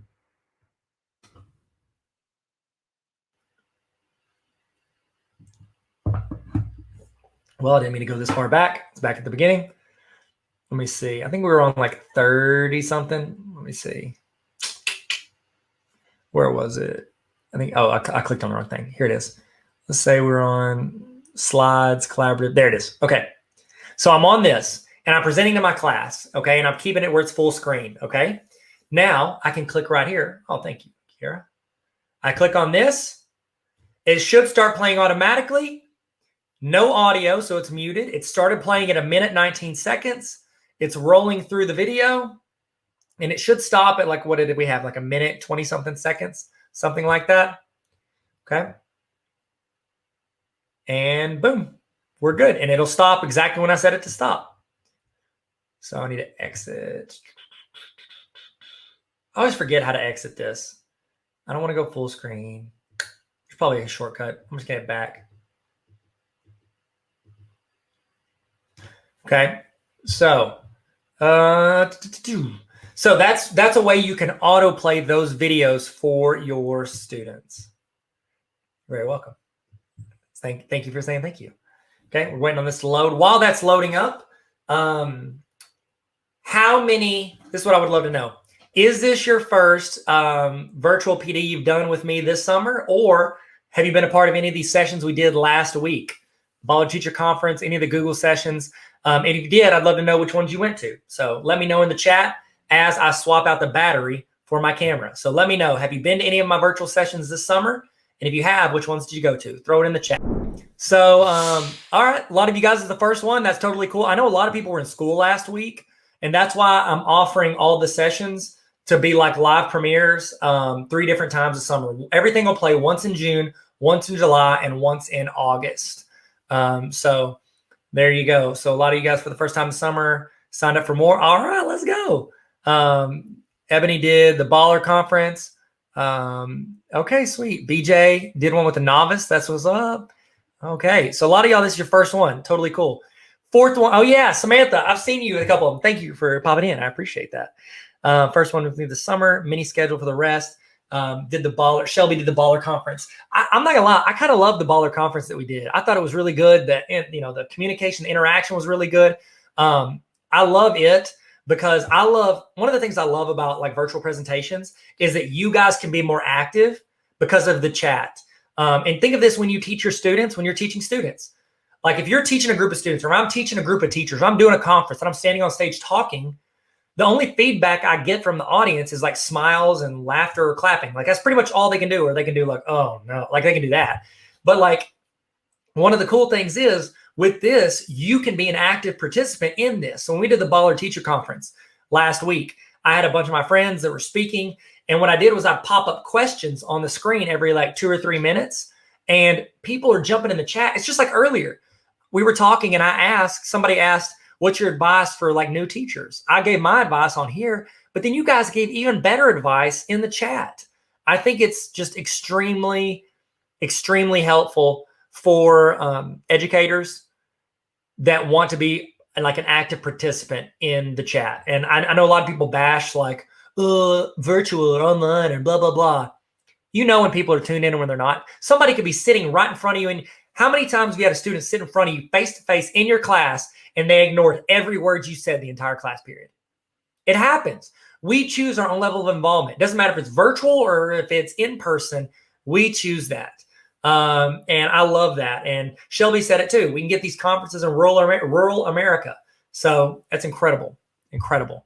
Ooh, Michael, dude, coming in clutch. This is a great tip. Quick tip. If you're wanting to present starting at a certain slide, you just type in present number slide equals 39. That is that's incredible. Let's see if I can go back to, let's try it. We're going to try out this tip from Michael. Thank you so much. We're going to do this. I'm learning stuff. See, I wouldn't get this. If I was presenting to you guys, Michael would have just sat there and he'd been like, oh, cool, I know this.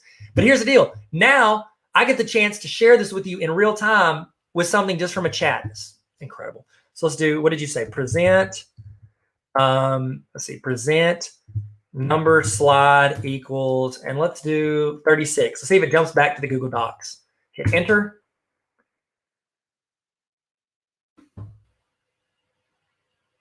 It's like Mr. Bean approved. Seriously, I love it. Oh goodness, Tyler, don't start talking. Get out of here. Never, that's rule number one of presenting. Never watch a video of yourself, okay? Oh my goodness. Tamara, your district got it. I'm thankful. Yeah, there were a couple co-ops in Arkansas that signed up for it, and they got it for every district in their co-op. And so if you get a chance, send a thank you email to your principal or your district for doing this. I really appreciate it. And if you like it, it'd be cool for them to hear feedback. That's another thing too. As you know, this is teachers. Like when you talk to parents, it's usually they're calling you because they're upset about something. Very seldom you have a parent call me, let me tell you something. You're an incredible teacher. My student loves you. Like you don't get that. You might see it at open house, but nobody calls for that. Nobody sends an email for that. As a principal, send your principal an email or a text, or your superintendent a text or an email just saying, hey, thank you for this, or I appreciate this, or this was helpful for me. It's super, super cool whenever you get that as an administrator, somebody who's worked as a principal and at central office. It's good to know when you make a decision and it helps them. So tell them thank you if you appreciate it. Okay? Sweet. So we're rolling into Google Sheets. I don't want to spend a lot of time on Google Sheets because I feel like we can do more, even more with Google Slides and with, I think I've got some template. Where are my templates? My templates are after Classroom. And I don't want to spend, again, I just want to kind of hit the high points of Google Sheets. So I'm going to go in here. If you want to jump in, you guys can jump into this document right now. If you're watching this later, if you say you're watching this video on the honor roll and you're going through this, then don't worry. Like you don't have to do this. It's just kind of watch. But if you guys are in here, I'm going to give you editing access so you can go in and fill out this document. Let me reset it. And then I'm going to give you like a minute or two. You can jump in and roll with it. Okay. Let's do this. I haven't given you editing access. I don't think. I think I need to restore it to a previous version and then I'm gonna give you access. So hold on one second. While you're waiting, in the chat,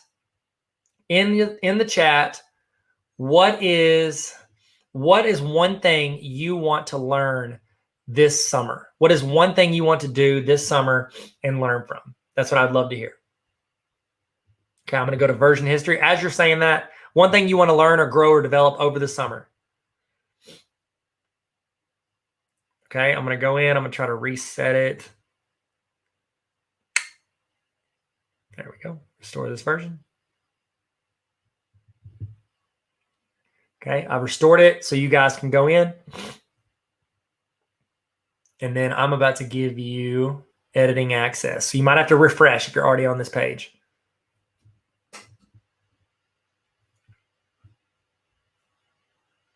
All right. Okay, so if somebody wants to toss in the chat what slide number this is, or if you wanted to grab the link and toss it in the chat, that would be fine too, if you want to make that easier. Tara wants to be a tech Jedi master. Well, you can.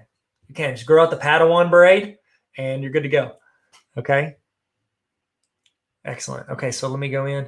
Right now, everybody has view access. So I want to change it to where anybody who has this link can edit it. So I'm going to go here. I'm going to go anyone with the link selected, and I don't want you to be viewers. I want you to be editors. Okay? This is something you might do for your class. You might drop it in. It's on slide 43. Thank you so much, Kira. Okay. All right, cool. Now you have access. Hit refresh. I want you to put your name in there. I want you to put the subject you teach. If you don't want to put your first and last name because people could see this, you can just put your first name. That's fine. Subject you teach, favorite social media, and then how many years experience you have. So I'm going to give you about a minute to go in there. And here's the deal. You're going to type over each other. So figure out how you would handle it. And then you can use that learning to instruct your students. So I'm going to stop talking so you guys can do this.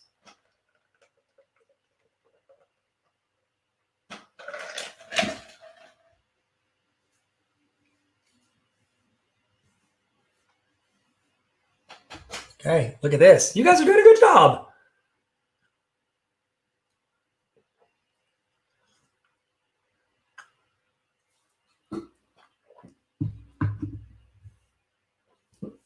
Yeah, BJ, if you're driving, do not interact, okay? You stay focused on the road. Stay focused on the road.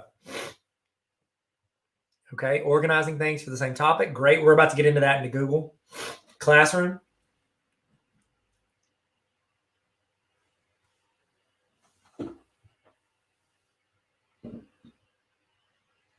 All right. Okay, I'm about to take away access. If you're traveling, don't. It's fine. It's okay not to participate if you're traveling or if your computer's not loading. The main thing is I need information in here to be able to show you some stuff with Google Sheets, okay? So I'm about to take away your access. So you got a few more seconds. Here we go. I'm going to share.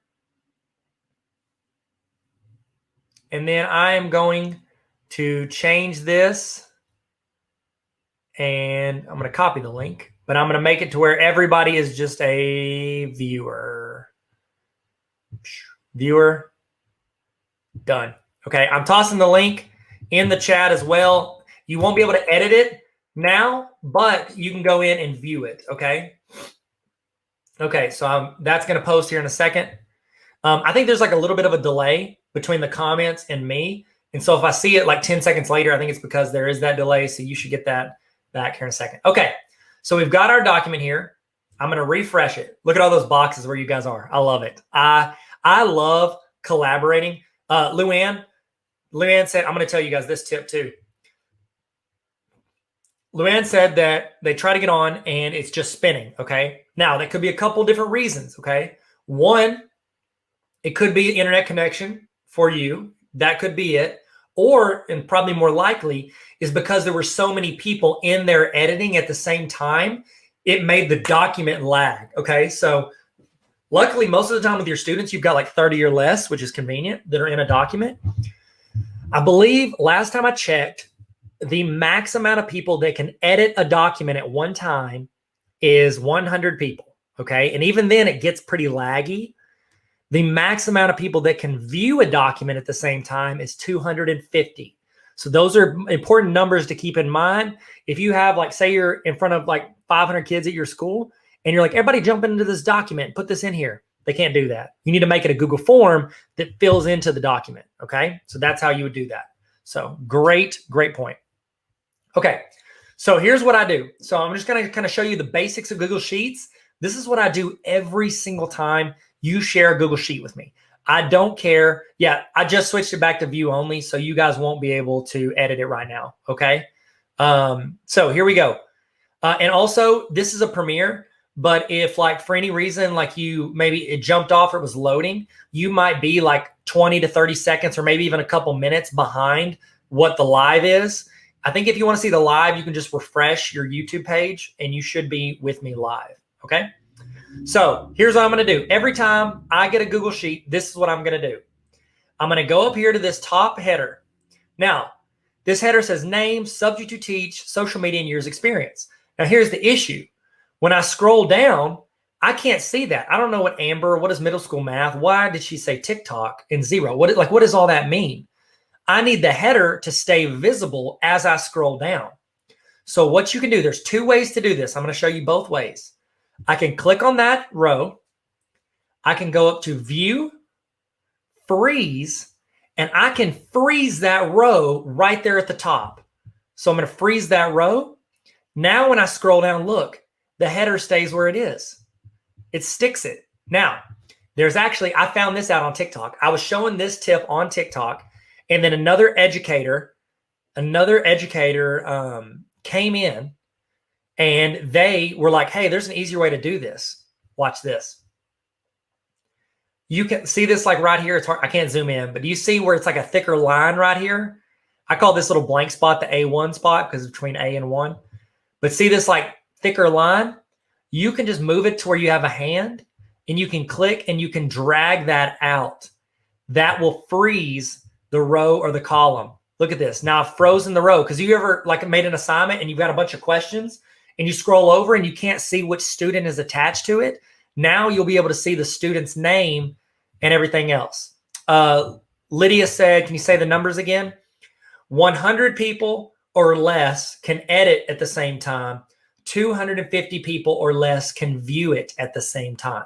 Okay, so those are your numbers. Now, if you need more than 250 people to view it at one time, you need to publish it to the web. And I'll show you how to do that here in a second. You can do that with slides, docs, or sheets. I'll show you that. There's no limit to publish to the web. That's essentially like taking your doc sheet or slide and turning it into a website. That's what you're doing. Okay. Let me move. I need to take this. This is taking up my screen. I don't like that. Okay. So we've done that. We've locked in our header. We've locked in our column. Okay. I don't know who was geostats. We're going to say it's Bill. I don't know who Bill is, but he's now geostats. Okay. I'm also going to take that first row. I'm going to hit the fill color, and I'm going to make it a color because I want my header to stick out. See that? It sticks out. I can see things. Here's the next thing. Do you ever accidentally scroll over and you get lost? You're like, where did all my stuff go? Why am I out here in the abyss with all these blank cells? Well, what you can do is first thing, I've got to look, somebody did this. Sean did this. Sean didn't want his stuff typed over by somebody else. So he went down here in no man's land and he wrote the information. Very smart. Watch. I noticed other people doing that as well. I can go up here to this column, and then you can click this drop down, and I can sort it A to Z. Boom. That's going to bring Sean back up with everybody else. Okay. And then this one's going to be Zara. Sorry, needed a name. Okay. And then Samantha, let's say you did 15 years.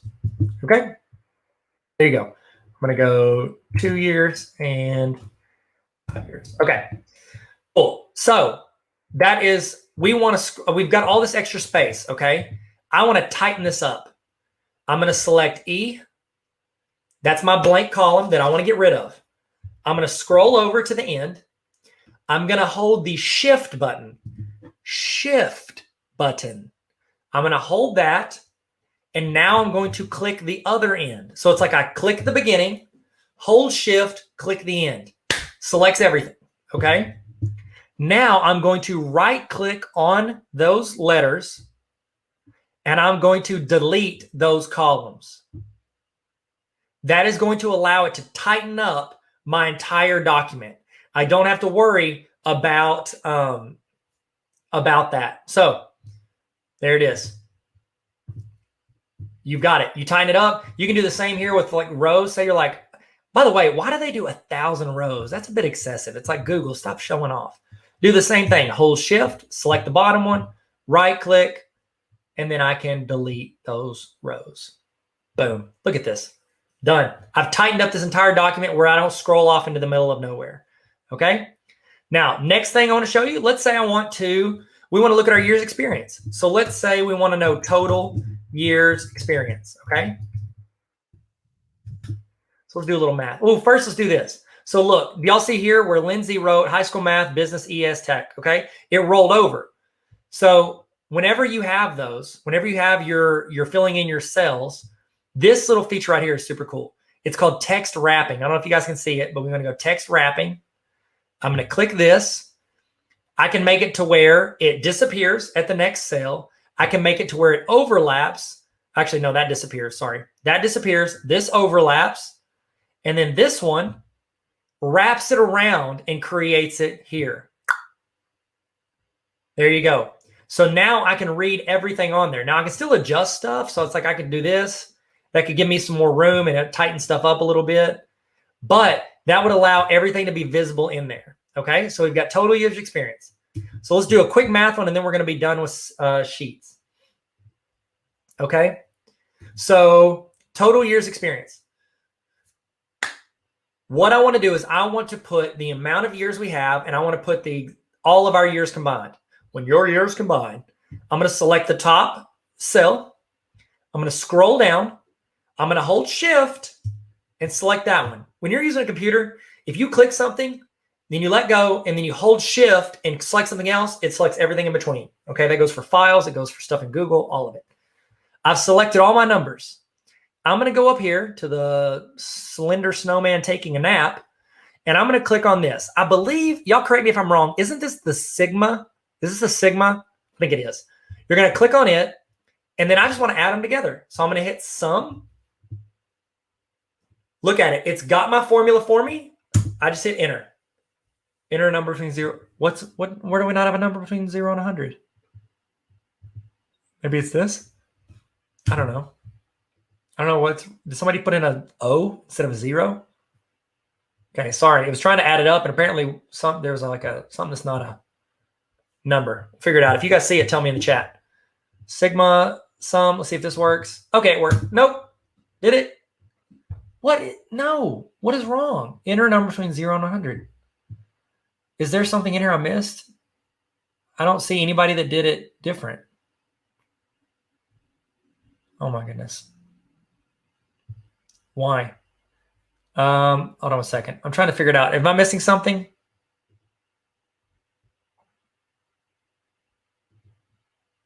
Okay, let's try it if I remove validation. Maybe it'll work now. So I'm going to select all those.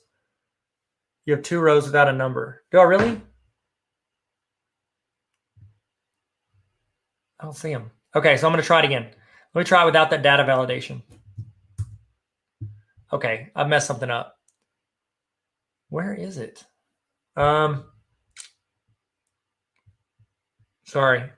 Do I have like a hidden row or something? Everybody put a number.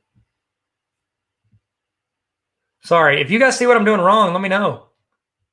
There's nobody that had over 100, nobody less than 0. Is there an extra space? Maybe there's like a space in the beginning. I don't know. Is it pulling the top row? No, because I'm not selecting the top row. I'm starting here. It's good thought though. That was good. You know what? We're just gonna have to do this. I'm gonna make up numbers for you guys.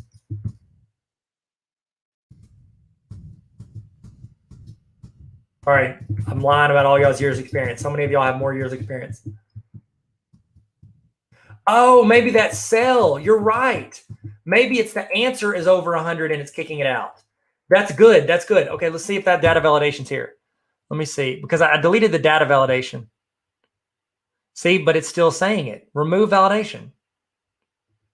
Okay, let's try it now. Let's try it now. That might have been it. But then I selected the whole column earlier. Okay, let's do this. We're going to hit sigma, sum, hit enter. It did it. Okay, thank you guys. Thank y'all very much. Thank you. Y'all helped. Thank you very much. So our total years experience are 246 years. Man, we're really smart. We're a really smart group of people. We got a lot of years experience. That's how you would do addition. Now, here's the other way to do that. You ready? Average years experience. Okay, so let's say I want to do this. Now, here's the issue. If I'm going to make this red so we can see a little better. So here would be the issue. Let's say I wanted to go here. Now, I can't do what I did earlier. I can't just select it, go here, and hit enter. Why? Because it would include that 246. That's going to throw it off. That's an outlier, okay? Because it's not supposed to be included in our average year's experience, okay? So what we're going to do is I'm going to start from where I want the answer to go, and then I'm going to work backwards. You can do this. So I can do it the way I just did it, where I select all of my numbers, and then I find my answer. Or I can Jeopardy this mug, select where I want the answer to go. I go up here to my sigma. I'm going to go to average. Okay, so I've selected where I want it to go. Now I'm going to go choose my cells that I want to be included. I go up here. I select this one. Hold shift. Select the bottom one. Hit enter. We have an average of 9 9.1 repeating years experience. I know I skewed the numbers because I changed a bunch at the beginning when I couldn't figure it out. Now, here's the quick way to change those decimals. Up here, you've got your decimal, your money, all that stuff. So you can move all of this stuff over. And I could say we have 0.11 or 9.1 years experience. I think that looks better. And you're good to go. That's it. We did it. Look at us. We're so smart. We're so smart. Smart. And that's it. That's the gist of Google Sales, or Google Sales. That's not what we call it. Google Sheets in Sales. Why did I do that? I've done that a couple times lately. Okay, cool. So we're moving on. We're about to get into Classroom, and then I'm going to start throwing you a lot more resources because I know I've been kind of reviewing more the past couple hours, and I'm going to throw you into that. And we'll start with the curriculum map when we come back. I have to take my dog out to the restroom so she doesn't use the restroom in my house. So we're going to take like a 5-minute break. And then we're going to come back and we'll probably rock out, maybe even to the end. We might take one more break, depending on how much coffee I drank. Just kidding. Or if my dog tries to get out. So I'm just going to ride in here, 5-minute break.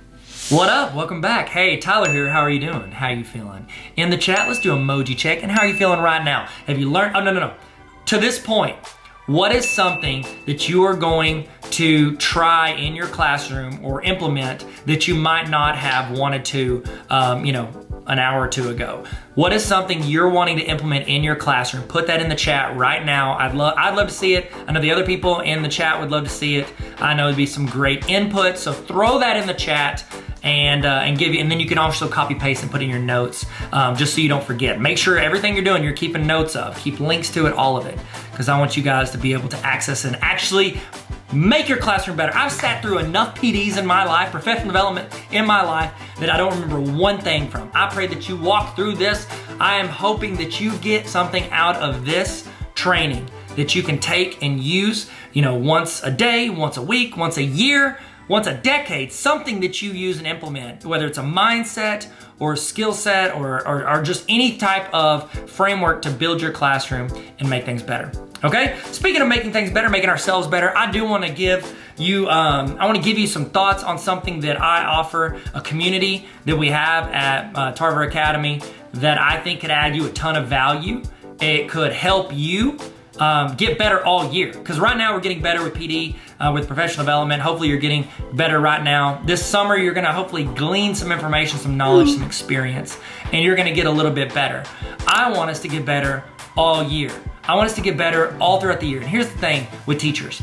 We do not have time to go sit through a 6-hour professional development once a week. So what I did was I created a community called Tarver Academy. And it was based on teachers telling me they wanted resources. They wanted a continuation of these trainings, of templates, of resources. They wanted to be handed to them, because if you go out and search for it, you're gonna find random stuff. They wanted stuff that could be applied to their classroom, that they can sit there, bite-sized professional development for busy teachers. That's Tarver Academy on a roll. And I would love for you to join if you want to. If you don't have to, don't pay for it. It's not very expensive at all, but I don't want you to have to pay for it. I would rather you use your district's professional development money. So if you want, have them go in, order that for you. Hey, here's the deal. Okay, let me be real with you. So you are signed up for the premium summer PD. Okay, either you signed up for it yourself, your principal, your administrator signed you up for it, or your district or your co-op. There were some amazing co-ops, districts that jumped in and realized that this could add value and flexibility, because they're offering 3 different sessions throughout the summer. You have flexibility to watch from home, or maybe you're watching with a group, maybe you're watching in your classroom, wherever you're watching from. They wanted you to add that value, and I wanted to give you a huge discount on the Tarver Academy Honor Roll. This is just for this summer, and it's just for the people that are on the premium watches, okay? And so the premium watches, the premium PD, okay? And so if you're watching this, you're here, you're on it, okay? So what you can do is you can sign up at tarveracademy.com/honor roll, and I want you to use this promo code. When you sign up, use this promo code. It's gonna cut in half. And it's one time for the full year, and it's gonna cut in half. Remember, use your district money if you can. So just write the promo code down, or put it in there and then get reimbursed, whatever you need to do. The promo code is premium, because you've signed up for the premium summer PD, and so I want to give you half off. So what that is essentially, you or your district or your co-op or your building paid for the summer PD, and so what it is, you get half off for these honor roll resources that come to you every week for the entire year. They essentially, it paid for more than, it paid for half of this just because they signed you up for it, or you signed up for it. So it's actually a better deal than if you just like straight up bought it. But you'll get access to these trainings anytime you want throughout the entire year, plus anything new. I'm gonna send you something every single week to help make you better in your classroom, because when you get better, your students get better. In the email every week, you're gonna get either a template, a resource, you're gonna get a short PD video, professional development, a training to show you how to do something you might not know how to do, or reinforce something you're maybe already trying. You're gonna get something that makes you better every week, plus some quick tips, links to some other things, and also you can ask me questions. I have a mailbag where you get to ask questions, and that's the list I'm gonna pick from first. I wanna help you guys. If I don't know how to do it, I'll do the research for you. I'll build, you're like, oh, I really wish I had a digital interactive notebook. Guess what I'll do? I'll go in and I'll build digital interactive notebooks, and I'll give you the template. You don't have to pay teachers. You don't have to go in and throw the money at anything. I wanna just hand it to you, and I wanna do trainings for you to help you. So if you wanna join that community, I think it's super helpful, and it's essentially where I become the tech facilitator for you. It's Netflix for teacher resources, and I would love for you to join and jump on that. So if you want, go there. It's tarveracademy.com/honor-roll, and you can sign up for that. And I think it's just going to be a huge. It's going to be a huge help to teachers throughout the year who have a lot going on and not a lot of time, extra time to go out and do it. It's like as teachers, they always give you more stuff to do, but they don't give you like, oh, here's like an extra 3 hours a day to go out and do whatever it is you're going to do. So if you want to sign up for that, you can. I hope you've used this time also to use the restroom. So if you're just getting back using the restroom, guess what? We've just been talking about Tarver Academy Honor Roll. No big deal. But I want to give you guys time to go do that and get a snack if you need it. Whatever you need to do, we're about to kick back into it. We're about to jump back in it. We're going to fall back into the gap, fall into the gap. Man, do y'all remember that? That was a good campaign. That was memorable. Wasn't it? Memorable? Yeah, sure. Okay, so we're about to get started. We'll get started here very soon, and we're gonna jump back in. We're gonna keep learning. All right, let's do it. Let's go. We're still doing this. In the chat, here we go. In the chat, I want you to tell me the name. Okay, don't say that. I was gonna say, tell me the name of, you know what? You can do that. Tell me the name of a teacher who made an impact on you and what they did. Why did they have an impact on you? In the chat, what name of a teacher or an educator that had an impact on you and what they did to have an impact. It was either the way they treated you, the way they ran their class, or the way they inspired you, or just the way they had structure maybe. They were reliable, they were consistent. I would love to hear in the chat, name of a teacher that motivated you as a student or as another teacher and what they did. So let's throw that in the chat, and we're about to get started. We're gonna jump back into it. We're about to get started. We're gonna jump back into it like a pogo stick. See that? See what I did there? Nope? Okay, all right, let's get going. Awesome, thank you guys so much. Apologize, my dog's name is Queso, and every now and then, she gotta do the business. So appreciate it. Also nice to take breaks every now and then so you don't have to hear my voice for that long. So we're doing well. We got about a little over an hour and a half left. And so I want to make sure I hit some high points, but I really want to give you some resources and show you how you can use those, because it looks like a lot of you guys are wanting to expand some of the digital resources you're using in your class. And I think these resources could save you a lot of time. Okay. So I do want to answer a couple questions. So I think I missed a couple in here. Off topic. Here we go. Anna said, off topic, did you say some co-ops have bought the honor roll access for all their schools? So what they did was there were a couple co-ops that bought the premium access. So there's like 3 levels essentially. There's the free one, and I offer like every session at least once for free, because I'm like, we're teachers, I get it. So if you're willing to work your schedule around it, there's one session that's playing of everything I'm offering this summer. And I can show you the screen. So like right here.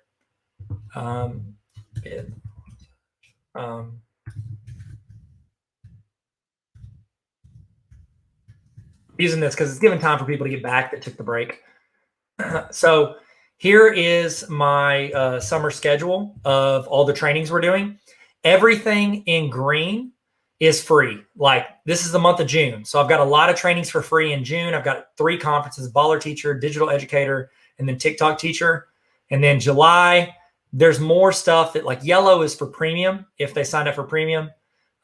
So essentially what Premium does, it gives you 2 more time slots to watch the video play live. Okay. So it's like, it'll be either a live video like this, or it'll be like a premiere where it's like pre-recorded. I put it together, edit it, and then it runs where there's still a chat and it's like a premiere. So there were a couple co-ops that literally bought every session. Like all these are green. Like you can go to any of these sessions in June, July, or August that you want at any time, which was super cool of them to do for their districts, because it's like somebody said it earlier about rural schools. Like you might not have the chance to bring in like a Google trainer, or that's the thing. You might, even if they do, that's one day. What if you have to miss because you're on vacation or you've got another training you have to go to? Here, it's like they have options to go all around.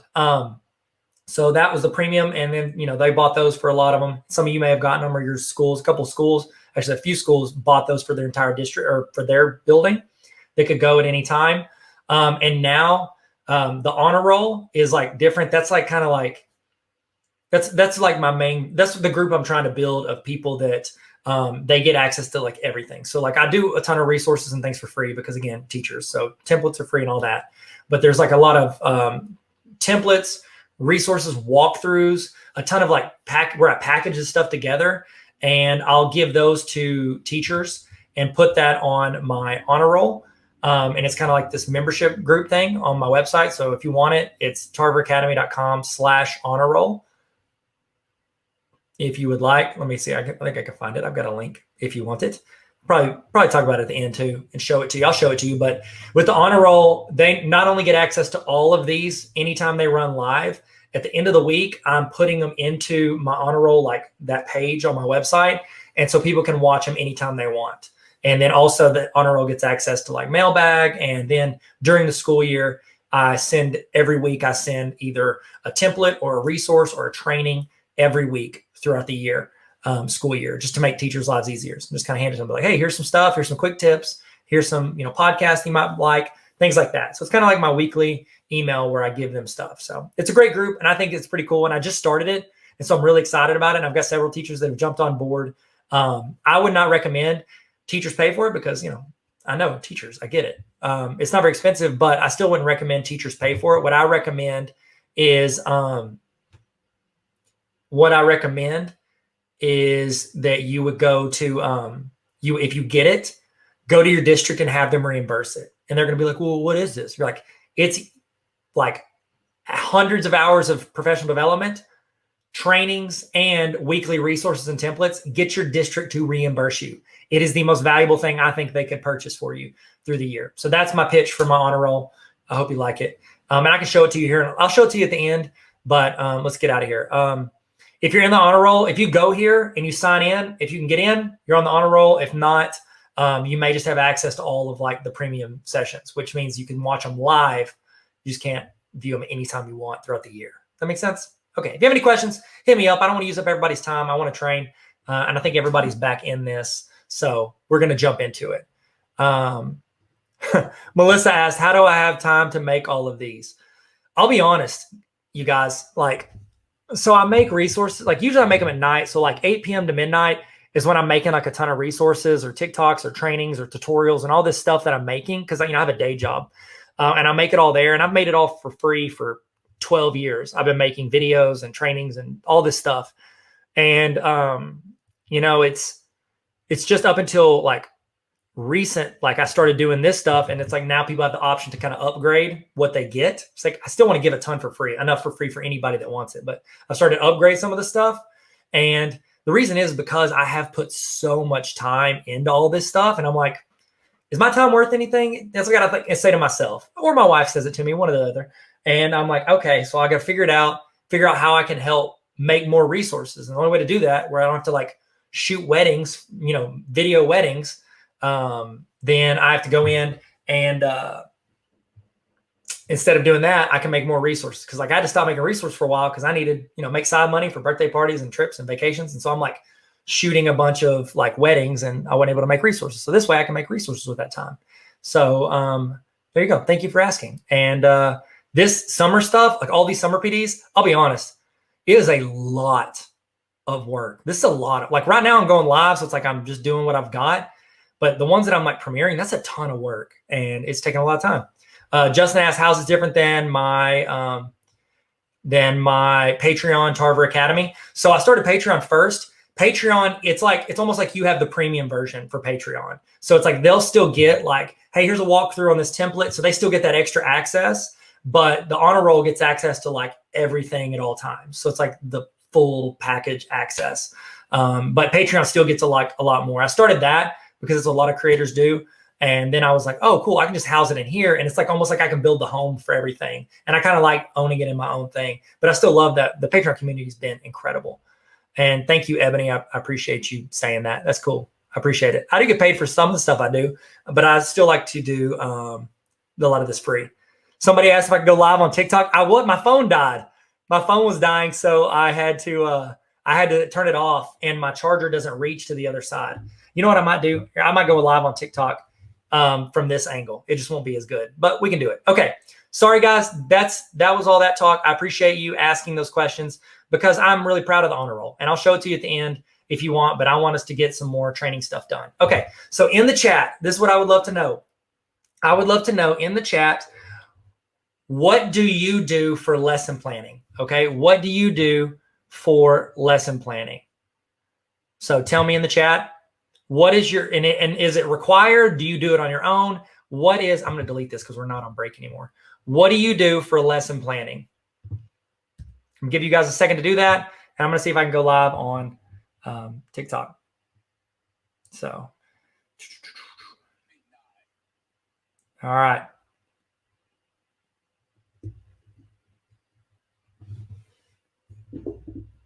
Okay. So Tamara asked, is TikTok safe? Yeah, I love TikTok. I've been using TikTok. I started getting on it like last summer, and I absolutely love it. It has an amazing, there's an amazing teacher community there, and it's been one of the most supportive communities I've ever been on, and I absolutely love it. Okay. So a lot of people use Planbook. I've heard of Planbook. Do you guys like Planbook? Is it something you enjoy? Okay, so some people, Pamela has to publish hers to the whole school so they can see. Somebody said, what's the lesson planning? That's touche. Oh, BJ said they hate Planbook. Okay, well, Melissa, you said you got my semester map last week and you've been revamping it, shared it with the principal so she can see updates. Told her to put a link on her desktop. That's so genius. Thank you, Melissa. I'm popping that on there. That's exactly what I would want. Keisha, you guys did unit documents, laid out everything you're doing for the unit rather than doing it by week. Okay, so I'm going to give you a couple resources. If you've already got something you have to use or you got something you like, you can use that. But if not, I'm going to give you a couple of these resources, okay? So the first one is curriculum maps.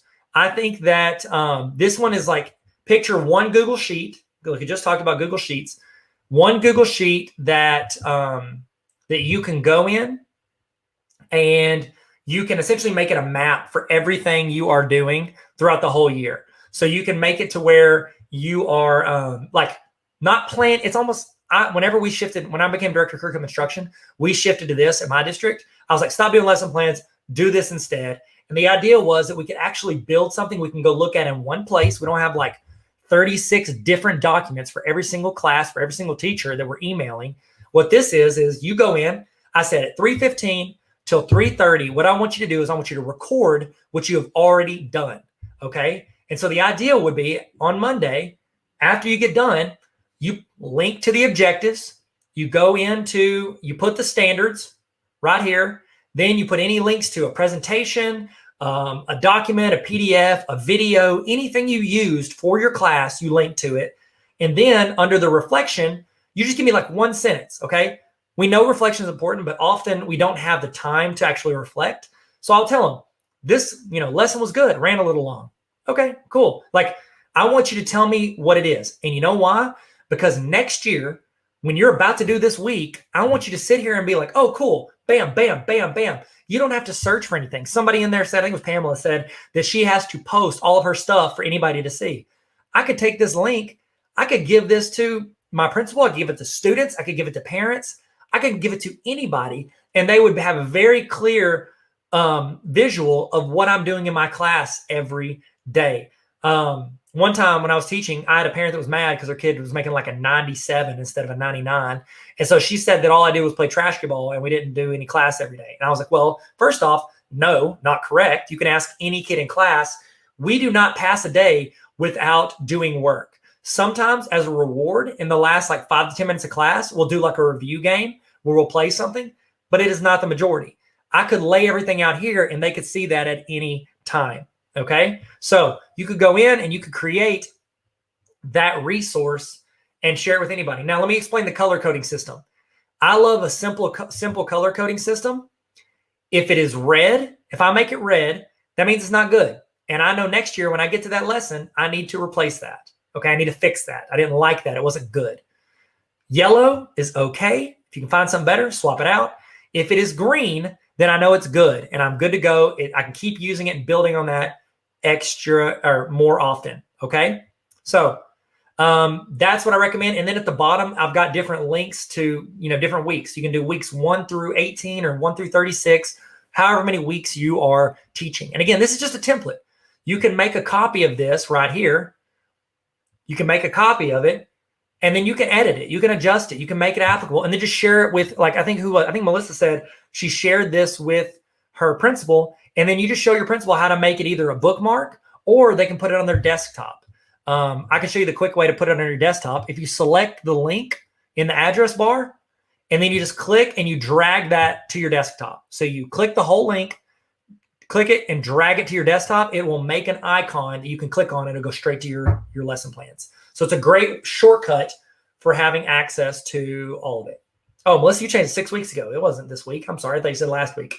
Okay. So that's the gist of it. And that's one resource. We're going to roll into some more. Let's talk a little bit of Google Classroom. I need to know this so I have context and I don't waste your time. In the chat, what LMS do you use at your district? What LMS are you using? Learning management system. Are you using Classroom, Canvas, Blackboard, Moodle? Ugh, Moodle. Yuck. Tell me in the chat, what are you using? I know a lot of people use Schoology. Do y'all like Schoology? Schoology? Why did I say that weird? Schoology? Okay, Classroom, Schoology.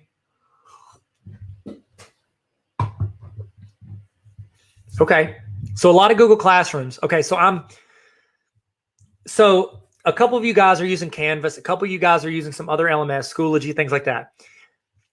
I know I'm going to talk about Google Classroom right here, but don't think that you're cut out. Like, don't be like, oh, I'm going to go on break. Okay. All right.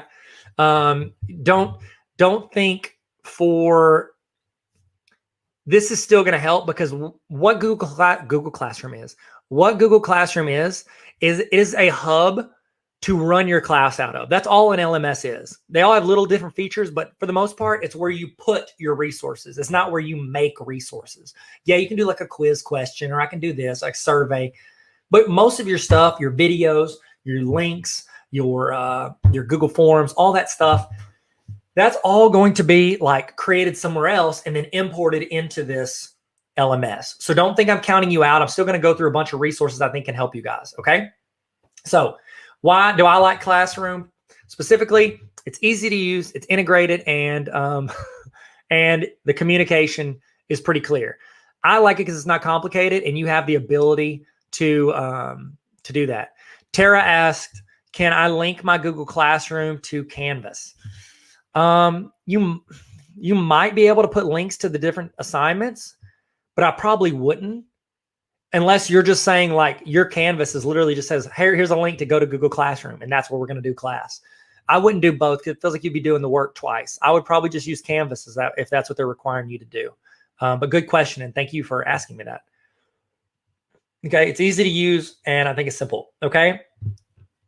If you haven't ever created a class, I think most of you guys have, you hit the plus sign, you can join a class or you can create a class. If you do not have the option to create a class, it means you accidentally signed up as a student. You would need to reach out to your IT and you would need to reach out to IT and say, hey, put me in the Google, make me a Google teacher or teacher. Sorry, put me in the teacher group, not the student group. Okay, that's pretty basic. I showed you the template for that curriculum map. This is the way that I actually organized when I was teaching one of my college classes. we didn't meet 5 days a week. We met 2 days a week. And so what I did was I organized it in a Google Sheet and I just listed it down. And I labeled all of everything I posted in Google Classroom, I labeled very clearly. If I could give anybody one piece of advice for any LMS, Classroom, Canvas, Moodle, Blue, I guess I'm saying Moodle. If you're using Moodle, just fire whoever's in charge. So I'm kidding. You probably can't, unless you're on the board. So whenever if I'm giving one piece of advice to anybody using an LMS, make everything you put in there, every post you make it organized in how you label it, okay? Some people just like to be like, oh, it's the first thing I posted. That's 1, that's 2, that's 3. Some people do it by chapter, chapter 8 - Monday, chapter 8.2. So chapter 8, lesson 2, 8.2. You could do, some people like to do it by the day they post it. So it's like week 3, Tuesday. You could do that. I mean, we just showed a curriculum map where that would be perfect because you would know exactly what day you posted those things. So, week 4, Monday, you could go in and post that. Okay. The way I did it for my class, whenever I was teaching the college algebra class or intermediate algebra, sorry, Ms. Gomes, I would never lie. Intermediate algebra class, I did it this way. I did it by the day we had class. So class day 1, it would start with a 1 dot. And then the next number would indicate what I'm posting. So if it's 1.1, it was a review. If it was 1.2, it was a classwork. 1.3 was homework. And 1.4 was a resource. So it's like, that's how, and I could have done I think 1.5 was evaluation or test or something like that. I think it's a little too complicated. I probably wouldn't do it the same way now. But whatever you do, you need to make an organization system. You know why? You know who's going to appreciate that? You are. 1 year from now, when you're going in and you go to Classroom, let me go to Classroom, and you're like, hey, I want to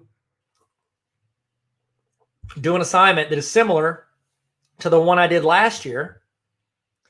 And you go in and you hit create and this is week 5 and you're trying to assign something and you go to assignment.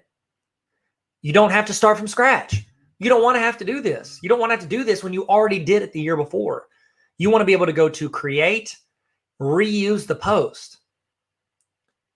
Now I can go into my old classes, even if they're archived. You can go into old archived classes and I can click on it and I can say, I want to do the president test.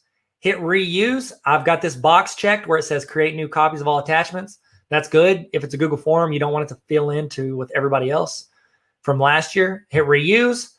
It's going to create that. Now, if I'm organized in how I do this, it makes it super easy for you to find those old things. Then I'm doing all this. I'm going to import the grades automatically from my Google form directly into Google, they don't call it thing, like the grades of Google Classroom. Boom. There you go. And then I can assign it just like that. If you are organized in how you label everything, it is going to make your life so much easier next year when you're having to do this. Okay. So one piece of advice for Google Classroom, be organized. You guys hopefully know about this feature if you use Classroom. It is one of the greatest features on the planet for an LMS. I can go in and when I'm assigning something, whether it's a doc or a slide or whatever, I can choose that all the students can view it, all the students can edit it. That'd be like collaborative editing for the whole thing, or that every student gets their own copy. I love that last one because I can create a template for the assignment in a Google Doc.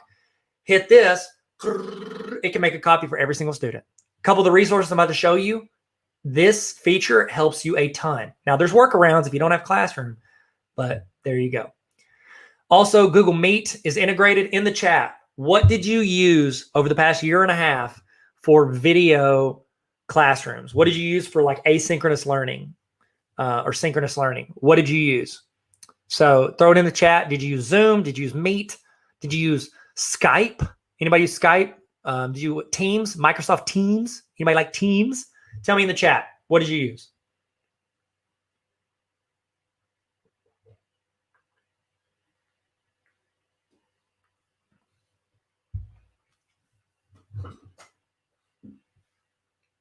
Zoom, Meet, Zoom, Meet, Go Guardian. I didn't know they did video. That's awesome. Zoom to begin, then we had to move to Teams. Gross. Just kidding. But seriously, Meet, I feel like Zoom had better quality. Yeah, I think Hangouts, then Google was switching to Hangouts. It's just the whole pandemic expedited that. Okay, so here's the deal. Zoom, I think, is probably the best, has the most features. Zoom, I think it has the most features. However, in 5 years, we're only going to be using Google Meet. You know why? It's going to keep getting better, and it's integrated into everything else. Security, we control so much more of it. We are Zoom bombs over the break or over the past year and a half.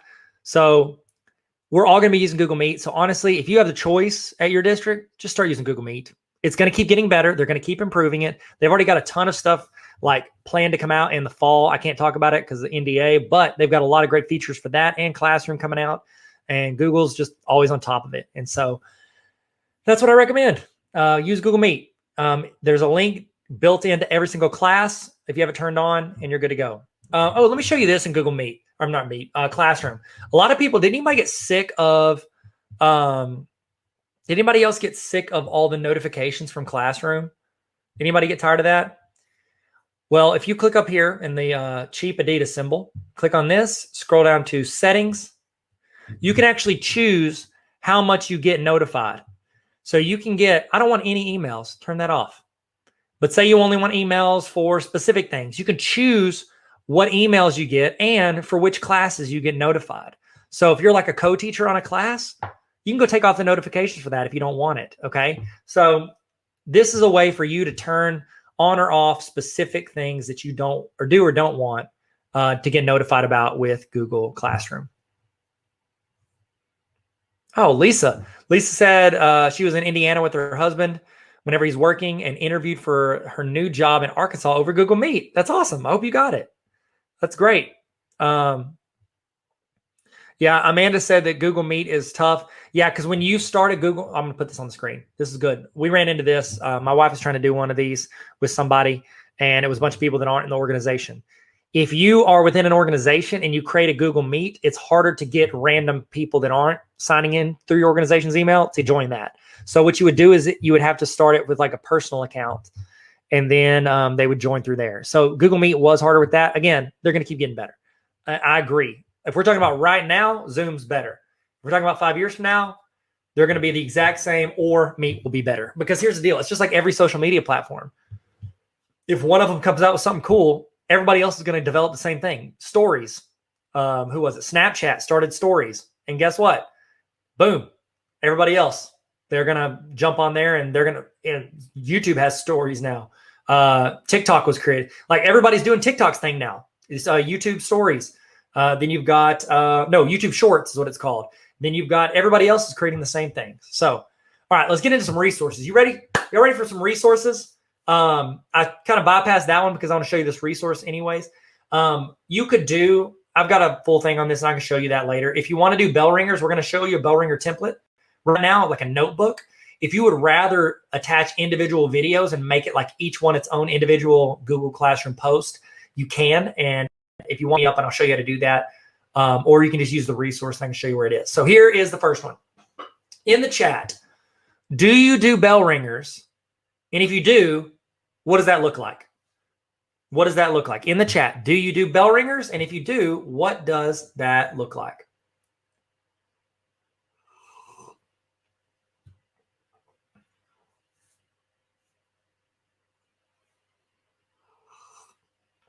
Yeah, there's Kiara. You're talking about the workaround for the younger grades. We had to do that too at my district. We had to work out how to make that work so students could have access during the week instead of just printing off like 8,000 packets. Okay, so I'm going to give you this template. I'll give you my recommendation. And here's the deal. You can use what I have, but if you don't like it, you can edit this to make it something you actually want to do. So when I taught in the classroom, like I said, I didn't use technology until like the last year. I would just write a question. I would pull out the old like ACT released items, and I would write one of the math questions on the board, and it was a bell ringer. And as soon as the bell rang, students would start working on that problem. It would take them, 5 minutes or less, and they'd work the problem. And what that did was it freed me up to take roll. I could take roll. I could email that to, the admin at the front and let them know who was absent. Then I could go in and I could, if there was a student absent the previous day, I could hand them their work. It was like, essentially, I needed like 2 to 5 minutes, 2 to 5 minutes of admin time where I'm the administrator of my class. I'm taking roll. I'm handing out stuff. I'm speaking to specific students. I'm handling stuff in that first 5 minutes. And I need my students, I need learning to happen during that time.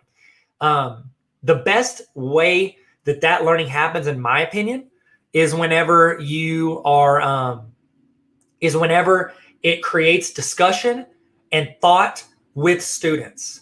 And this is one of the best ways I've found to do that. Now, if you teach high school math, I have I think 130 math bell ringer videos you can use. Okay. Email me and I will send you the link to it, or it's like tarveracademy.com/bell ringers or something like that. And you can get to them. Now, here's one that I think you can apply to almost any grade level. I've seen 11th to 12th graders use this resource. I just had a teacher last week email me. She teaches 7th grade language arts. And she was talking about how I'm pitching my own stuff. It's free. Okay. This is all free. But I think it's great how this has sparked so much discussion and meaningful conversation with her students. And it's not me. I'm just the conduit to bring in these quotes. So I did this with bell ringers. It's a bell ringer notebook, like a weekly notebook for quote of the day. So I've got a full semester one. You can go here. Honestly, I wouldn't recommend a full semester. I don't want to grade these and check them week by week. And so I've got weeks 1 through 18. So like the first semester's on here. Second semester, I'm almost done. I just got to put it into it. But when you click that, it creates a copy for you. And this, keep in your mind, this one is going to be, you are going to be able to take this, you're going to edit it, and then you're going to assign it to your students, and you're going to make a copy for each student. Okay, so that's the mindset. I'm taking it, I'm going to transition it, and then I'm going to assign it to every student to fill out. It's like you're making packets. You're running off packets in the copy room. And that's what you're doing with this, except for you have video and digital ways to do this. Okay, so, and I love quote journals. Like this, that's essentially what this is. This is a video quote journal. All right, and I'm going to walk you through it. So that's just like an intro. This right here, this is a video. And the video is geared towards students, and it's an instructional video on how they fill this out. I'll walk them through it. So you don't even have to explain how to fill this out. So that video explains to students how to do it. They would put their name there. They would write the subject and their favorite quote. This, I've told you guys, I put these in here in every slide I do. Important links. You can put some important links before you hand it out to your students. And again, those are going to keep developing and growing each week. And that's why I like the weekly idea. Okay. This would be week 1. You can put in any information here. Hey guys, don't forget to write in complete sentences. Don't write like you text, blah, blah, blah. Then your students have the notebook. So this is what it would look like. Students come in, they sit down. You've already assigned this. It's in their classroom.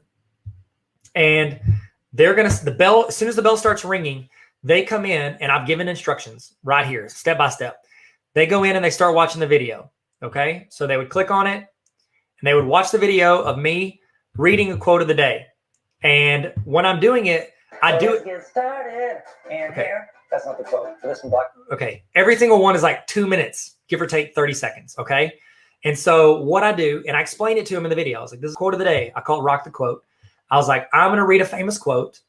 I'm going to tell you my thoughts on it. And then I want to know your thoughts on it. And I emphasize that I care about their thoughts. It's not just like, here's the right answer. I'm like, this is my opinion. As Tyler, here's my opinion. And what I'm doing is I'm asking them to join the conversation, to create discussion about this. So in this Google slide, they're going to go in and they're going to rewrite the quote. They're going to put any notes they have over here. They can put notes on the right. Then they would give their thoughts. They're putting their thoughts right here in this box. And then after that, I love this little piece. And this, you can add this into any assignment you give with Google Slides. Over here, I've got 2 scales, okay? It says, how much do you agree with Tyler's interpretation? Rated on this line. And so they can do thumbs up or thumbs down. And then they can drag it on this line depending on how much they agree or disagree with me. Then right here, drag an emoji from the above to the bottom line to rate the quote. So they're judging how much they agree or disagree with me. Okay. And then you can take this and you can drag it if they think, oh, that's a fire quote. They can put it right here. Okay. Great. I'm going to look at okay. So that's what a student would do for the day. It takes, 5 minutes or less is the most I think it should take to do this entire thing. I need a few minutes to get class to get set up. So several of you guys have quote journals. Yeah, Luann, use this. Like I've got weeks 1 through 18. So the first semester's on here and all I have to do is just put them in there. And again, if you're like, hey, I like the notebook, but I don't want to use your videos, guess what you could do? Click on this video, delete it. You could literally just write the quote in. If you'd rather just write it in, just write the quote. You could go in and change it to math or science or whatever and put those videos in, just insert, and then you insert the video, and then you choose whatever video it is you want to put in there. So say you want to put like slope. Sorry, I keep using math, but that's what I taught. Okay, so I want to put slope in there. Where are you at? Am I on here? Am I in the top searches for slope? Doesn't look like. Oh, there I am. Bam. Got it. Okay. So you could put the video in. You could add whatever video you want as the main video for that notebook. Okay. So it's super customizable. BJ said, my students would tell me they never thought about quotes like they do with the quote of the week. Stretches the real world thoughts. Yeah, I'm a big fan of quotes as well. I think quotes are a great way to get people thinking. And if you really want to take it to the next level with your students, have them do a quick like Google search of whoever said the quote. Because there's things we think when we hear quotes, but then if you know who said it and the context and the time frame, that's a really cool way to add in that empathy feature for your students. Let's see. Lindsay said, what age group would you recommend using this with? I don't get too crazy, and most of the quotes are pretty simple, and they're not like anything controversial, and I don't cuss. So honestly, I think you could do, I want to say third grade and up, maybe. If you try it and it's not working, you're like, this is too much. I think it's fine, but I don't think there's like a minimum or maximum. I think it's good to have the conversation. Like I said, the teacher said 7th grade worked really well. I know several 3rd and 4th grade classes that use them, but they'll a lot of times play the video on the screen so everybody watches it together, and then they all fill out their notebooks. Okay. Melissa said, I think 5th grade would be totally fine with this, Pamela. Melissa said, how did you put the scale in? Thank you for asking. So I'm going to go I went more in depth with this, my Google Slides training. I think I talked about it or Sarah did, but we talked about editing the master slide. No, Meg did. So we talked about editing a master slide. We did that training last week, but it's happening again in July and August. If you want to join it, or if you're on honor roll, you can watch it right now. But I'll show you the quick look at how to do that. What you're going to do is you're going to go in here and you're going to go to view and you're going to go to master. Where'd it go? Hold on. Maybe it's under edit master. Nope. Where is master? I should know this. Where did my master slide go? Do y'all know? Did I overlook it? Not theme builder. Maybe, did they change the name of it to theme builder? Because it says updated. Let me look. Let me see if they changed the name of it to theme. Okay. So that is new. They just changed. That's new since last week. They have changed it. It used to say master. Now it is called theme builder. So if you need to, go into theme builder, and then that's where you can adjust and create those lines. And so you can like right here, we could do an arrow, and you could do from like here to here. And then you could choose I could choose this. I could do format options, and I can adjust the size of everything. So that's where you're going to go in and make that. I don't remember if I made my background. I don't think I made my background in Canva. A lot of times I will make it. Okay. And to get out of this, again, I don't want to go too in here because I know we only got like about an hour left, but I'm going to click off of this. And if you want, I'm doing a lot more with slides later, talking about how to build that. And actually, later this week, I'm doing a session called Resource Creator Starter Kit. And that's where we go in and we actually do stuff with some of that as well. So we're going to go more in depth there. In the end of the week, I think it's good. Big wins from the week. What went well? What could have been better? And so I always like to add that in there. So Tara said, I've asked questions and have students had used doing Flipgrid. Flipgrid's great. I love Flipgrid. It's a way for them to engage with technology and their peers can like and comment. I like that a lot. I think they do that all the time anyway outside of class. Why not let them like and comment and do that? If you want, I've got those quotes as just the individual videos. If you go to tarveracademy.com/quote, I think it's quote or quotes. I don't know if it's plural. Yeah, it's quote. If you don't want it in the notebook, Ryan Gosling, you can scroll down, and I've got, this is an example text to copy paste into Google Classroom, and then you can assign each individual video. Just copy the link and you can toss it in there. So there's another way to assign it if you want to. So there is that notebook. Again, think of ways you could use this as different notebooks. Use it as a template to keep moving. Okay. All right. Y'all feeling good? Y'all feeling good? Everybody feeling okay? You having a good day so far? Almost done. You're in the home stretch. Is this the longest virtual PD you've ever done? Like, this is 6 hours. I think I've done a 6-hour PD. I can't remember. Who cares? Okay. So let's do somebody. Who was it in there? Somebody wanted to do digital interactive notebooks. Let me know in the chat. Have you done a digital interactive notebook? Do you want to do a digital interactive notebook? And there you go. If you haven't, or you'd like to try it, or you want to edit one, I have a copy of a template. I've got a template here you can use. You can do full semester. Again, I recommend weekly. Weekly allows you to modify and adjust more frequently. The problem is if you do a full semester one and then you assign it, that's convenient because you're not constantly assigning it every week, but it's not convenient because then if you want to add something, you have to wait till next year or next semester. So I kind of like weekly because it gives you, the chance to go in and do that. So I'm going to click on this and I'm going to answer a couple questions as I do it. So click here to make a copy of the weekly template. So this is a template you can have if you want. Oh man, it tried to sign me in as Hermione. See, we talked about this earlier.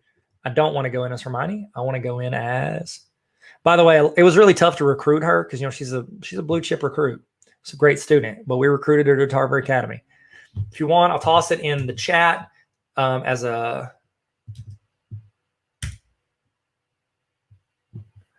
okay.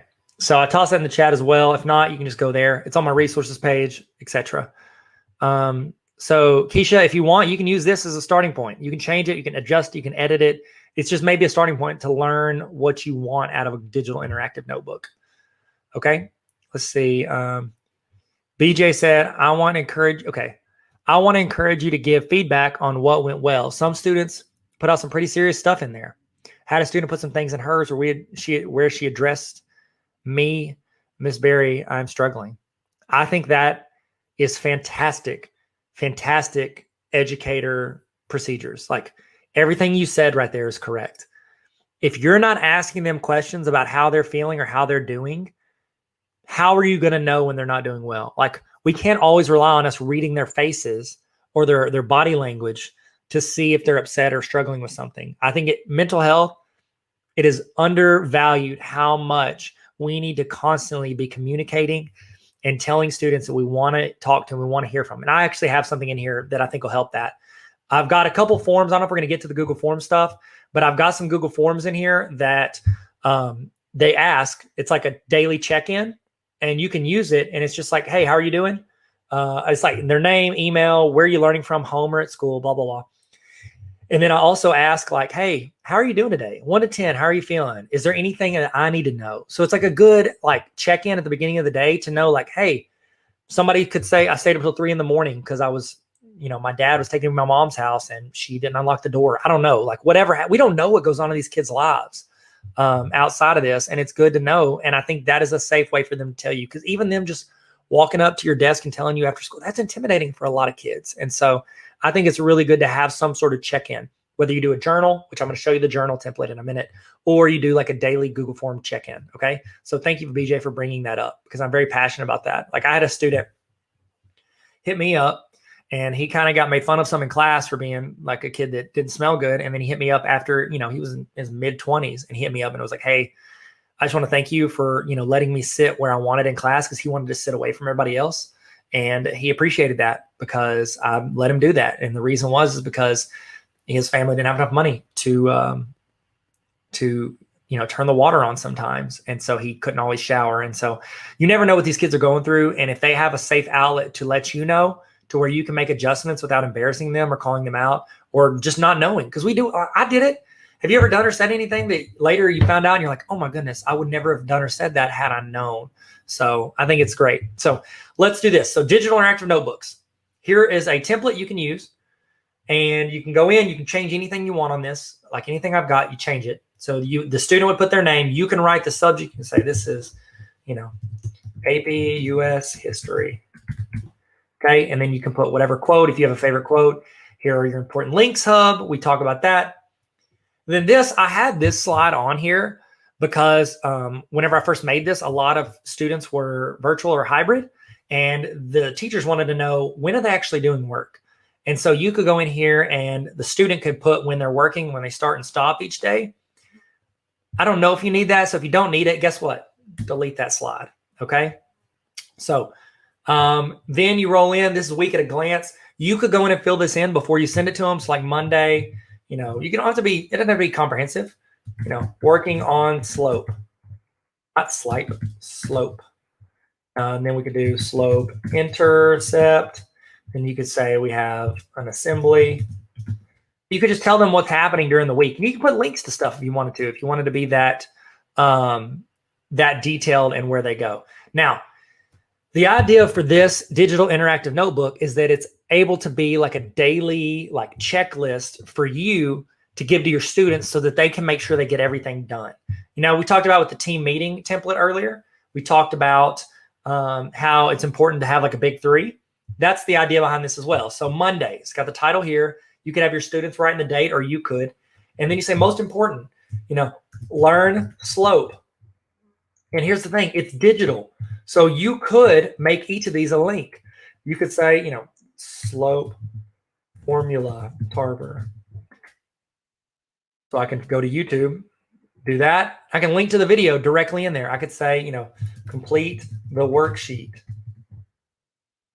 And then you can link to the PDF that's in your Google Drive.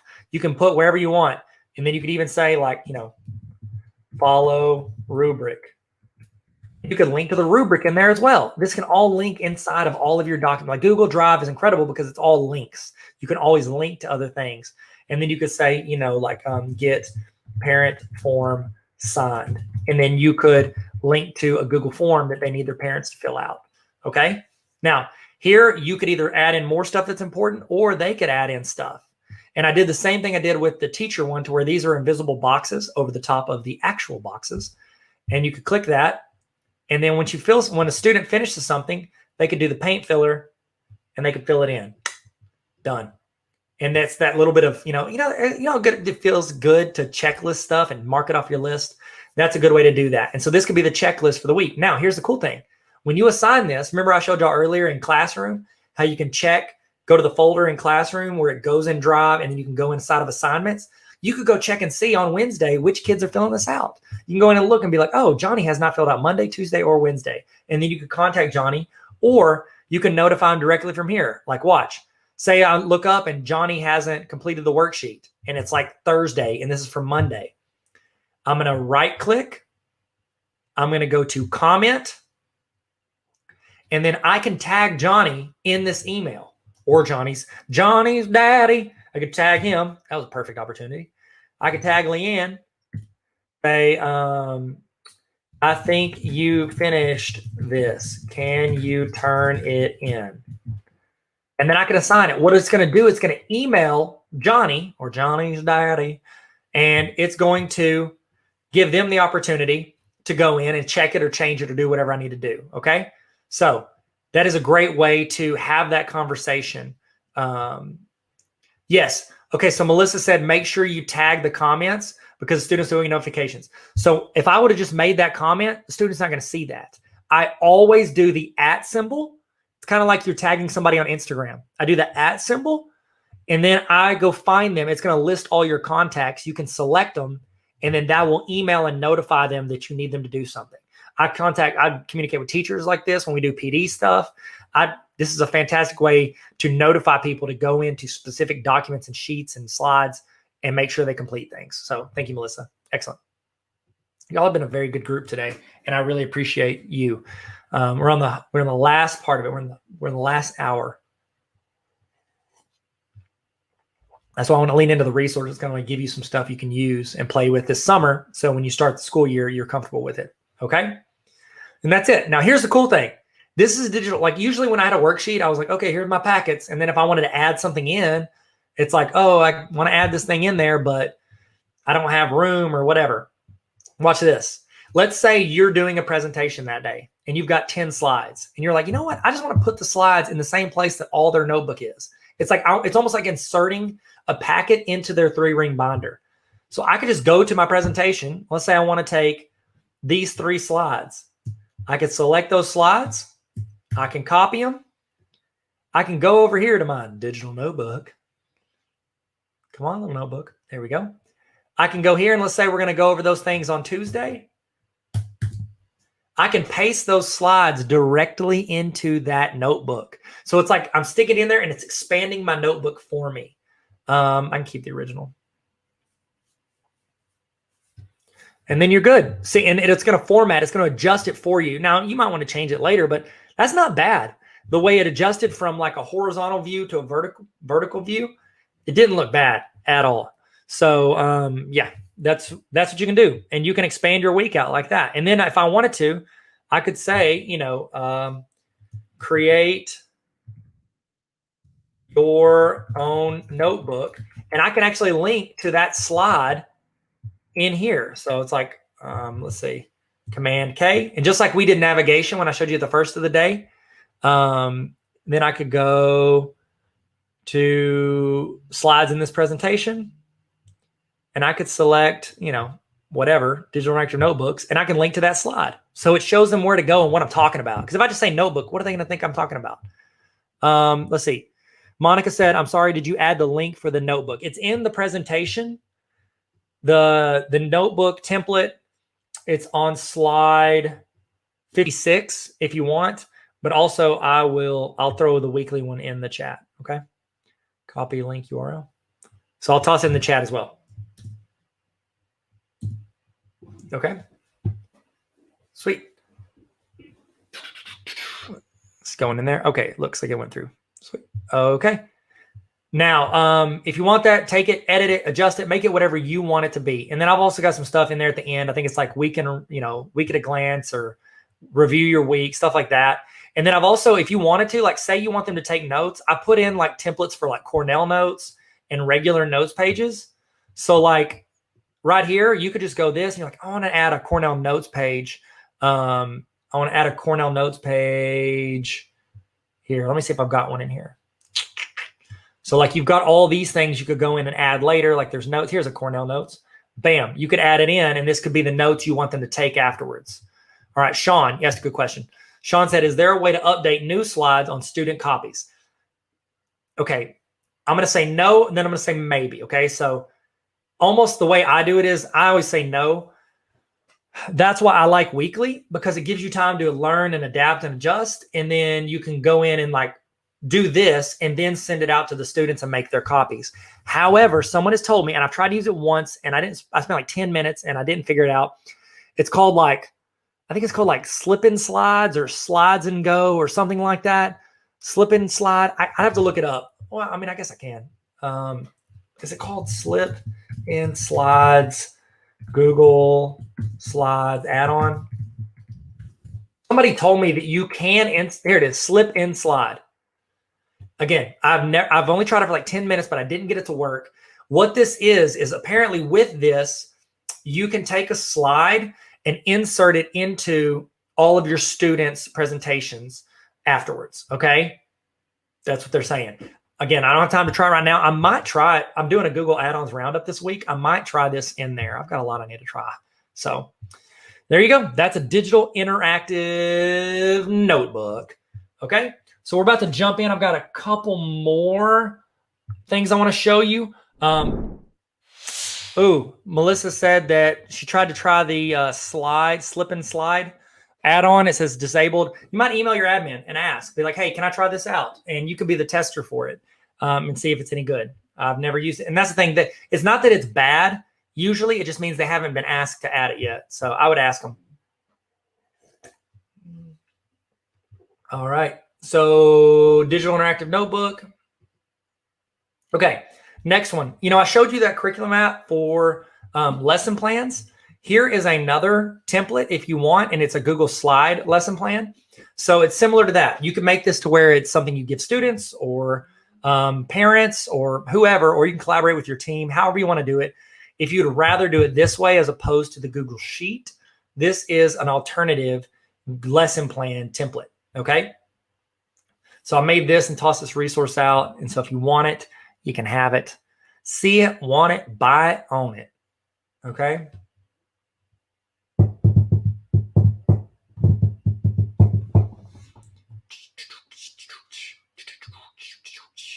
Okay, so we're rolling. What? Keep rolling. Okay, I'm rolling past all the main, like, you know, the stuff I've told you I've put on, like everything. And here we go. We're jumping into it. You got your week number. You got all your stuff. This is what it would look like. It's pretty basic lesson plan. I actually made this in Canva and then imported it as a background. And then I put the boxes over it. And so you've got unit, topic, your objective. You've got your starter, your main stuff, and then the recap, and then notes and links. Okay, so it's pretty basic lesson plan. If you want that template, you can have it. It's linked in there. And then also, I just made this one recently. I need to put the link in there. I'm going to put it in as I do this. So tarveracademy.com/resources.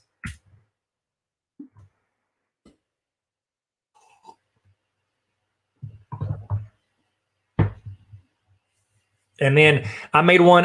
What grade do you got in the chat? Tell me again what grade you teach. What grade do you guys teach? Let me know in the chat. I would love to know. It is, where is it? I think it's called.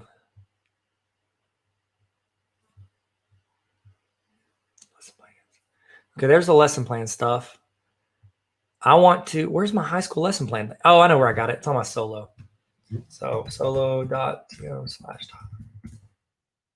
8th grade, 7th and 8th. Okay, so a lot of middle school. We got some younger grades. Excellent. 6th grade. Looking through. So we got some senior high stuff too. This one's probably more of like a middle school, maybe middle and high school template, which I'm going to toss it in the presentation. Don't worry, and I'll toss it in there. So it is high school lesson plan template. So, okay, I'm going to get that link, copy link address. I'll toss this in the chat. Oh, did I put it in the presentation as well? I must have already done it and I just missed it. Is it next? Is it the next slide? I must have added it recently. Yes, I did add it in there. Oh, it's the next slide. Goodness gracious. I'm sorry. I'm wasting y'all's time. Okay, so here's a digital high school lesson plan. I like this one better than the one I just showed you, but it's got a little bit more to it, if you will. And so, sorry, my dog sees somebody at the door. And you know what? I need to. Oh my goodness, chill. Oh my goodness, this is insanity. So what I can do is I can search the office GIF, and I'm going to go find a GIF because I want to add this in there. So if you're just joining us, you didn't join us earlier, you can add this in there. I'm going to click, drag it to the tab, and then I'm going to drop it directly into my presentation. Okay. Sweet. So there you go. So there's the digital lesson plan for that. So I'm going to go here. I'm sorry. There's a person still at the door. Okay. Sorry about that. All right. So did anybody check it out? Did anybody use, Melissa said her dog's perked up. That's good. Yeah, my dog went like yelling. Somebody was delivering groceries and they just like stood there and rang the doorbell. Okay. So this is a navigation for this week's lesson plan. And I've got a full semester one on here too, but you would go in, if it doesn't, you just copy. So this is a navigation. It'll jump to whatever day of the week you want. And then here's the lesson plan. I kind of like this one a lot better personally. And younger grades, you guys might like this too. I don't know, but I try to keep everything tight, because I don't like to look like you have to write a paragraph for like a lesson plan. And so what it is, it'd just be like quick, bam, bam, bam, bullet points for what you're doing that day. That way it's almost like, okay, I can just click and link out. Because this is the thing, this lesson plans should just be a hub for what you're going out to do. It shouldn't be like, oh, I'm going to read this and understand it. It's not like, did anybody ever in like college have to write like 18 page, like, what is it? Lesson plan, TPOA, is that what they called it? Anyways, you would go in and you would put this, you could drag this to whatever day of the week it is, like, oh, it's Thursday. And then you put in all your objectives and links and all that stuff. So there's another option for a lesson plan if you want it. I think it's super helpful. So that's another option as well. And then we got another, this year, we already talked about this, team meeting agenda and norms. I've already done that. Here's one. If you're not doing Canva, you should be. Here is, you can make custom Google Classroom headers in this. And so I've got some, I'm going to do this more with like Resource Creator. We're going through there. And then we talked about it last week at Google Classroom. I think it was intermediate that we talked about that, but that was a pretty good one. I don't want to spend all your time on there because, you know, we tied on time now. Okay. So let's see. Tara said, is there a way for us to have a copy of the chat? We have a lot of good info in here. Absolutely, you do. I'll look into it. I think I can export the chat. I know that. So that's a good question. We're not going to get to go all the way through the YouTube, which is totally fine. I didn't think we would. I put it in here, but I usually don't get to it whenever we do full day sessions because there's so much in the other stuff. And I do like full YouTube sessions. So, and I have 2 sessions this summer on YouTube. But watch this. So you can go to, if you go to like youtube.com, if you watch a premiere, like, or a live, like a live stream or a YouTube premiere, if you watch those back, you can go in and whenever you're watching, so like, let's see, I don't think I have any, I'm still public. Let's see, here's one right here. Oh, no, this one's still public. I didn't know it was still public. Okay, so let's look at this. What you can do is you can say show chat replay. And when you click on that, it is going to show you the like live chat of people talking during this. So like anytime there's a premiere or a live, you can go back and watch, you know, whatever you want. Like here it is down here, top chat. We want all chat. So live chat replay. And then I can see the chat as people are talking. So it's like when you like say, so you're on the honor roll, you go in, you click on the video, you watch it, you can turn on the chat replay. So when you're watching it back, you can see people's conversation happening as it did in real time. So great question. And that's how you do it. You just do live chat replay. Okay, cool. Good question. Good question. Okay. And let's see, I want to skip to a couple other resources. Where are, not in YouTube. I think it's my, I don't think I put it in here. Let's see. There's a bunch of YouTube stuff. Definitely hit the red subscribe button if you haven't, and the like button. That's just nice to do. But that's YouTube. We're doing 2 full sessions on YouTube later this summer. So I don't want to use up all your time on that. But if you have any questions on YouTube, throw it in there and I'll answer those questions. I'm just not going to lead with all the stuff that I like to talk about with YouTube. Let's see. I'm trying to get some more other resources. YouTube's a lot of stuff. No wonder it's its own sessions. So let's see. Any chat, any question on that? Okay, well, we can jump to Google Forms, but first I want to give you another resource that I think is really good. So tarveracademy.com/resources. Because we talked earlier about, I don't remember who it was that brought it up, but they talked about how it was really important for them and it was really good for them to actually ask their students, not their kids, well, kids too, but their students, how they're doing. Okay.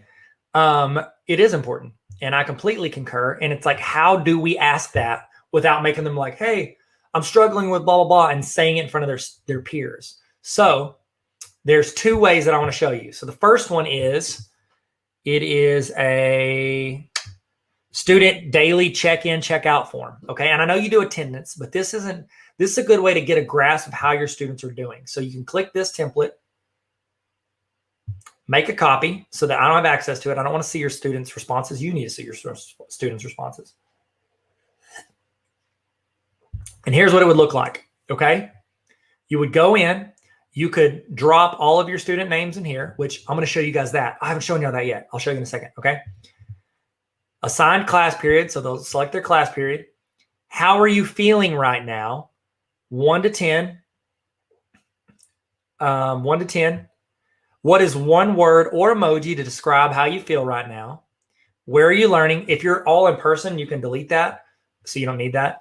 Main goal for today. And then is there anything you need from me? We have now taken on the role of the guide, the helper for this student. This is a great way. You could go into your spreadsheet every day after class or before class or at the beginning of class. As you see these coming in, it's a great chance for you to go in and be like, okay, so-and-so needs this, or so-and-so is here, or they're not feeling well today. Like, that's good to know before you start class. Because, like, have you ever been frustrated with a student because they're acting out of character, but you don't know what's going on in their life? It's a great way to get a glance at that. And so BJ said, love this so much. They will tell you so much more when they know you care and you respond to what they say. Absolutely. So if I see a student that's frustrated, like, okay, so I did these trainings all last week. I had, everything was, I mean, for the most part, not going to jinx it, but I had pretty good reviews, 1 to 10 people were reviewing. Well, if it was lower than a 7 or an 8 at the very least, I had 1 or 2 that were lower. And I was like, that's not normal. I mean, I'm not saying I'm not great, but that apparently I didn't meet the needs of whatever this person wanted.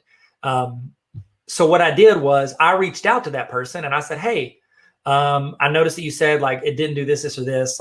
Thank you for giving your input. I think this session would have been better for you because I think you were wanting to be in the beginner session and you were in the intermediate session. And then somebody else just said, I would have liked to see an agenda so I knew what was going on. Absolutely, I agree with that. And so now I'm trying to incorporate more agendas when I have them into what we're doing. And then, this is a good one. BJ said also they ask if they need to speak with a counselor or someone specific. Fantastic idea. Fantastic idea. Lydia asked, in the honor roll, are there certificates for participating in the workshops and trainings? Yes, there are. So it would be essentially like this right here. At the end of the week, I'm going to make this video available in the honor roll. So when they click it and you're watching the whole video, and you could watch it, I listen to podcasts at 2 times speed. In the chat, how fast do you listen to audiobooks and podcasts? I do 2 times speed on everything. And so I'll listen to it. You could get it done in 3 hours and just listen to it on 2 times speed. And then, you're doing it and going through all the resources. And then at the end, you'll see the same link on the screen to where you can click that and then it'll automate your certificate. So great question, Lydia. And thank you for asking. And that goes all year, because those will stay on the honor roll all year. It's not just a one live stream. All right, so this was the first thing you can do to gauge. Michael's a 1.5 to 2 timeser. I'm with you. There's one podcast I have to go back to 1.5. It's Sports Cards Nonsense. I love their podcast, and I have to go back to 1.5. Okay, a lot of 2 times speeders. All right, my people, how you living? Okay, so there's the daily student attendance check-in. I'm going to jump. That's 183, but I want to go up here, and I want to put this resource because I need to have this journal in here, and I didn't see it. And I thought it was in there. Don't let me forget the number 173. That's what we're going to go back to forms. I'm going to show you a couple forms you can use that I think will be helpful. Okay. So here we go. There you go. All right. I want to go here. Okay. So we're going to duplicate this. I'm going to duplicate that slide. And I'm going to make, this is a daily student reflection journal. Okay, so we just did the check-in with the Google form. I'm going to show you a Google Slides version of that, okay? Daily student reflection journal, okay? Okay, let students reflect, show gratitude, and we want them to see how they're doing. Okay? All right, here we go. So I'm going to change this. This needs to be student gratitude journal. Oh, no. Student reflection journal. Okay. Let me link to it, and then that way it'll be in your presentation. But if you, as always, it's all tarveracademy.com/resources.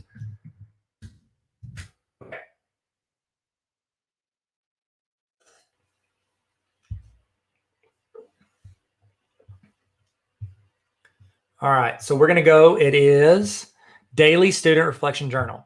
Copy link, address. Cindy, you said that you did something like this with your K2 students using emojis. That's awesome. I actually have an emoji thing in here. And you know what? I love emojis. Like 5 years ago, everybody's like, I'll never use emojis. Everybody uses emojis now. I don't care if you're an 85-year-old man, you're going to use emojis like we all do it now. Hit apply. Okay, so you click this. It's going to make a copy. I'm going to make a copy of this. Now, I did it in 9-week intervals. Remember, you can go in and check their stuff at any time. So it's like, you click on the folder in Classroom, it goes into your Google Drive, and you can look at any students, okay? You can split this up, just delete the extras, and you could do it weekly if you'd rather get weekly looks at it, or you can look at it daily. Like, you could do a daily reflection, and you send it out, and they have to assign it every day. So you have options, all right? Okay, so we're going to roll in. Again, this is going to look similar to the rest of the notebooks. I want to keep consistency across my notebooks. I don't want everyone to look like absolutely insane compared to the other ones, okay? And that's what problem is. Like, if you go TPT and you're not buying from the same person, a lot of them can be different. BJ said, you have totally copied everything in your resources. Good. Guys, take my resources, make a copy, delete me out of it like I never existed, and make it your own. Put your own brand, your own style, your own classroom around it, okay? It's your choice, okay? I want you guys to use these. So I love it that you did that. That makes me feel good that you are doing that and you're making those, okay? So this is a 9 weeks one. So I put a navigation at the beginning where you can click and jump to the week. So after like week 7, they're not going to want to scroll all the way down. They can just like click it and then they can jump to that week, okay? And you could jump to it too if you're going back and looking at it later. You could click and jump to whatever you need to jump to. Okay, so let's look at what they're actually reflecting on with the journal. Okay, so here it is. They would click here. They would fill in the date. Say it's like, I don't know, June 7th, 2021.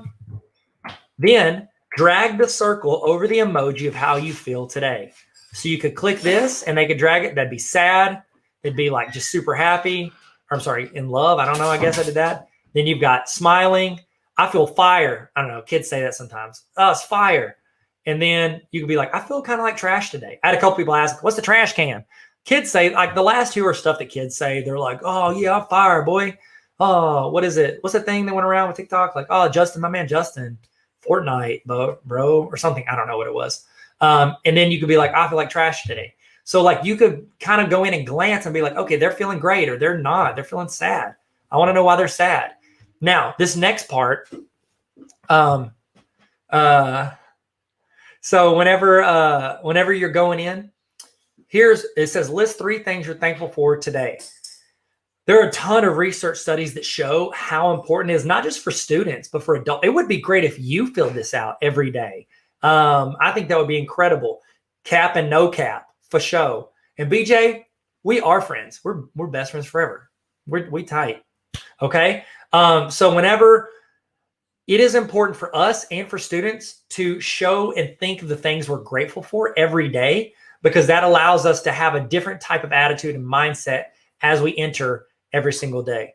And so make the students write down what they're thankful for. I'm thankful for,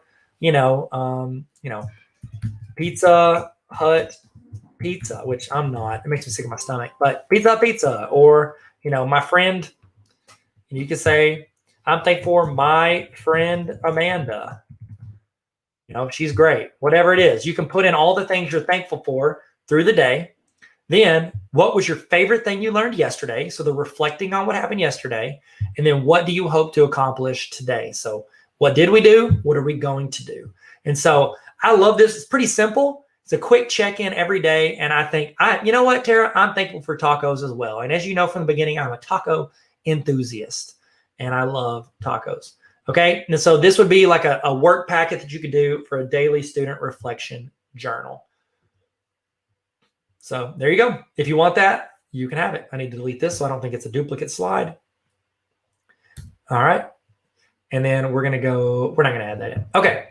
So we're going to jump back down. You might remember the slide we were on for Google Forms. I know we've only got like 30 minutes left. So I want to show you more templates than anything else. which I need to, I mean, it's going to bother me if I don't add a GIF. Can I add a GIF real quick? Let's do the Office GIF. Won't take a second, remember, because of the little shortcut we talked about. 184. Oh, thank you, thank you, thank you. I did. I made every video. For whoever likes it, that's who I made the videos for. I make this videos for you. Whoever's watching this. This is videos for you, whether you're now or in the future. I hope he doesn't cuss here. Please don't cuss, Michael. That would be inappropriate. Like somebody took my heart and dropped it into a bucket of boiling tears. I mean, that's kind of appropriate. Daily reflection journal. So I'm going to toss this here, and then I'm going to drop it on here. Okay, so it's back in. So drag, hold, drop.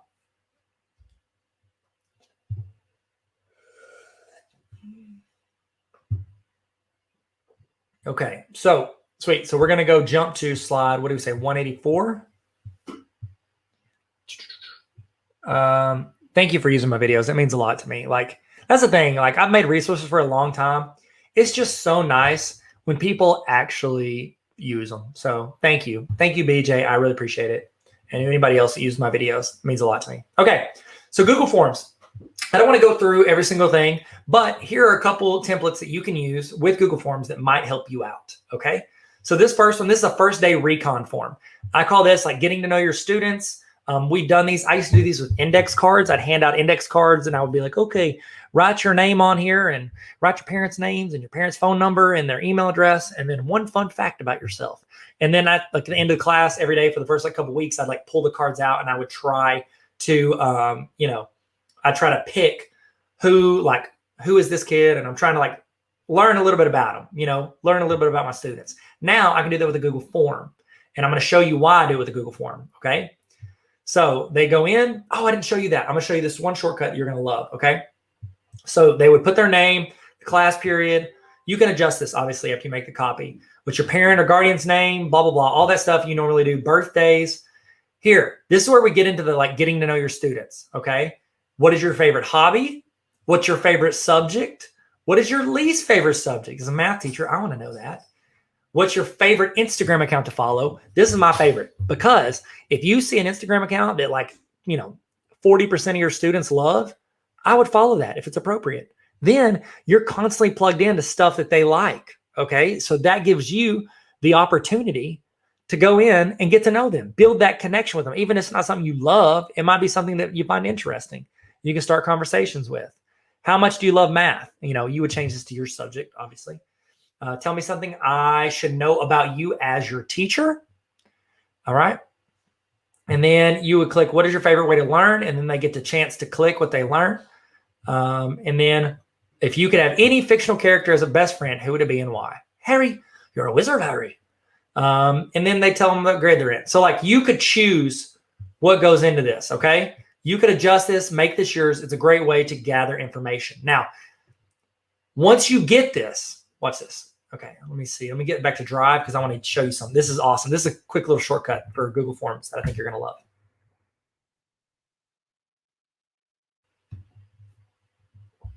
Yeah, I would definitely get something like this set up for open house for parents to fill out when they come in. You have a Chromebook up front and it's just like locked into that page.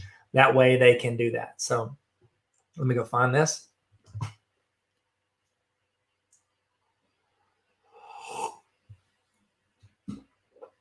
It's loading up. Man, it's been a good day. Feels good. All right, so where's the one that we all worked in? Greatest Peeps on Earth. That's what it was. So one thing that's important about getting all your students to fill this out at the beginning of the year, it makes it easier for you as you're creating stuff throughout the year. And here's how. Watch this. So remember earlier when you guys put your names into the spreadsheet?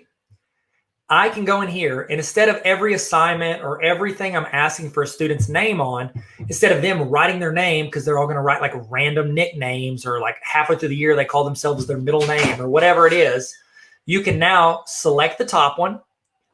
You can scroll down. You can hold shift, select the bottom one. Okay. Remember, you're doing this with your students' names. I'm going to copy. You can copy names or words or lists in spreadsheets. Then you can go into a Google form and you can do like a drop down. And now I can paste all of my students' names into this drop down. Now, instead of me going in and typing their names every time or whatever, and now you can import stuff from previous forms. I can go here and they can just select their name. And you're like, well, what if they pretend to be somebody else, Tyler? Remember, you're going to go up to your settings and you're going to require that it collects their emails automatically. That way they are, you can get the proof because they had to have their password to sign in as them to use their name. Okay. So that's a quick hack you can do to expand your lists there. Now, let's say, this is the first, this is getting to know you form. And here's another getting to know you. No, that's the preview of it. So watch this. Whenever you're in a Google form, let's say I'm in presidential history and you're like, you know what? I want to go in and I want to import my students' names from that previous form. Watch what you can do. Do you see this little option right here? Have y'all ever seen this option for the little piece of paper with the arrow? You can click on that. That will allow you to import questions from previous Google Forms. This is fantastic, not only for names and grades and all that stuff, but you can import, like if you're doing like a semester exam, you can go in and import from different chapter tests. Just pull the questions over, okay? So I can go to, what was the one? It was called a getting to know you, but I'll show you. Like say it was this one. Student presentation. Nope. That is Leanne. Leanne made that today and she tagged me in it.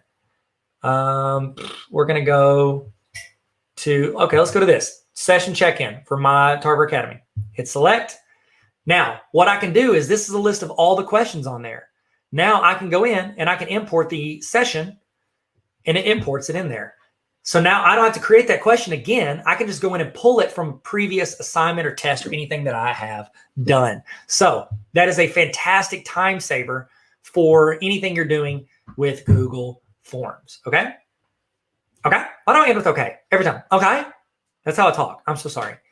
We can do surveys. We can do multiple things. Last week we went deep into Google Forms. We talked through a bunch of resources, but we also talked through how to have it differentiate based on student answers.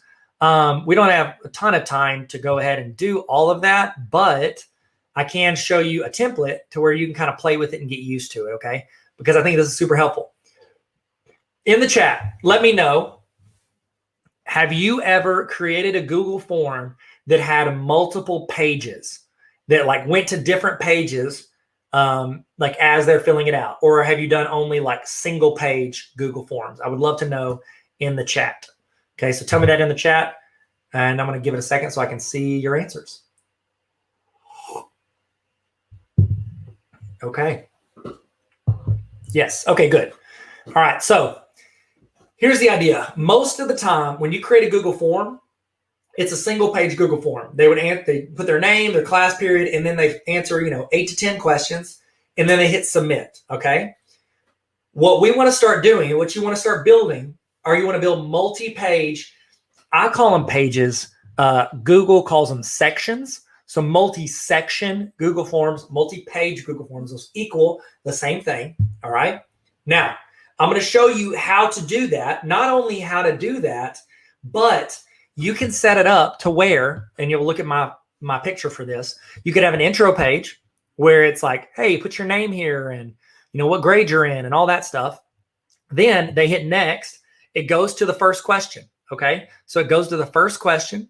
And then if they get it right, they move on to the second question. Get it right, they go to the third question. Now, you can set it up to where if they get that question wrong, they go down here and they get remediation. They get a page that no one sees if they get it right, but they would have to fix it and like clean up their answers. And then when they get done with that, they join everybody else. So that's what I'm going to show you with Google Forms. Okay. So right here, I've got a template. Click for the template. You can click that and it'll give you a template you can start with. This is an assignment with tutorial differentiation. Sounds super complicated. It's not. It is not super complicated. Okay. So what I've done is I've built this as a template to where you could just go in and change like the wording and make it applicable to whatever you're wanting to do. Okay. You're going to need to restore the folders because I have a portion in here where students take a picture of their notes or what they're working on and upload that in there. Okay. So I'm going to hit restore. Okay. So I've actually in here got a video, a YouTube video explaining how to set up this type of quiz. And so if you need this to be re-explained to you, or if you need a refresher 2 or 3 months from now, that video actually helps explain that.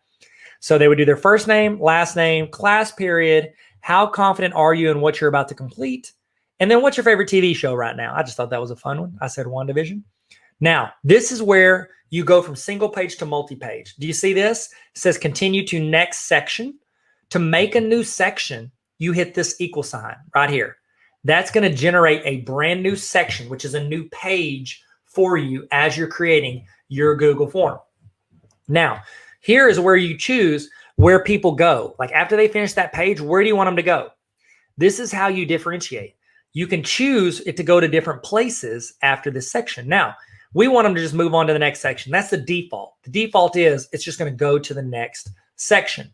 Okay, cool. That would go to question 1.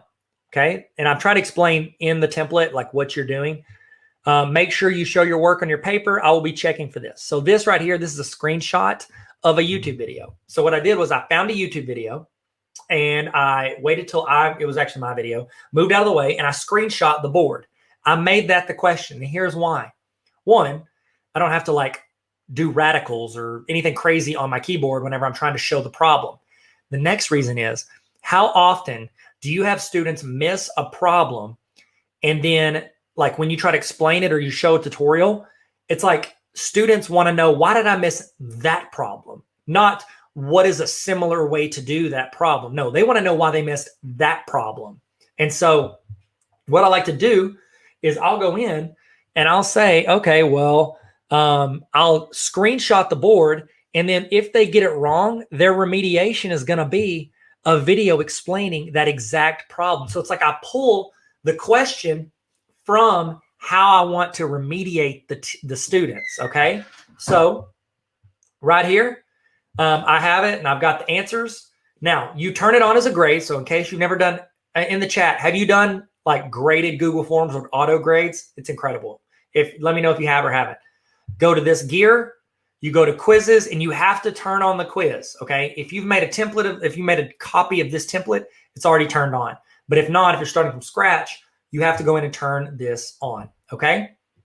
Now, to do that, now we have correct answers. So I'm going to go to answer key and I'm going to select the correct answer. Apparently the correct answer is -2. Okay. And then I can add feedback if I want to add feedback for like the correct answer versus like the incorrect answers.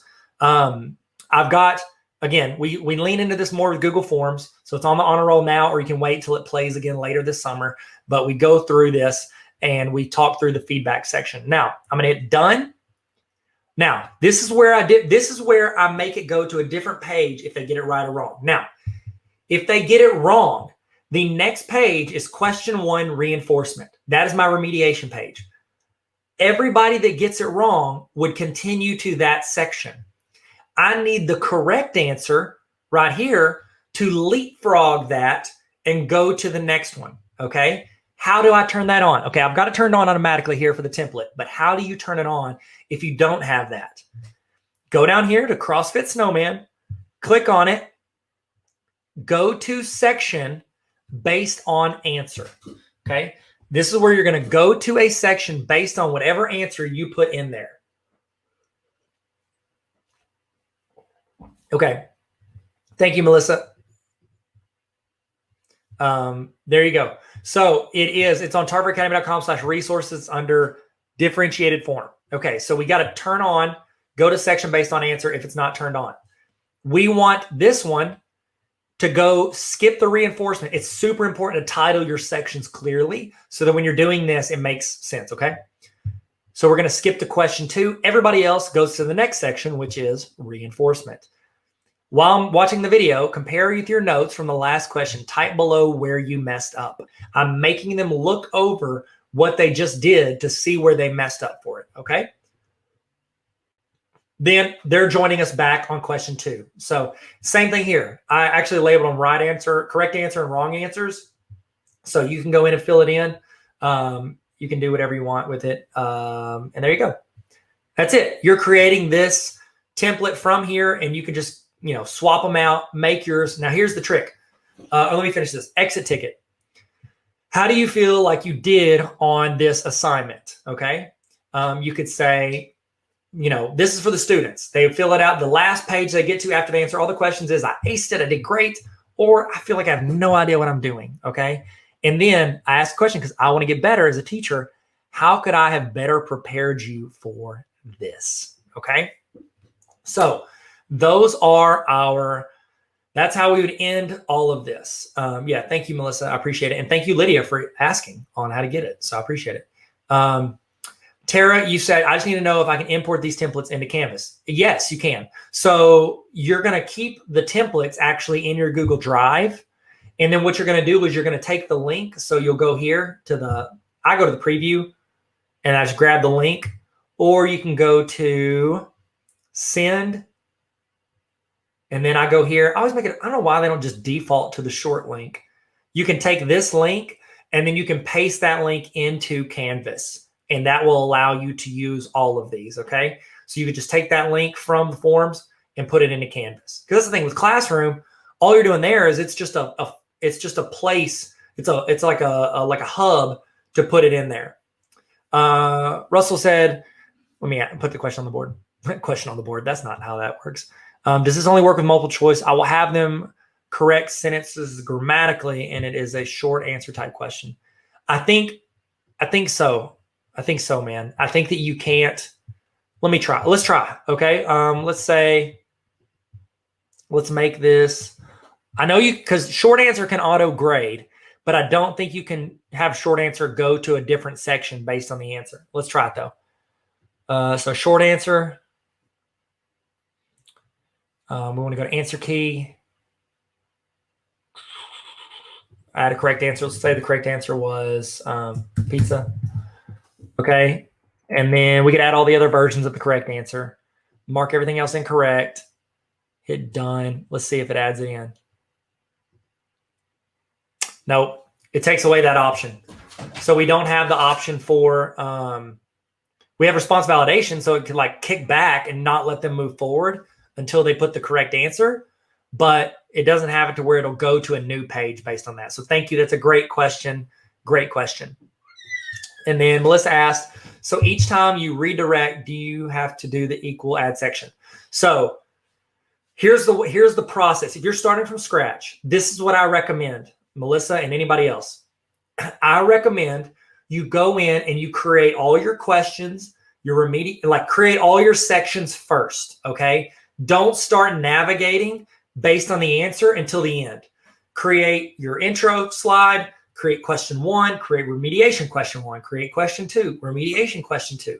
Keep creating all of your sections with the equal sign, create all your sections and build it as you go, okay? Do your question, hit the equal sign, new, like remediation, all of it, all right? Then after you get done, go back, and that's when you would go to your section based on your answer. That's when you go back and you start like choosing it, because here's the problem. If I create question 1 and then I want the correct answer to go to the new section, I haven't created the next section yet. Like you have to create the section first, unless you use a template. And then I could attach to question 2 before I finish making question 2 because it's already in the template. Does that make sense? I hope that makes sense to you guys. So that's what I would do. Build all the sections and then start making it go to different places based on the answers. So that's what I would recommend. Okay. Sweet. Okay. So if you have any questions on this, throw it out before we move over to the next thing. Also, just a fun fact, if you want to get rid of if say you make a copy of this and you want to get rid of hey, Tyler, we don't want Tarver Academy at the top of it. Go to this little Bob Ross looking paintbrush thing, hit this X right here, and that will get rid of it. I know I did it for Google Forms. I don't know if I did it for the Creating with Canva session. So if you want to catch those sessions later, before you go to the honor roll, it is, I actually walk you through how to create a Google Forms header for your class. And so you can create one with your face or your class logo or your school logo, and then maybe your vision statement and all that stuff. Okay. So there's a couple more things I want to do. So if you have any questions, start throwing those in there. I'm going to address them after these next 1 or 2 things I really want to show you. I've got a ton of these Google Forms templates, If you want them, you can have them. If you want me, call me, no matter where you are. All right, so here are a few more that, and again, we got to these I keep saying everything's in another session, but like, that's why like Google Forms is like beginners 3 hours, intermediate is 3 hours. It's like a 6-hour session just for Google Forms. I did that for forms, slides. I combined Drive, Sheets, and Docs into one 3-hour session. And what else? Forms is 6 hours, slides is 6 hours, and Classroom, Google Classroom, which the Google Classroom 6-hour, it's like I go through some of it, but then a lot of it's just like showing you resources and how to implement them into Classroom. It's how to connect this into them. Thank you very much, Tara. I really appreciate you. So here are 4 resources I think that could help you. 3. Classroom Discipline Form. This is a template for a Google Classroom discipline. So your building, in the chat, tell me, how do you record discipline at your school building? Do you put it into like a system? Do you put it into eSchool? Do you send those triplicate forms where it's like white, pink, and yellow? Or do you have a Google form? If not, you need to make a copy of this and send it to your principal and be like, hey, do you want to use this template for next year? Even if they say no or they don't want to use it, you should have this for your class. You should have a discipline form that you use just for your class that helps you record every single thing that you do, like that goes on into your classroom, because that's going to come in handy for you as you're like doing parent-teacher conferences, as you're doing like everything you're doing.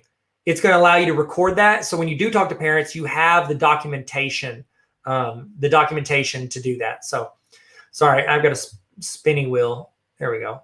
Okay, hold on one sec. All right, so there's a classroom discipline form. Next on slide 199. It's too many slides. I know. I'm sorry. Like I said, this is my big presentation. This is a big one. Okay. This is the positive action form. This is the same thing as the discipline form, except for we're recording our positive actions. It goes so much further with parents when you have documentation of the good stuff they've done, not just the bad stuff.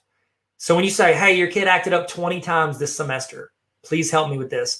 But here's 2 times they just did great. They were a leader, or they, showed initiative whenever it came to doing assignments. If you have those recorded, that goes a long way with parents. Okay. Next one, student reported discipline. You should, if you don't want to be like, I don't want to record the discipline for students whenever they do something wrong, then you need to have this Google form, put it into Google Classroom under student resources. And whenever a kid acts up in class, you say, hey, go fill out the discipline form. They have to go in. There's 3 questions. What were you doing? What should you have been doing? And what are you going to do to prevent this from happening in the future? And you can take this template, make that, and make them fill it out. And then you review it before they hit upload. Okay. So that's what I recommend. And this is the attendance check-in that we talked about earlier for that. So we've talked about curriculum maps. If you're an administrator, I've got one for walkthroughs if you want it. Here's how to create headers in Google Forms. I don't think you'll need the rest of this. I'm sorry, I'm scrolling through to get the stuff you need. Remember, throw your questions in the chat, and I'm going to answer those. And then we're going to I'll give you the link for the certificate so you can sign out and prove that you were here and you did all this amazing work. Okay, 2 things I want to show you. All right, last 2 things. First one is Google Voice. In the chat, are you using Google Voice? What is Google Voice? Google Voice is it's Google's way to make phone calls.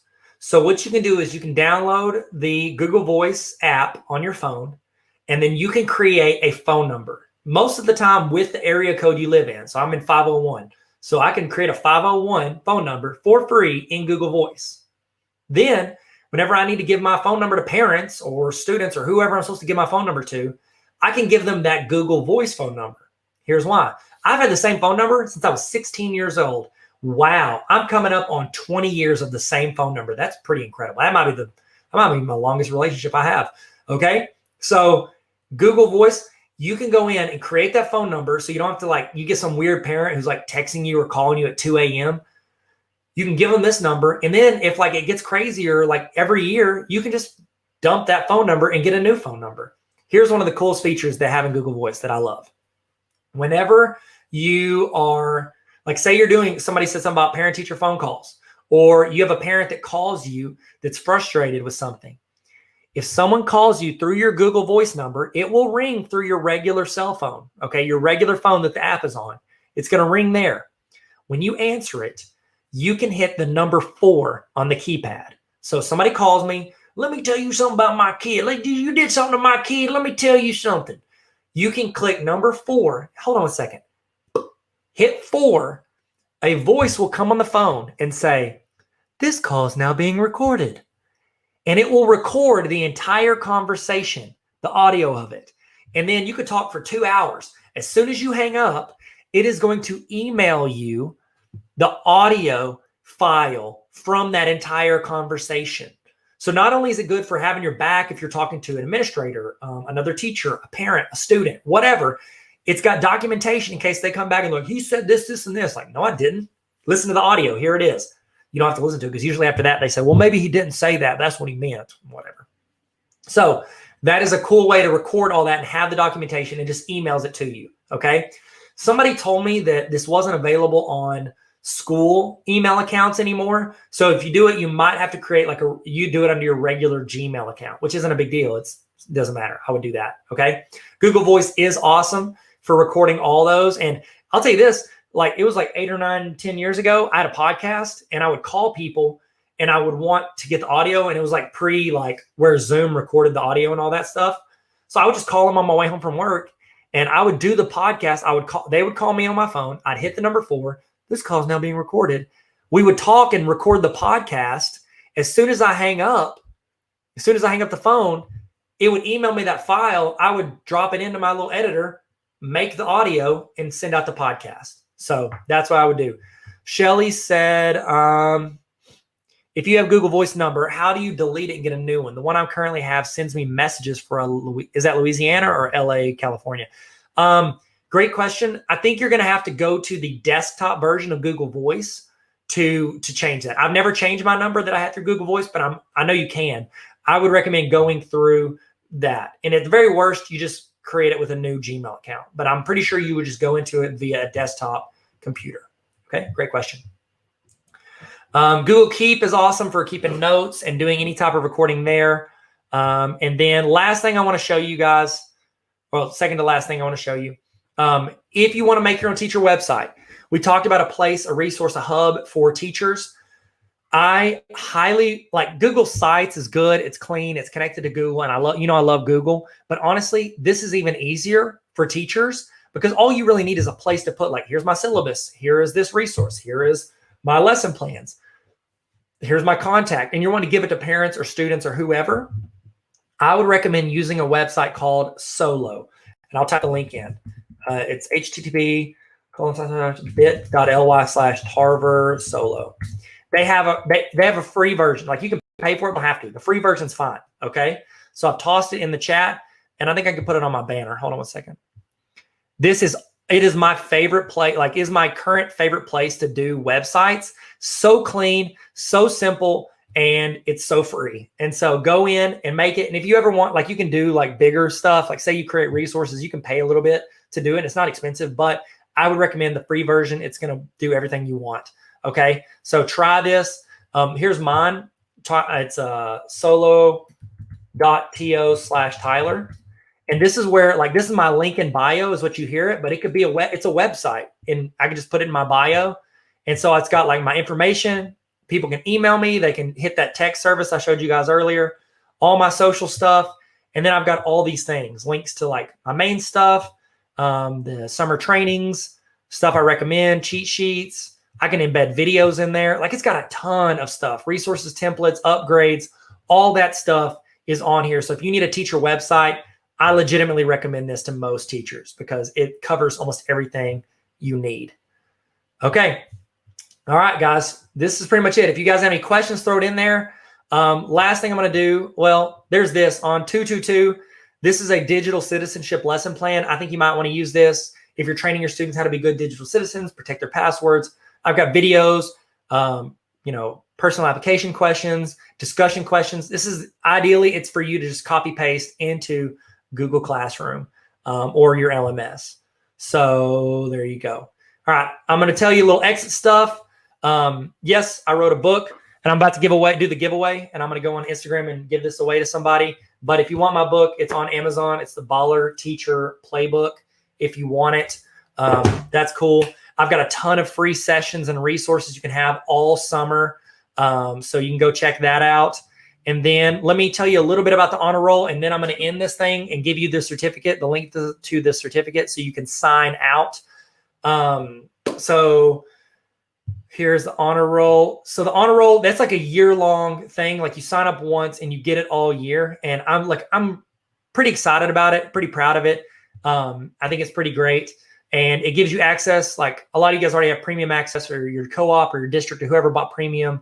But if you don't, it gives you access to that. But not only that, it gives you access all year long to all these trainings and weekly, like I'm going to give you these videos and templates and resources and walkthroughs all week. And I try to make it as simple as possible. I don't want you to have to go out and find stuff. I want to just like hand it to you because I know you guys are busy teachers. And I've been the nickname I've been calling it is Netflix for teachers.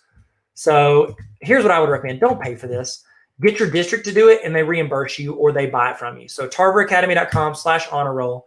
And then once you get in, this is what it looks like. So right now, so I'm not signed into the right thing. So hold on, one sec. Let me share. Let me do this real quick. Let me go here. I'm signed into a different one. So I'm going to stop this one sec. Hey, how's it going, guys? So I'm going to sign in here so you can see what it looks like, and then we're going to exit. I promise I'm going to get you guys out in like a minute. So I apologize. One sec. In the chat, what is your favorite thing that you learned or got today? A resource or thing you've learned, anything that you've got that you think you might use as you go on next year. I would love to know in the chat what was helpful to you. That helps me know what to lean into if there's something helpful. So I would love to know. Hey, BJ, thank you for reading the book. I appreciate that. That's super cool of you. Okay, so once you get in the honor roll, again, make your district pay for it. It's going to be the best PD I think they pay for that'll serve you all year. And so tarveracademy.com/honor roll. And this is what it looks like. Once you get in, you get access to all the summer trainings, June, July, and August. Then at the end of each week, I'm putting links. These are all links to all of these trainings. So the Baller Teacher Conference, Google Forms, slides, classroom, that all happened last week. This, at the end of the week, this is going to be on there. These are some of the posts. Like this is stuff I send out weekly. This summer, I'm sending out like, here are all the trainings this week. But during the year, this is the kind of stuff I do. Classroom app templates, authentic leadership, like all this stuff to help people grow as they go throughout the year. People can submit requests for trainings, resources, all that stuff. This is the mailbag for that. So like if I answer questions or create resources, most of the time it comes from people on the honor roll.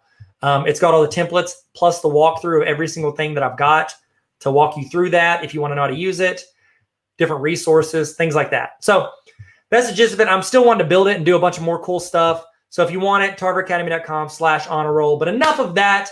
If you want it, that's great. Again, make your district pay for it because you got enough to pay for. What I want to do is I want now to give you the certificate for attending this 6-hour session. We just rolled up on 6 hours. That's the longest session I've ever done at one time. On virtual, on YouTube Premiere or YouTube Live. So glad you're here. Thank you for joining me. I'm going to get you your certificate. You ready? I'm making a banner so that you can get it. I'm giving you the link. You'll go to this link, and then it will give you the certificate. Here we go. Y'all ready? Oh, man.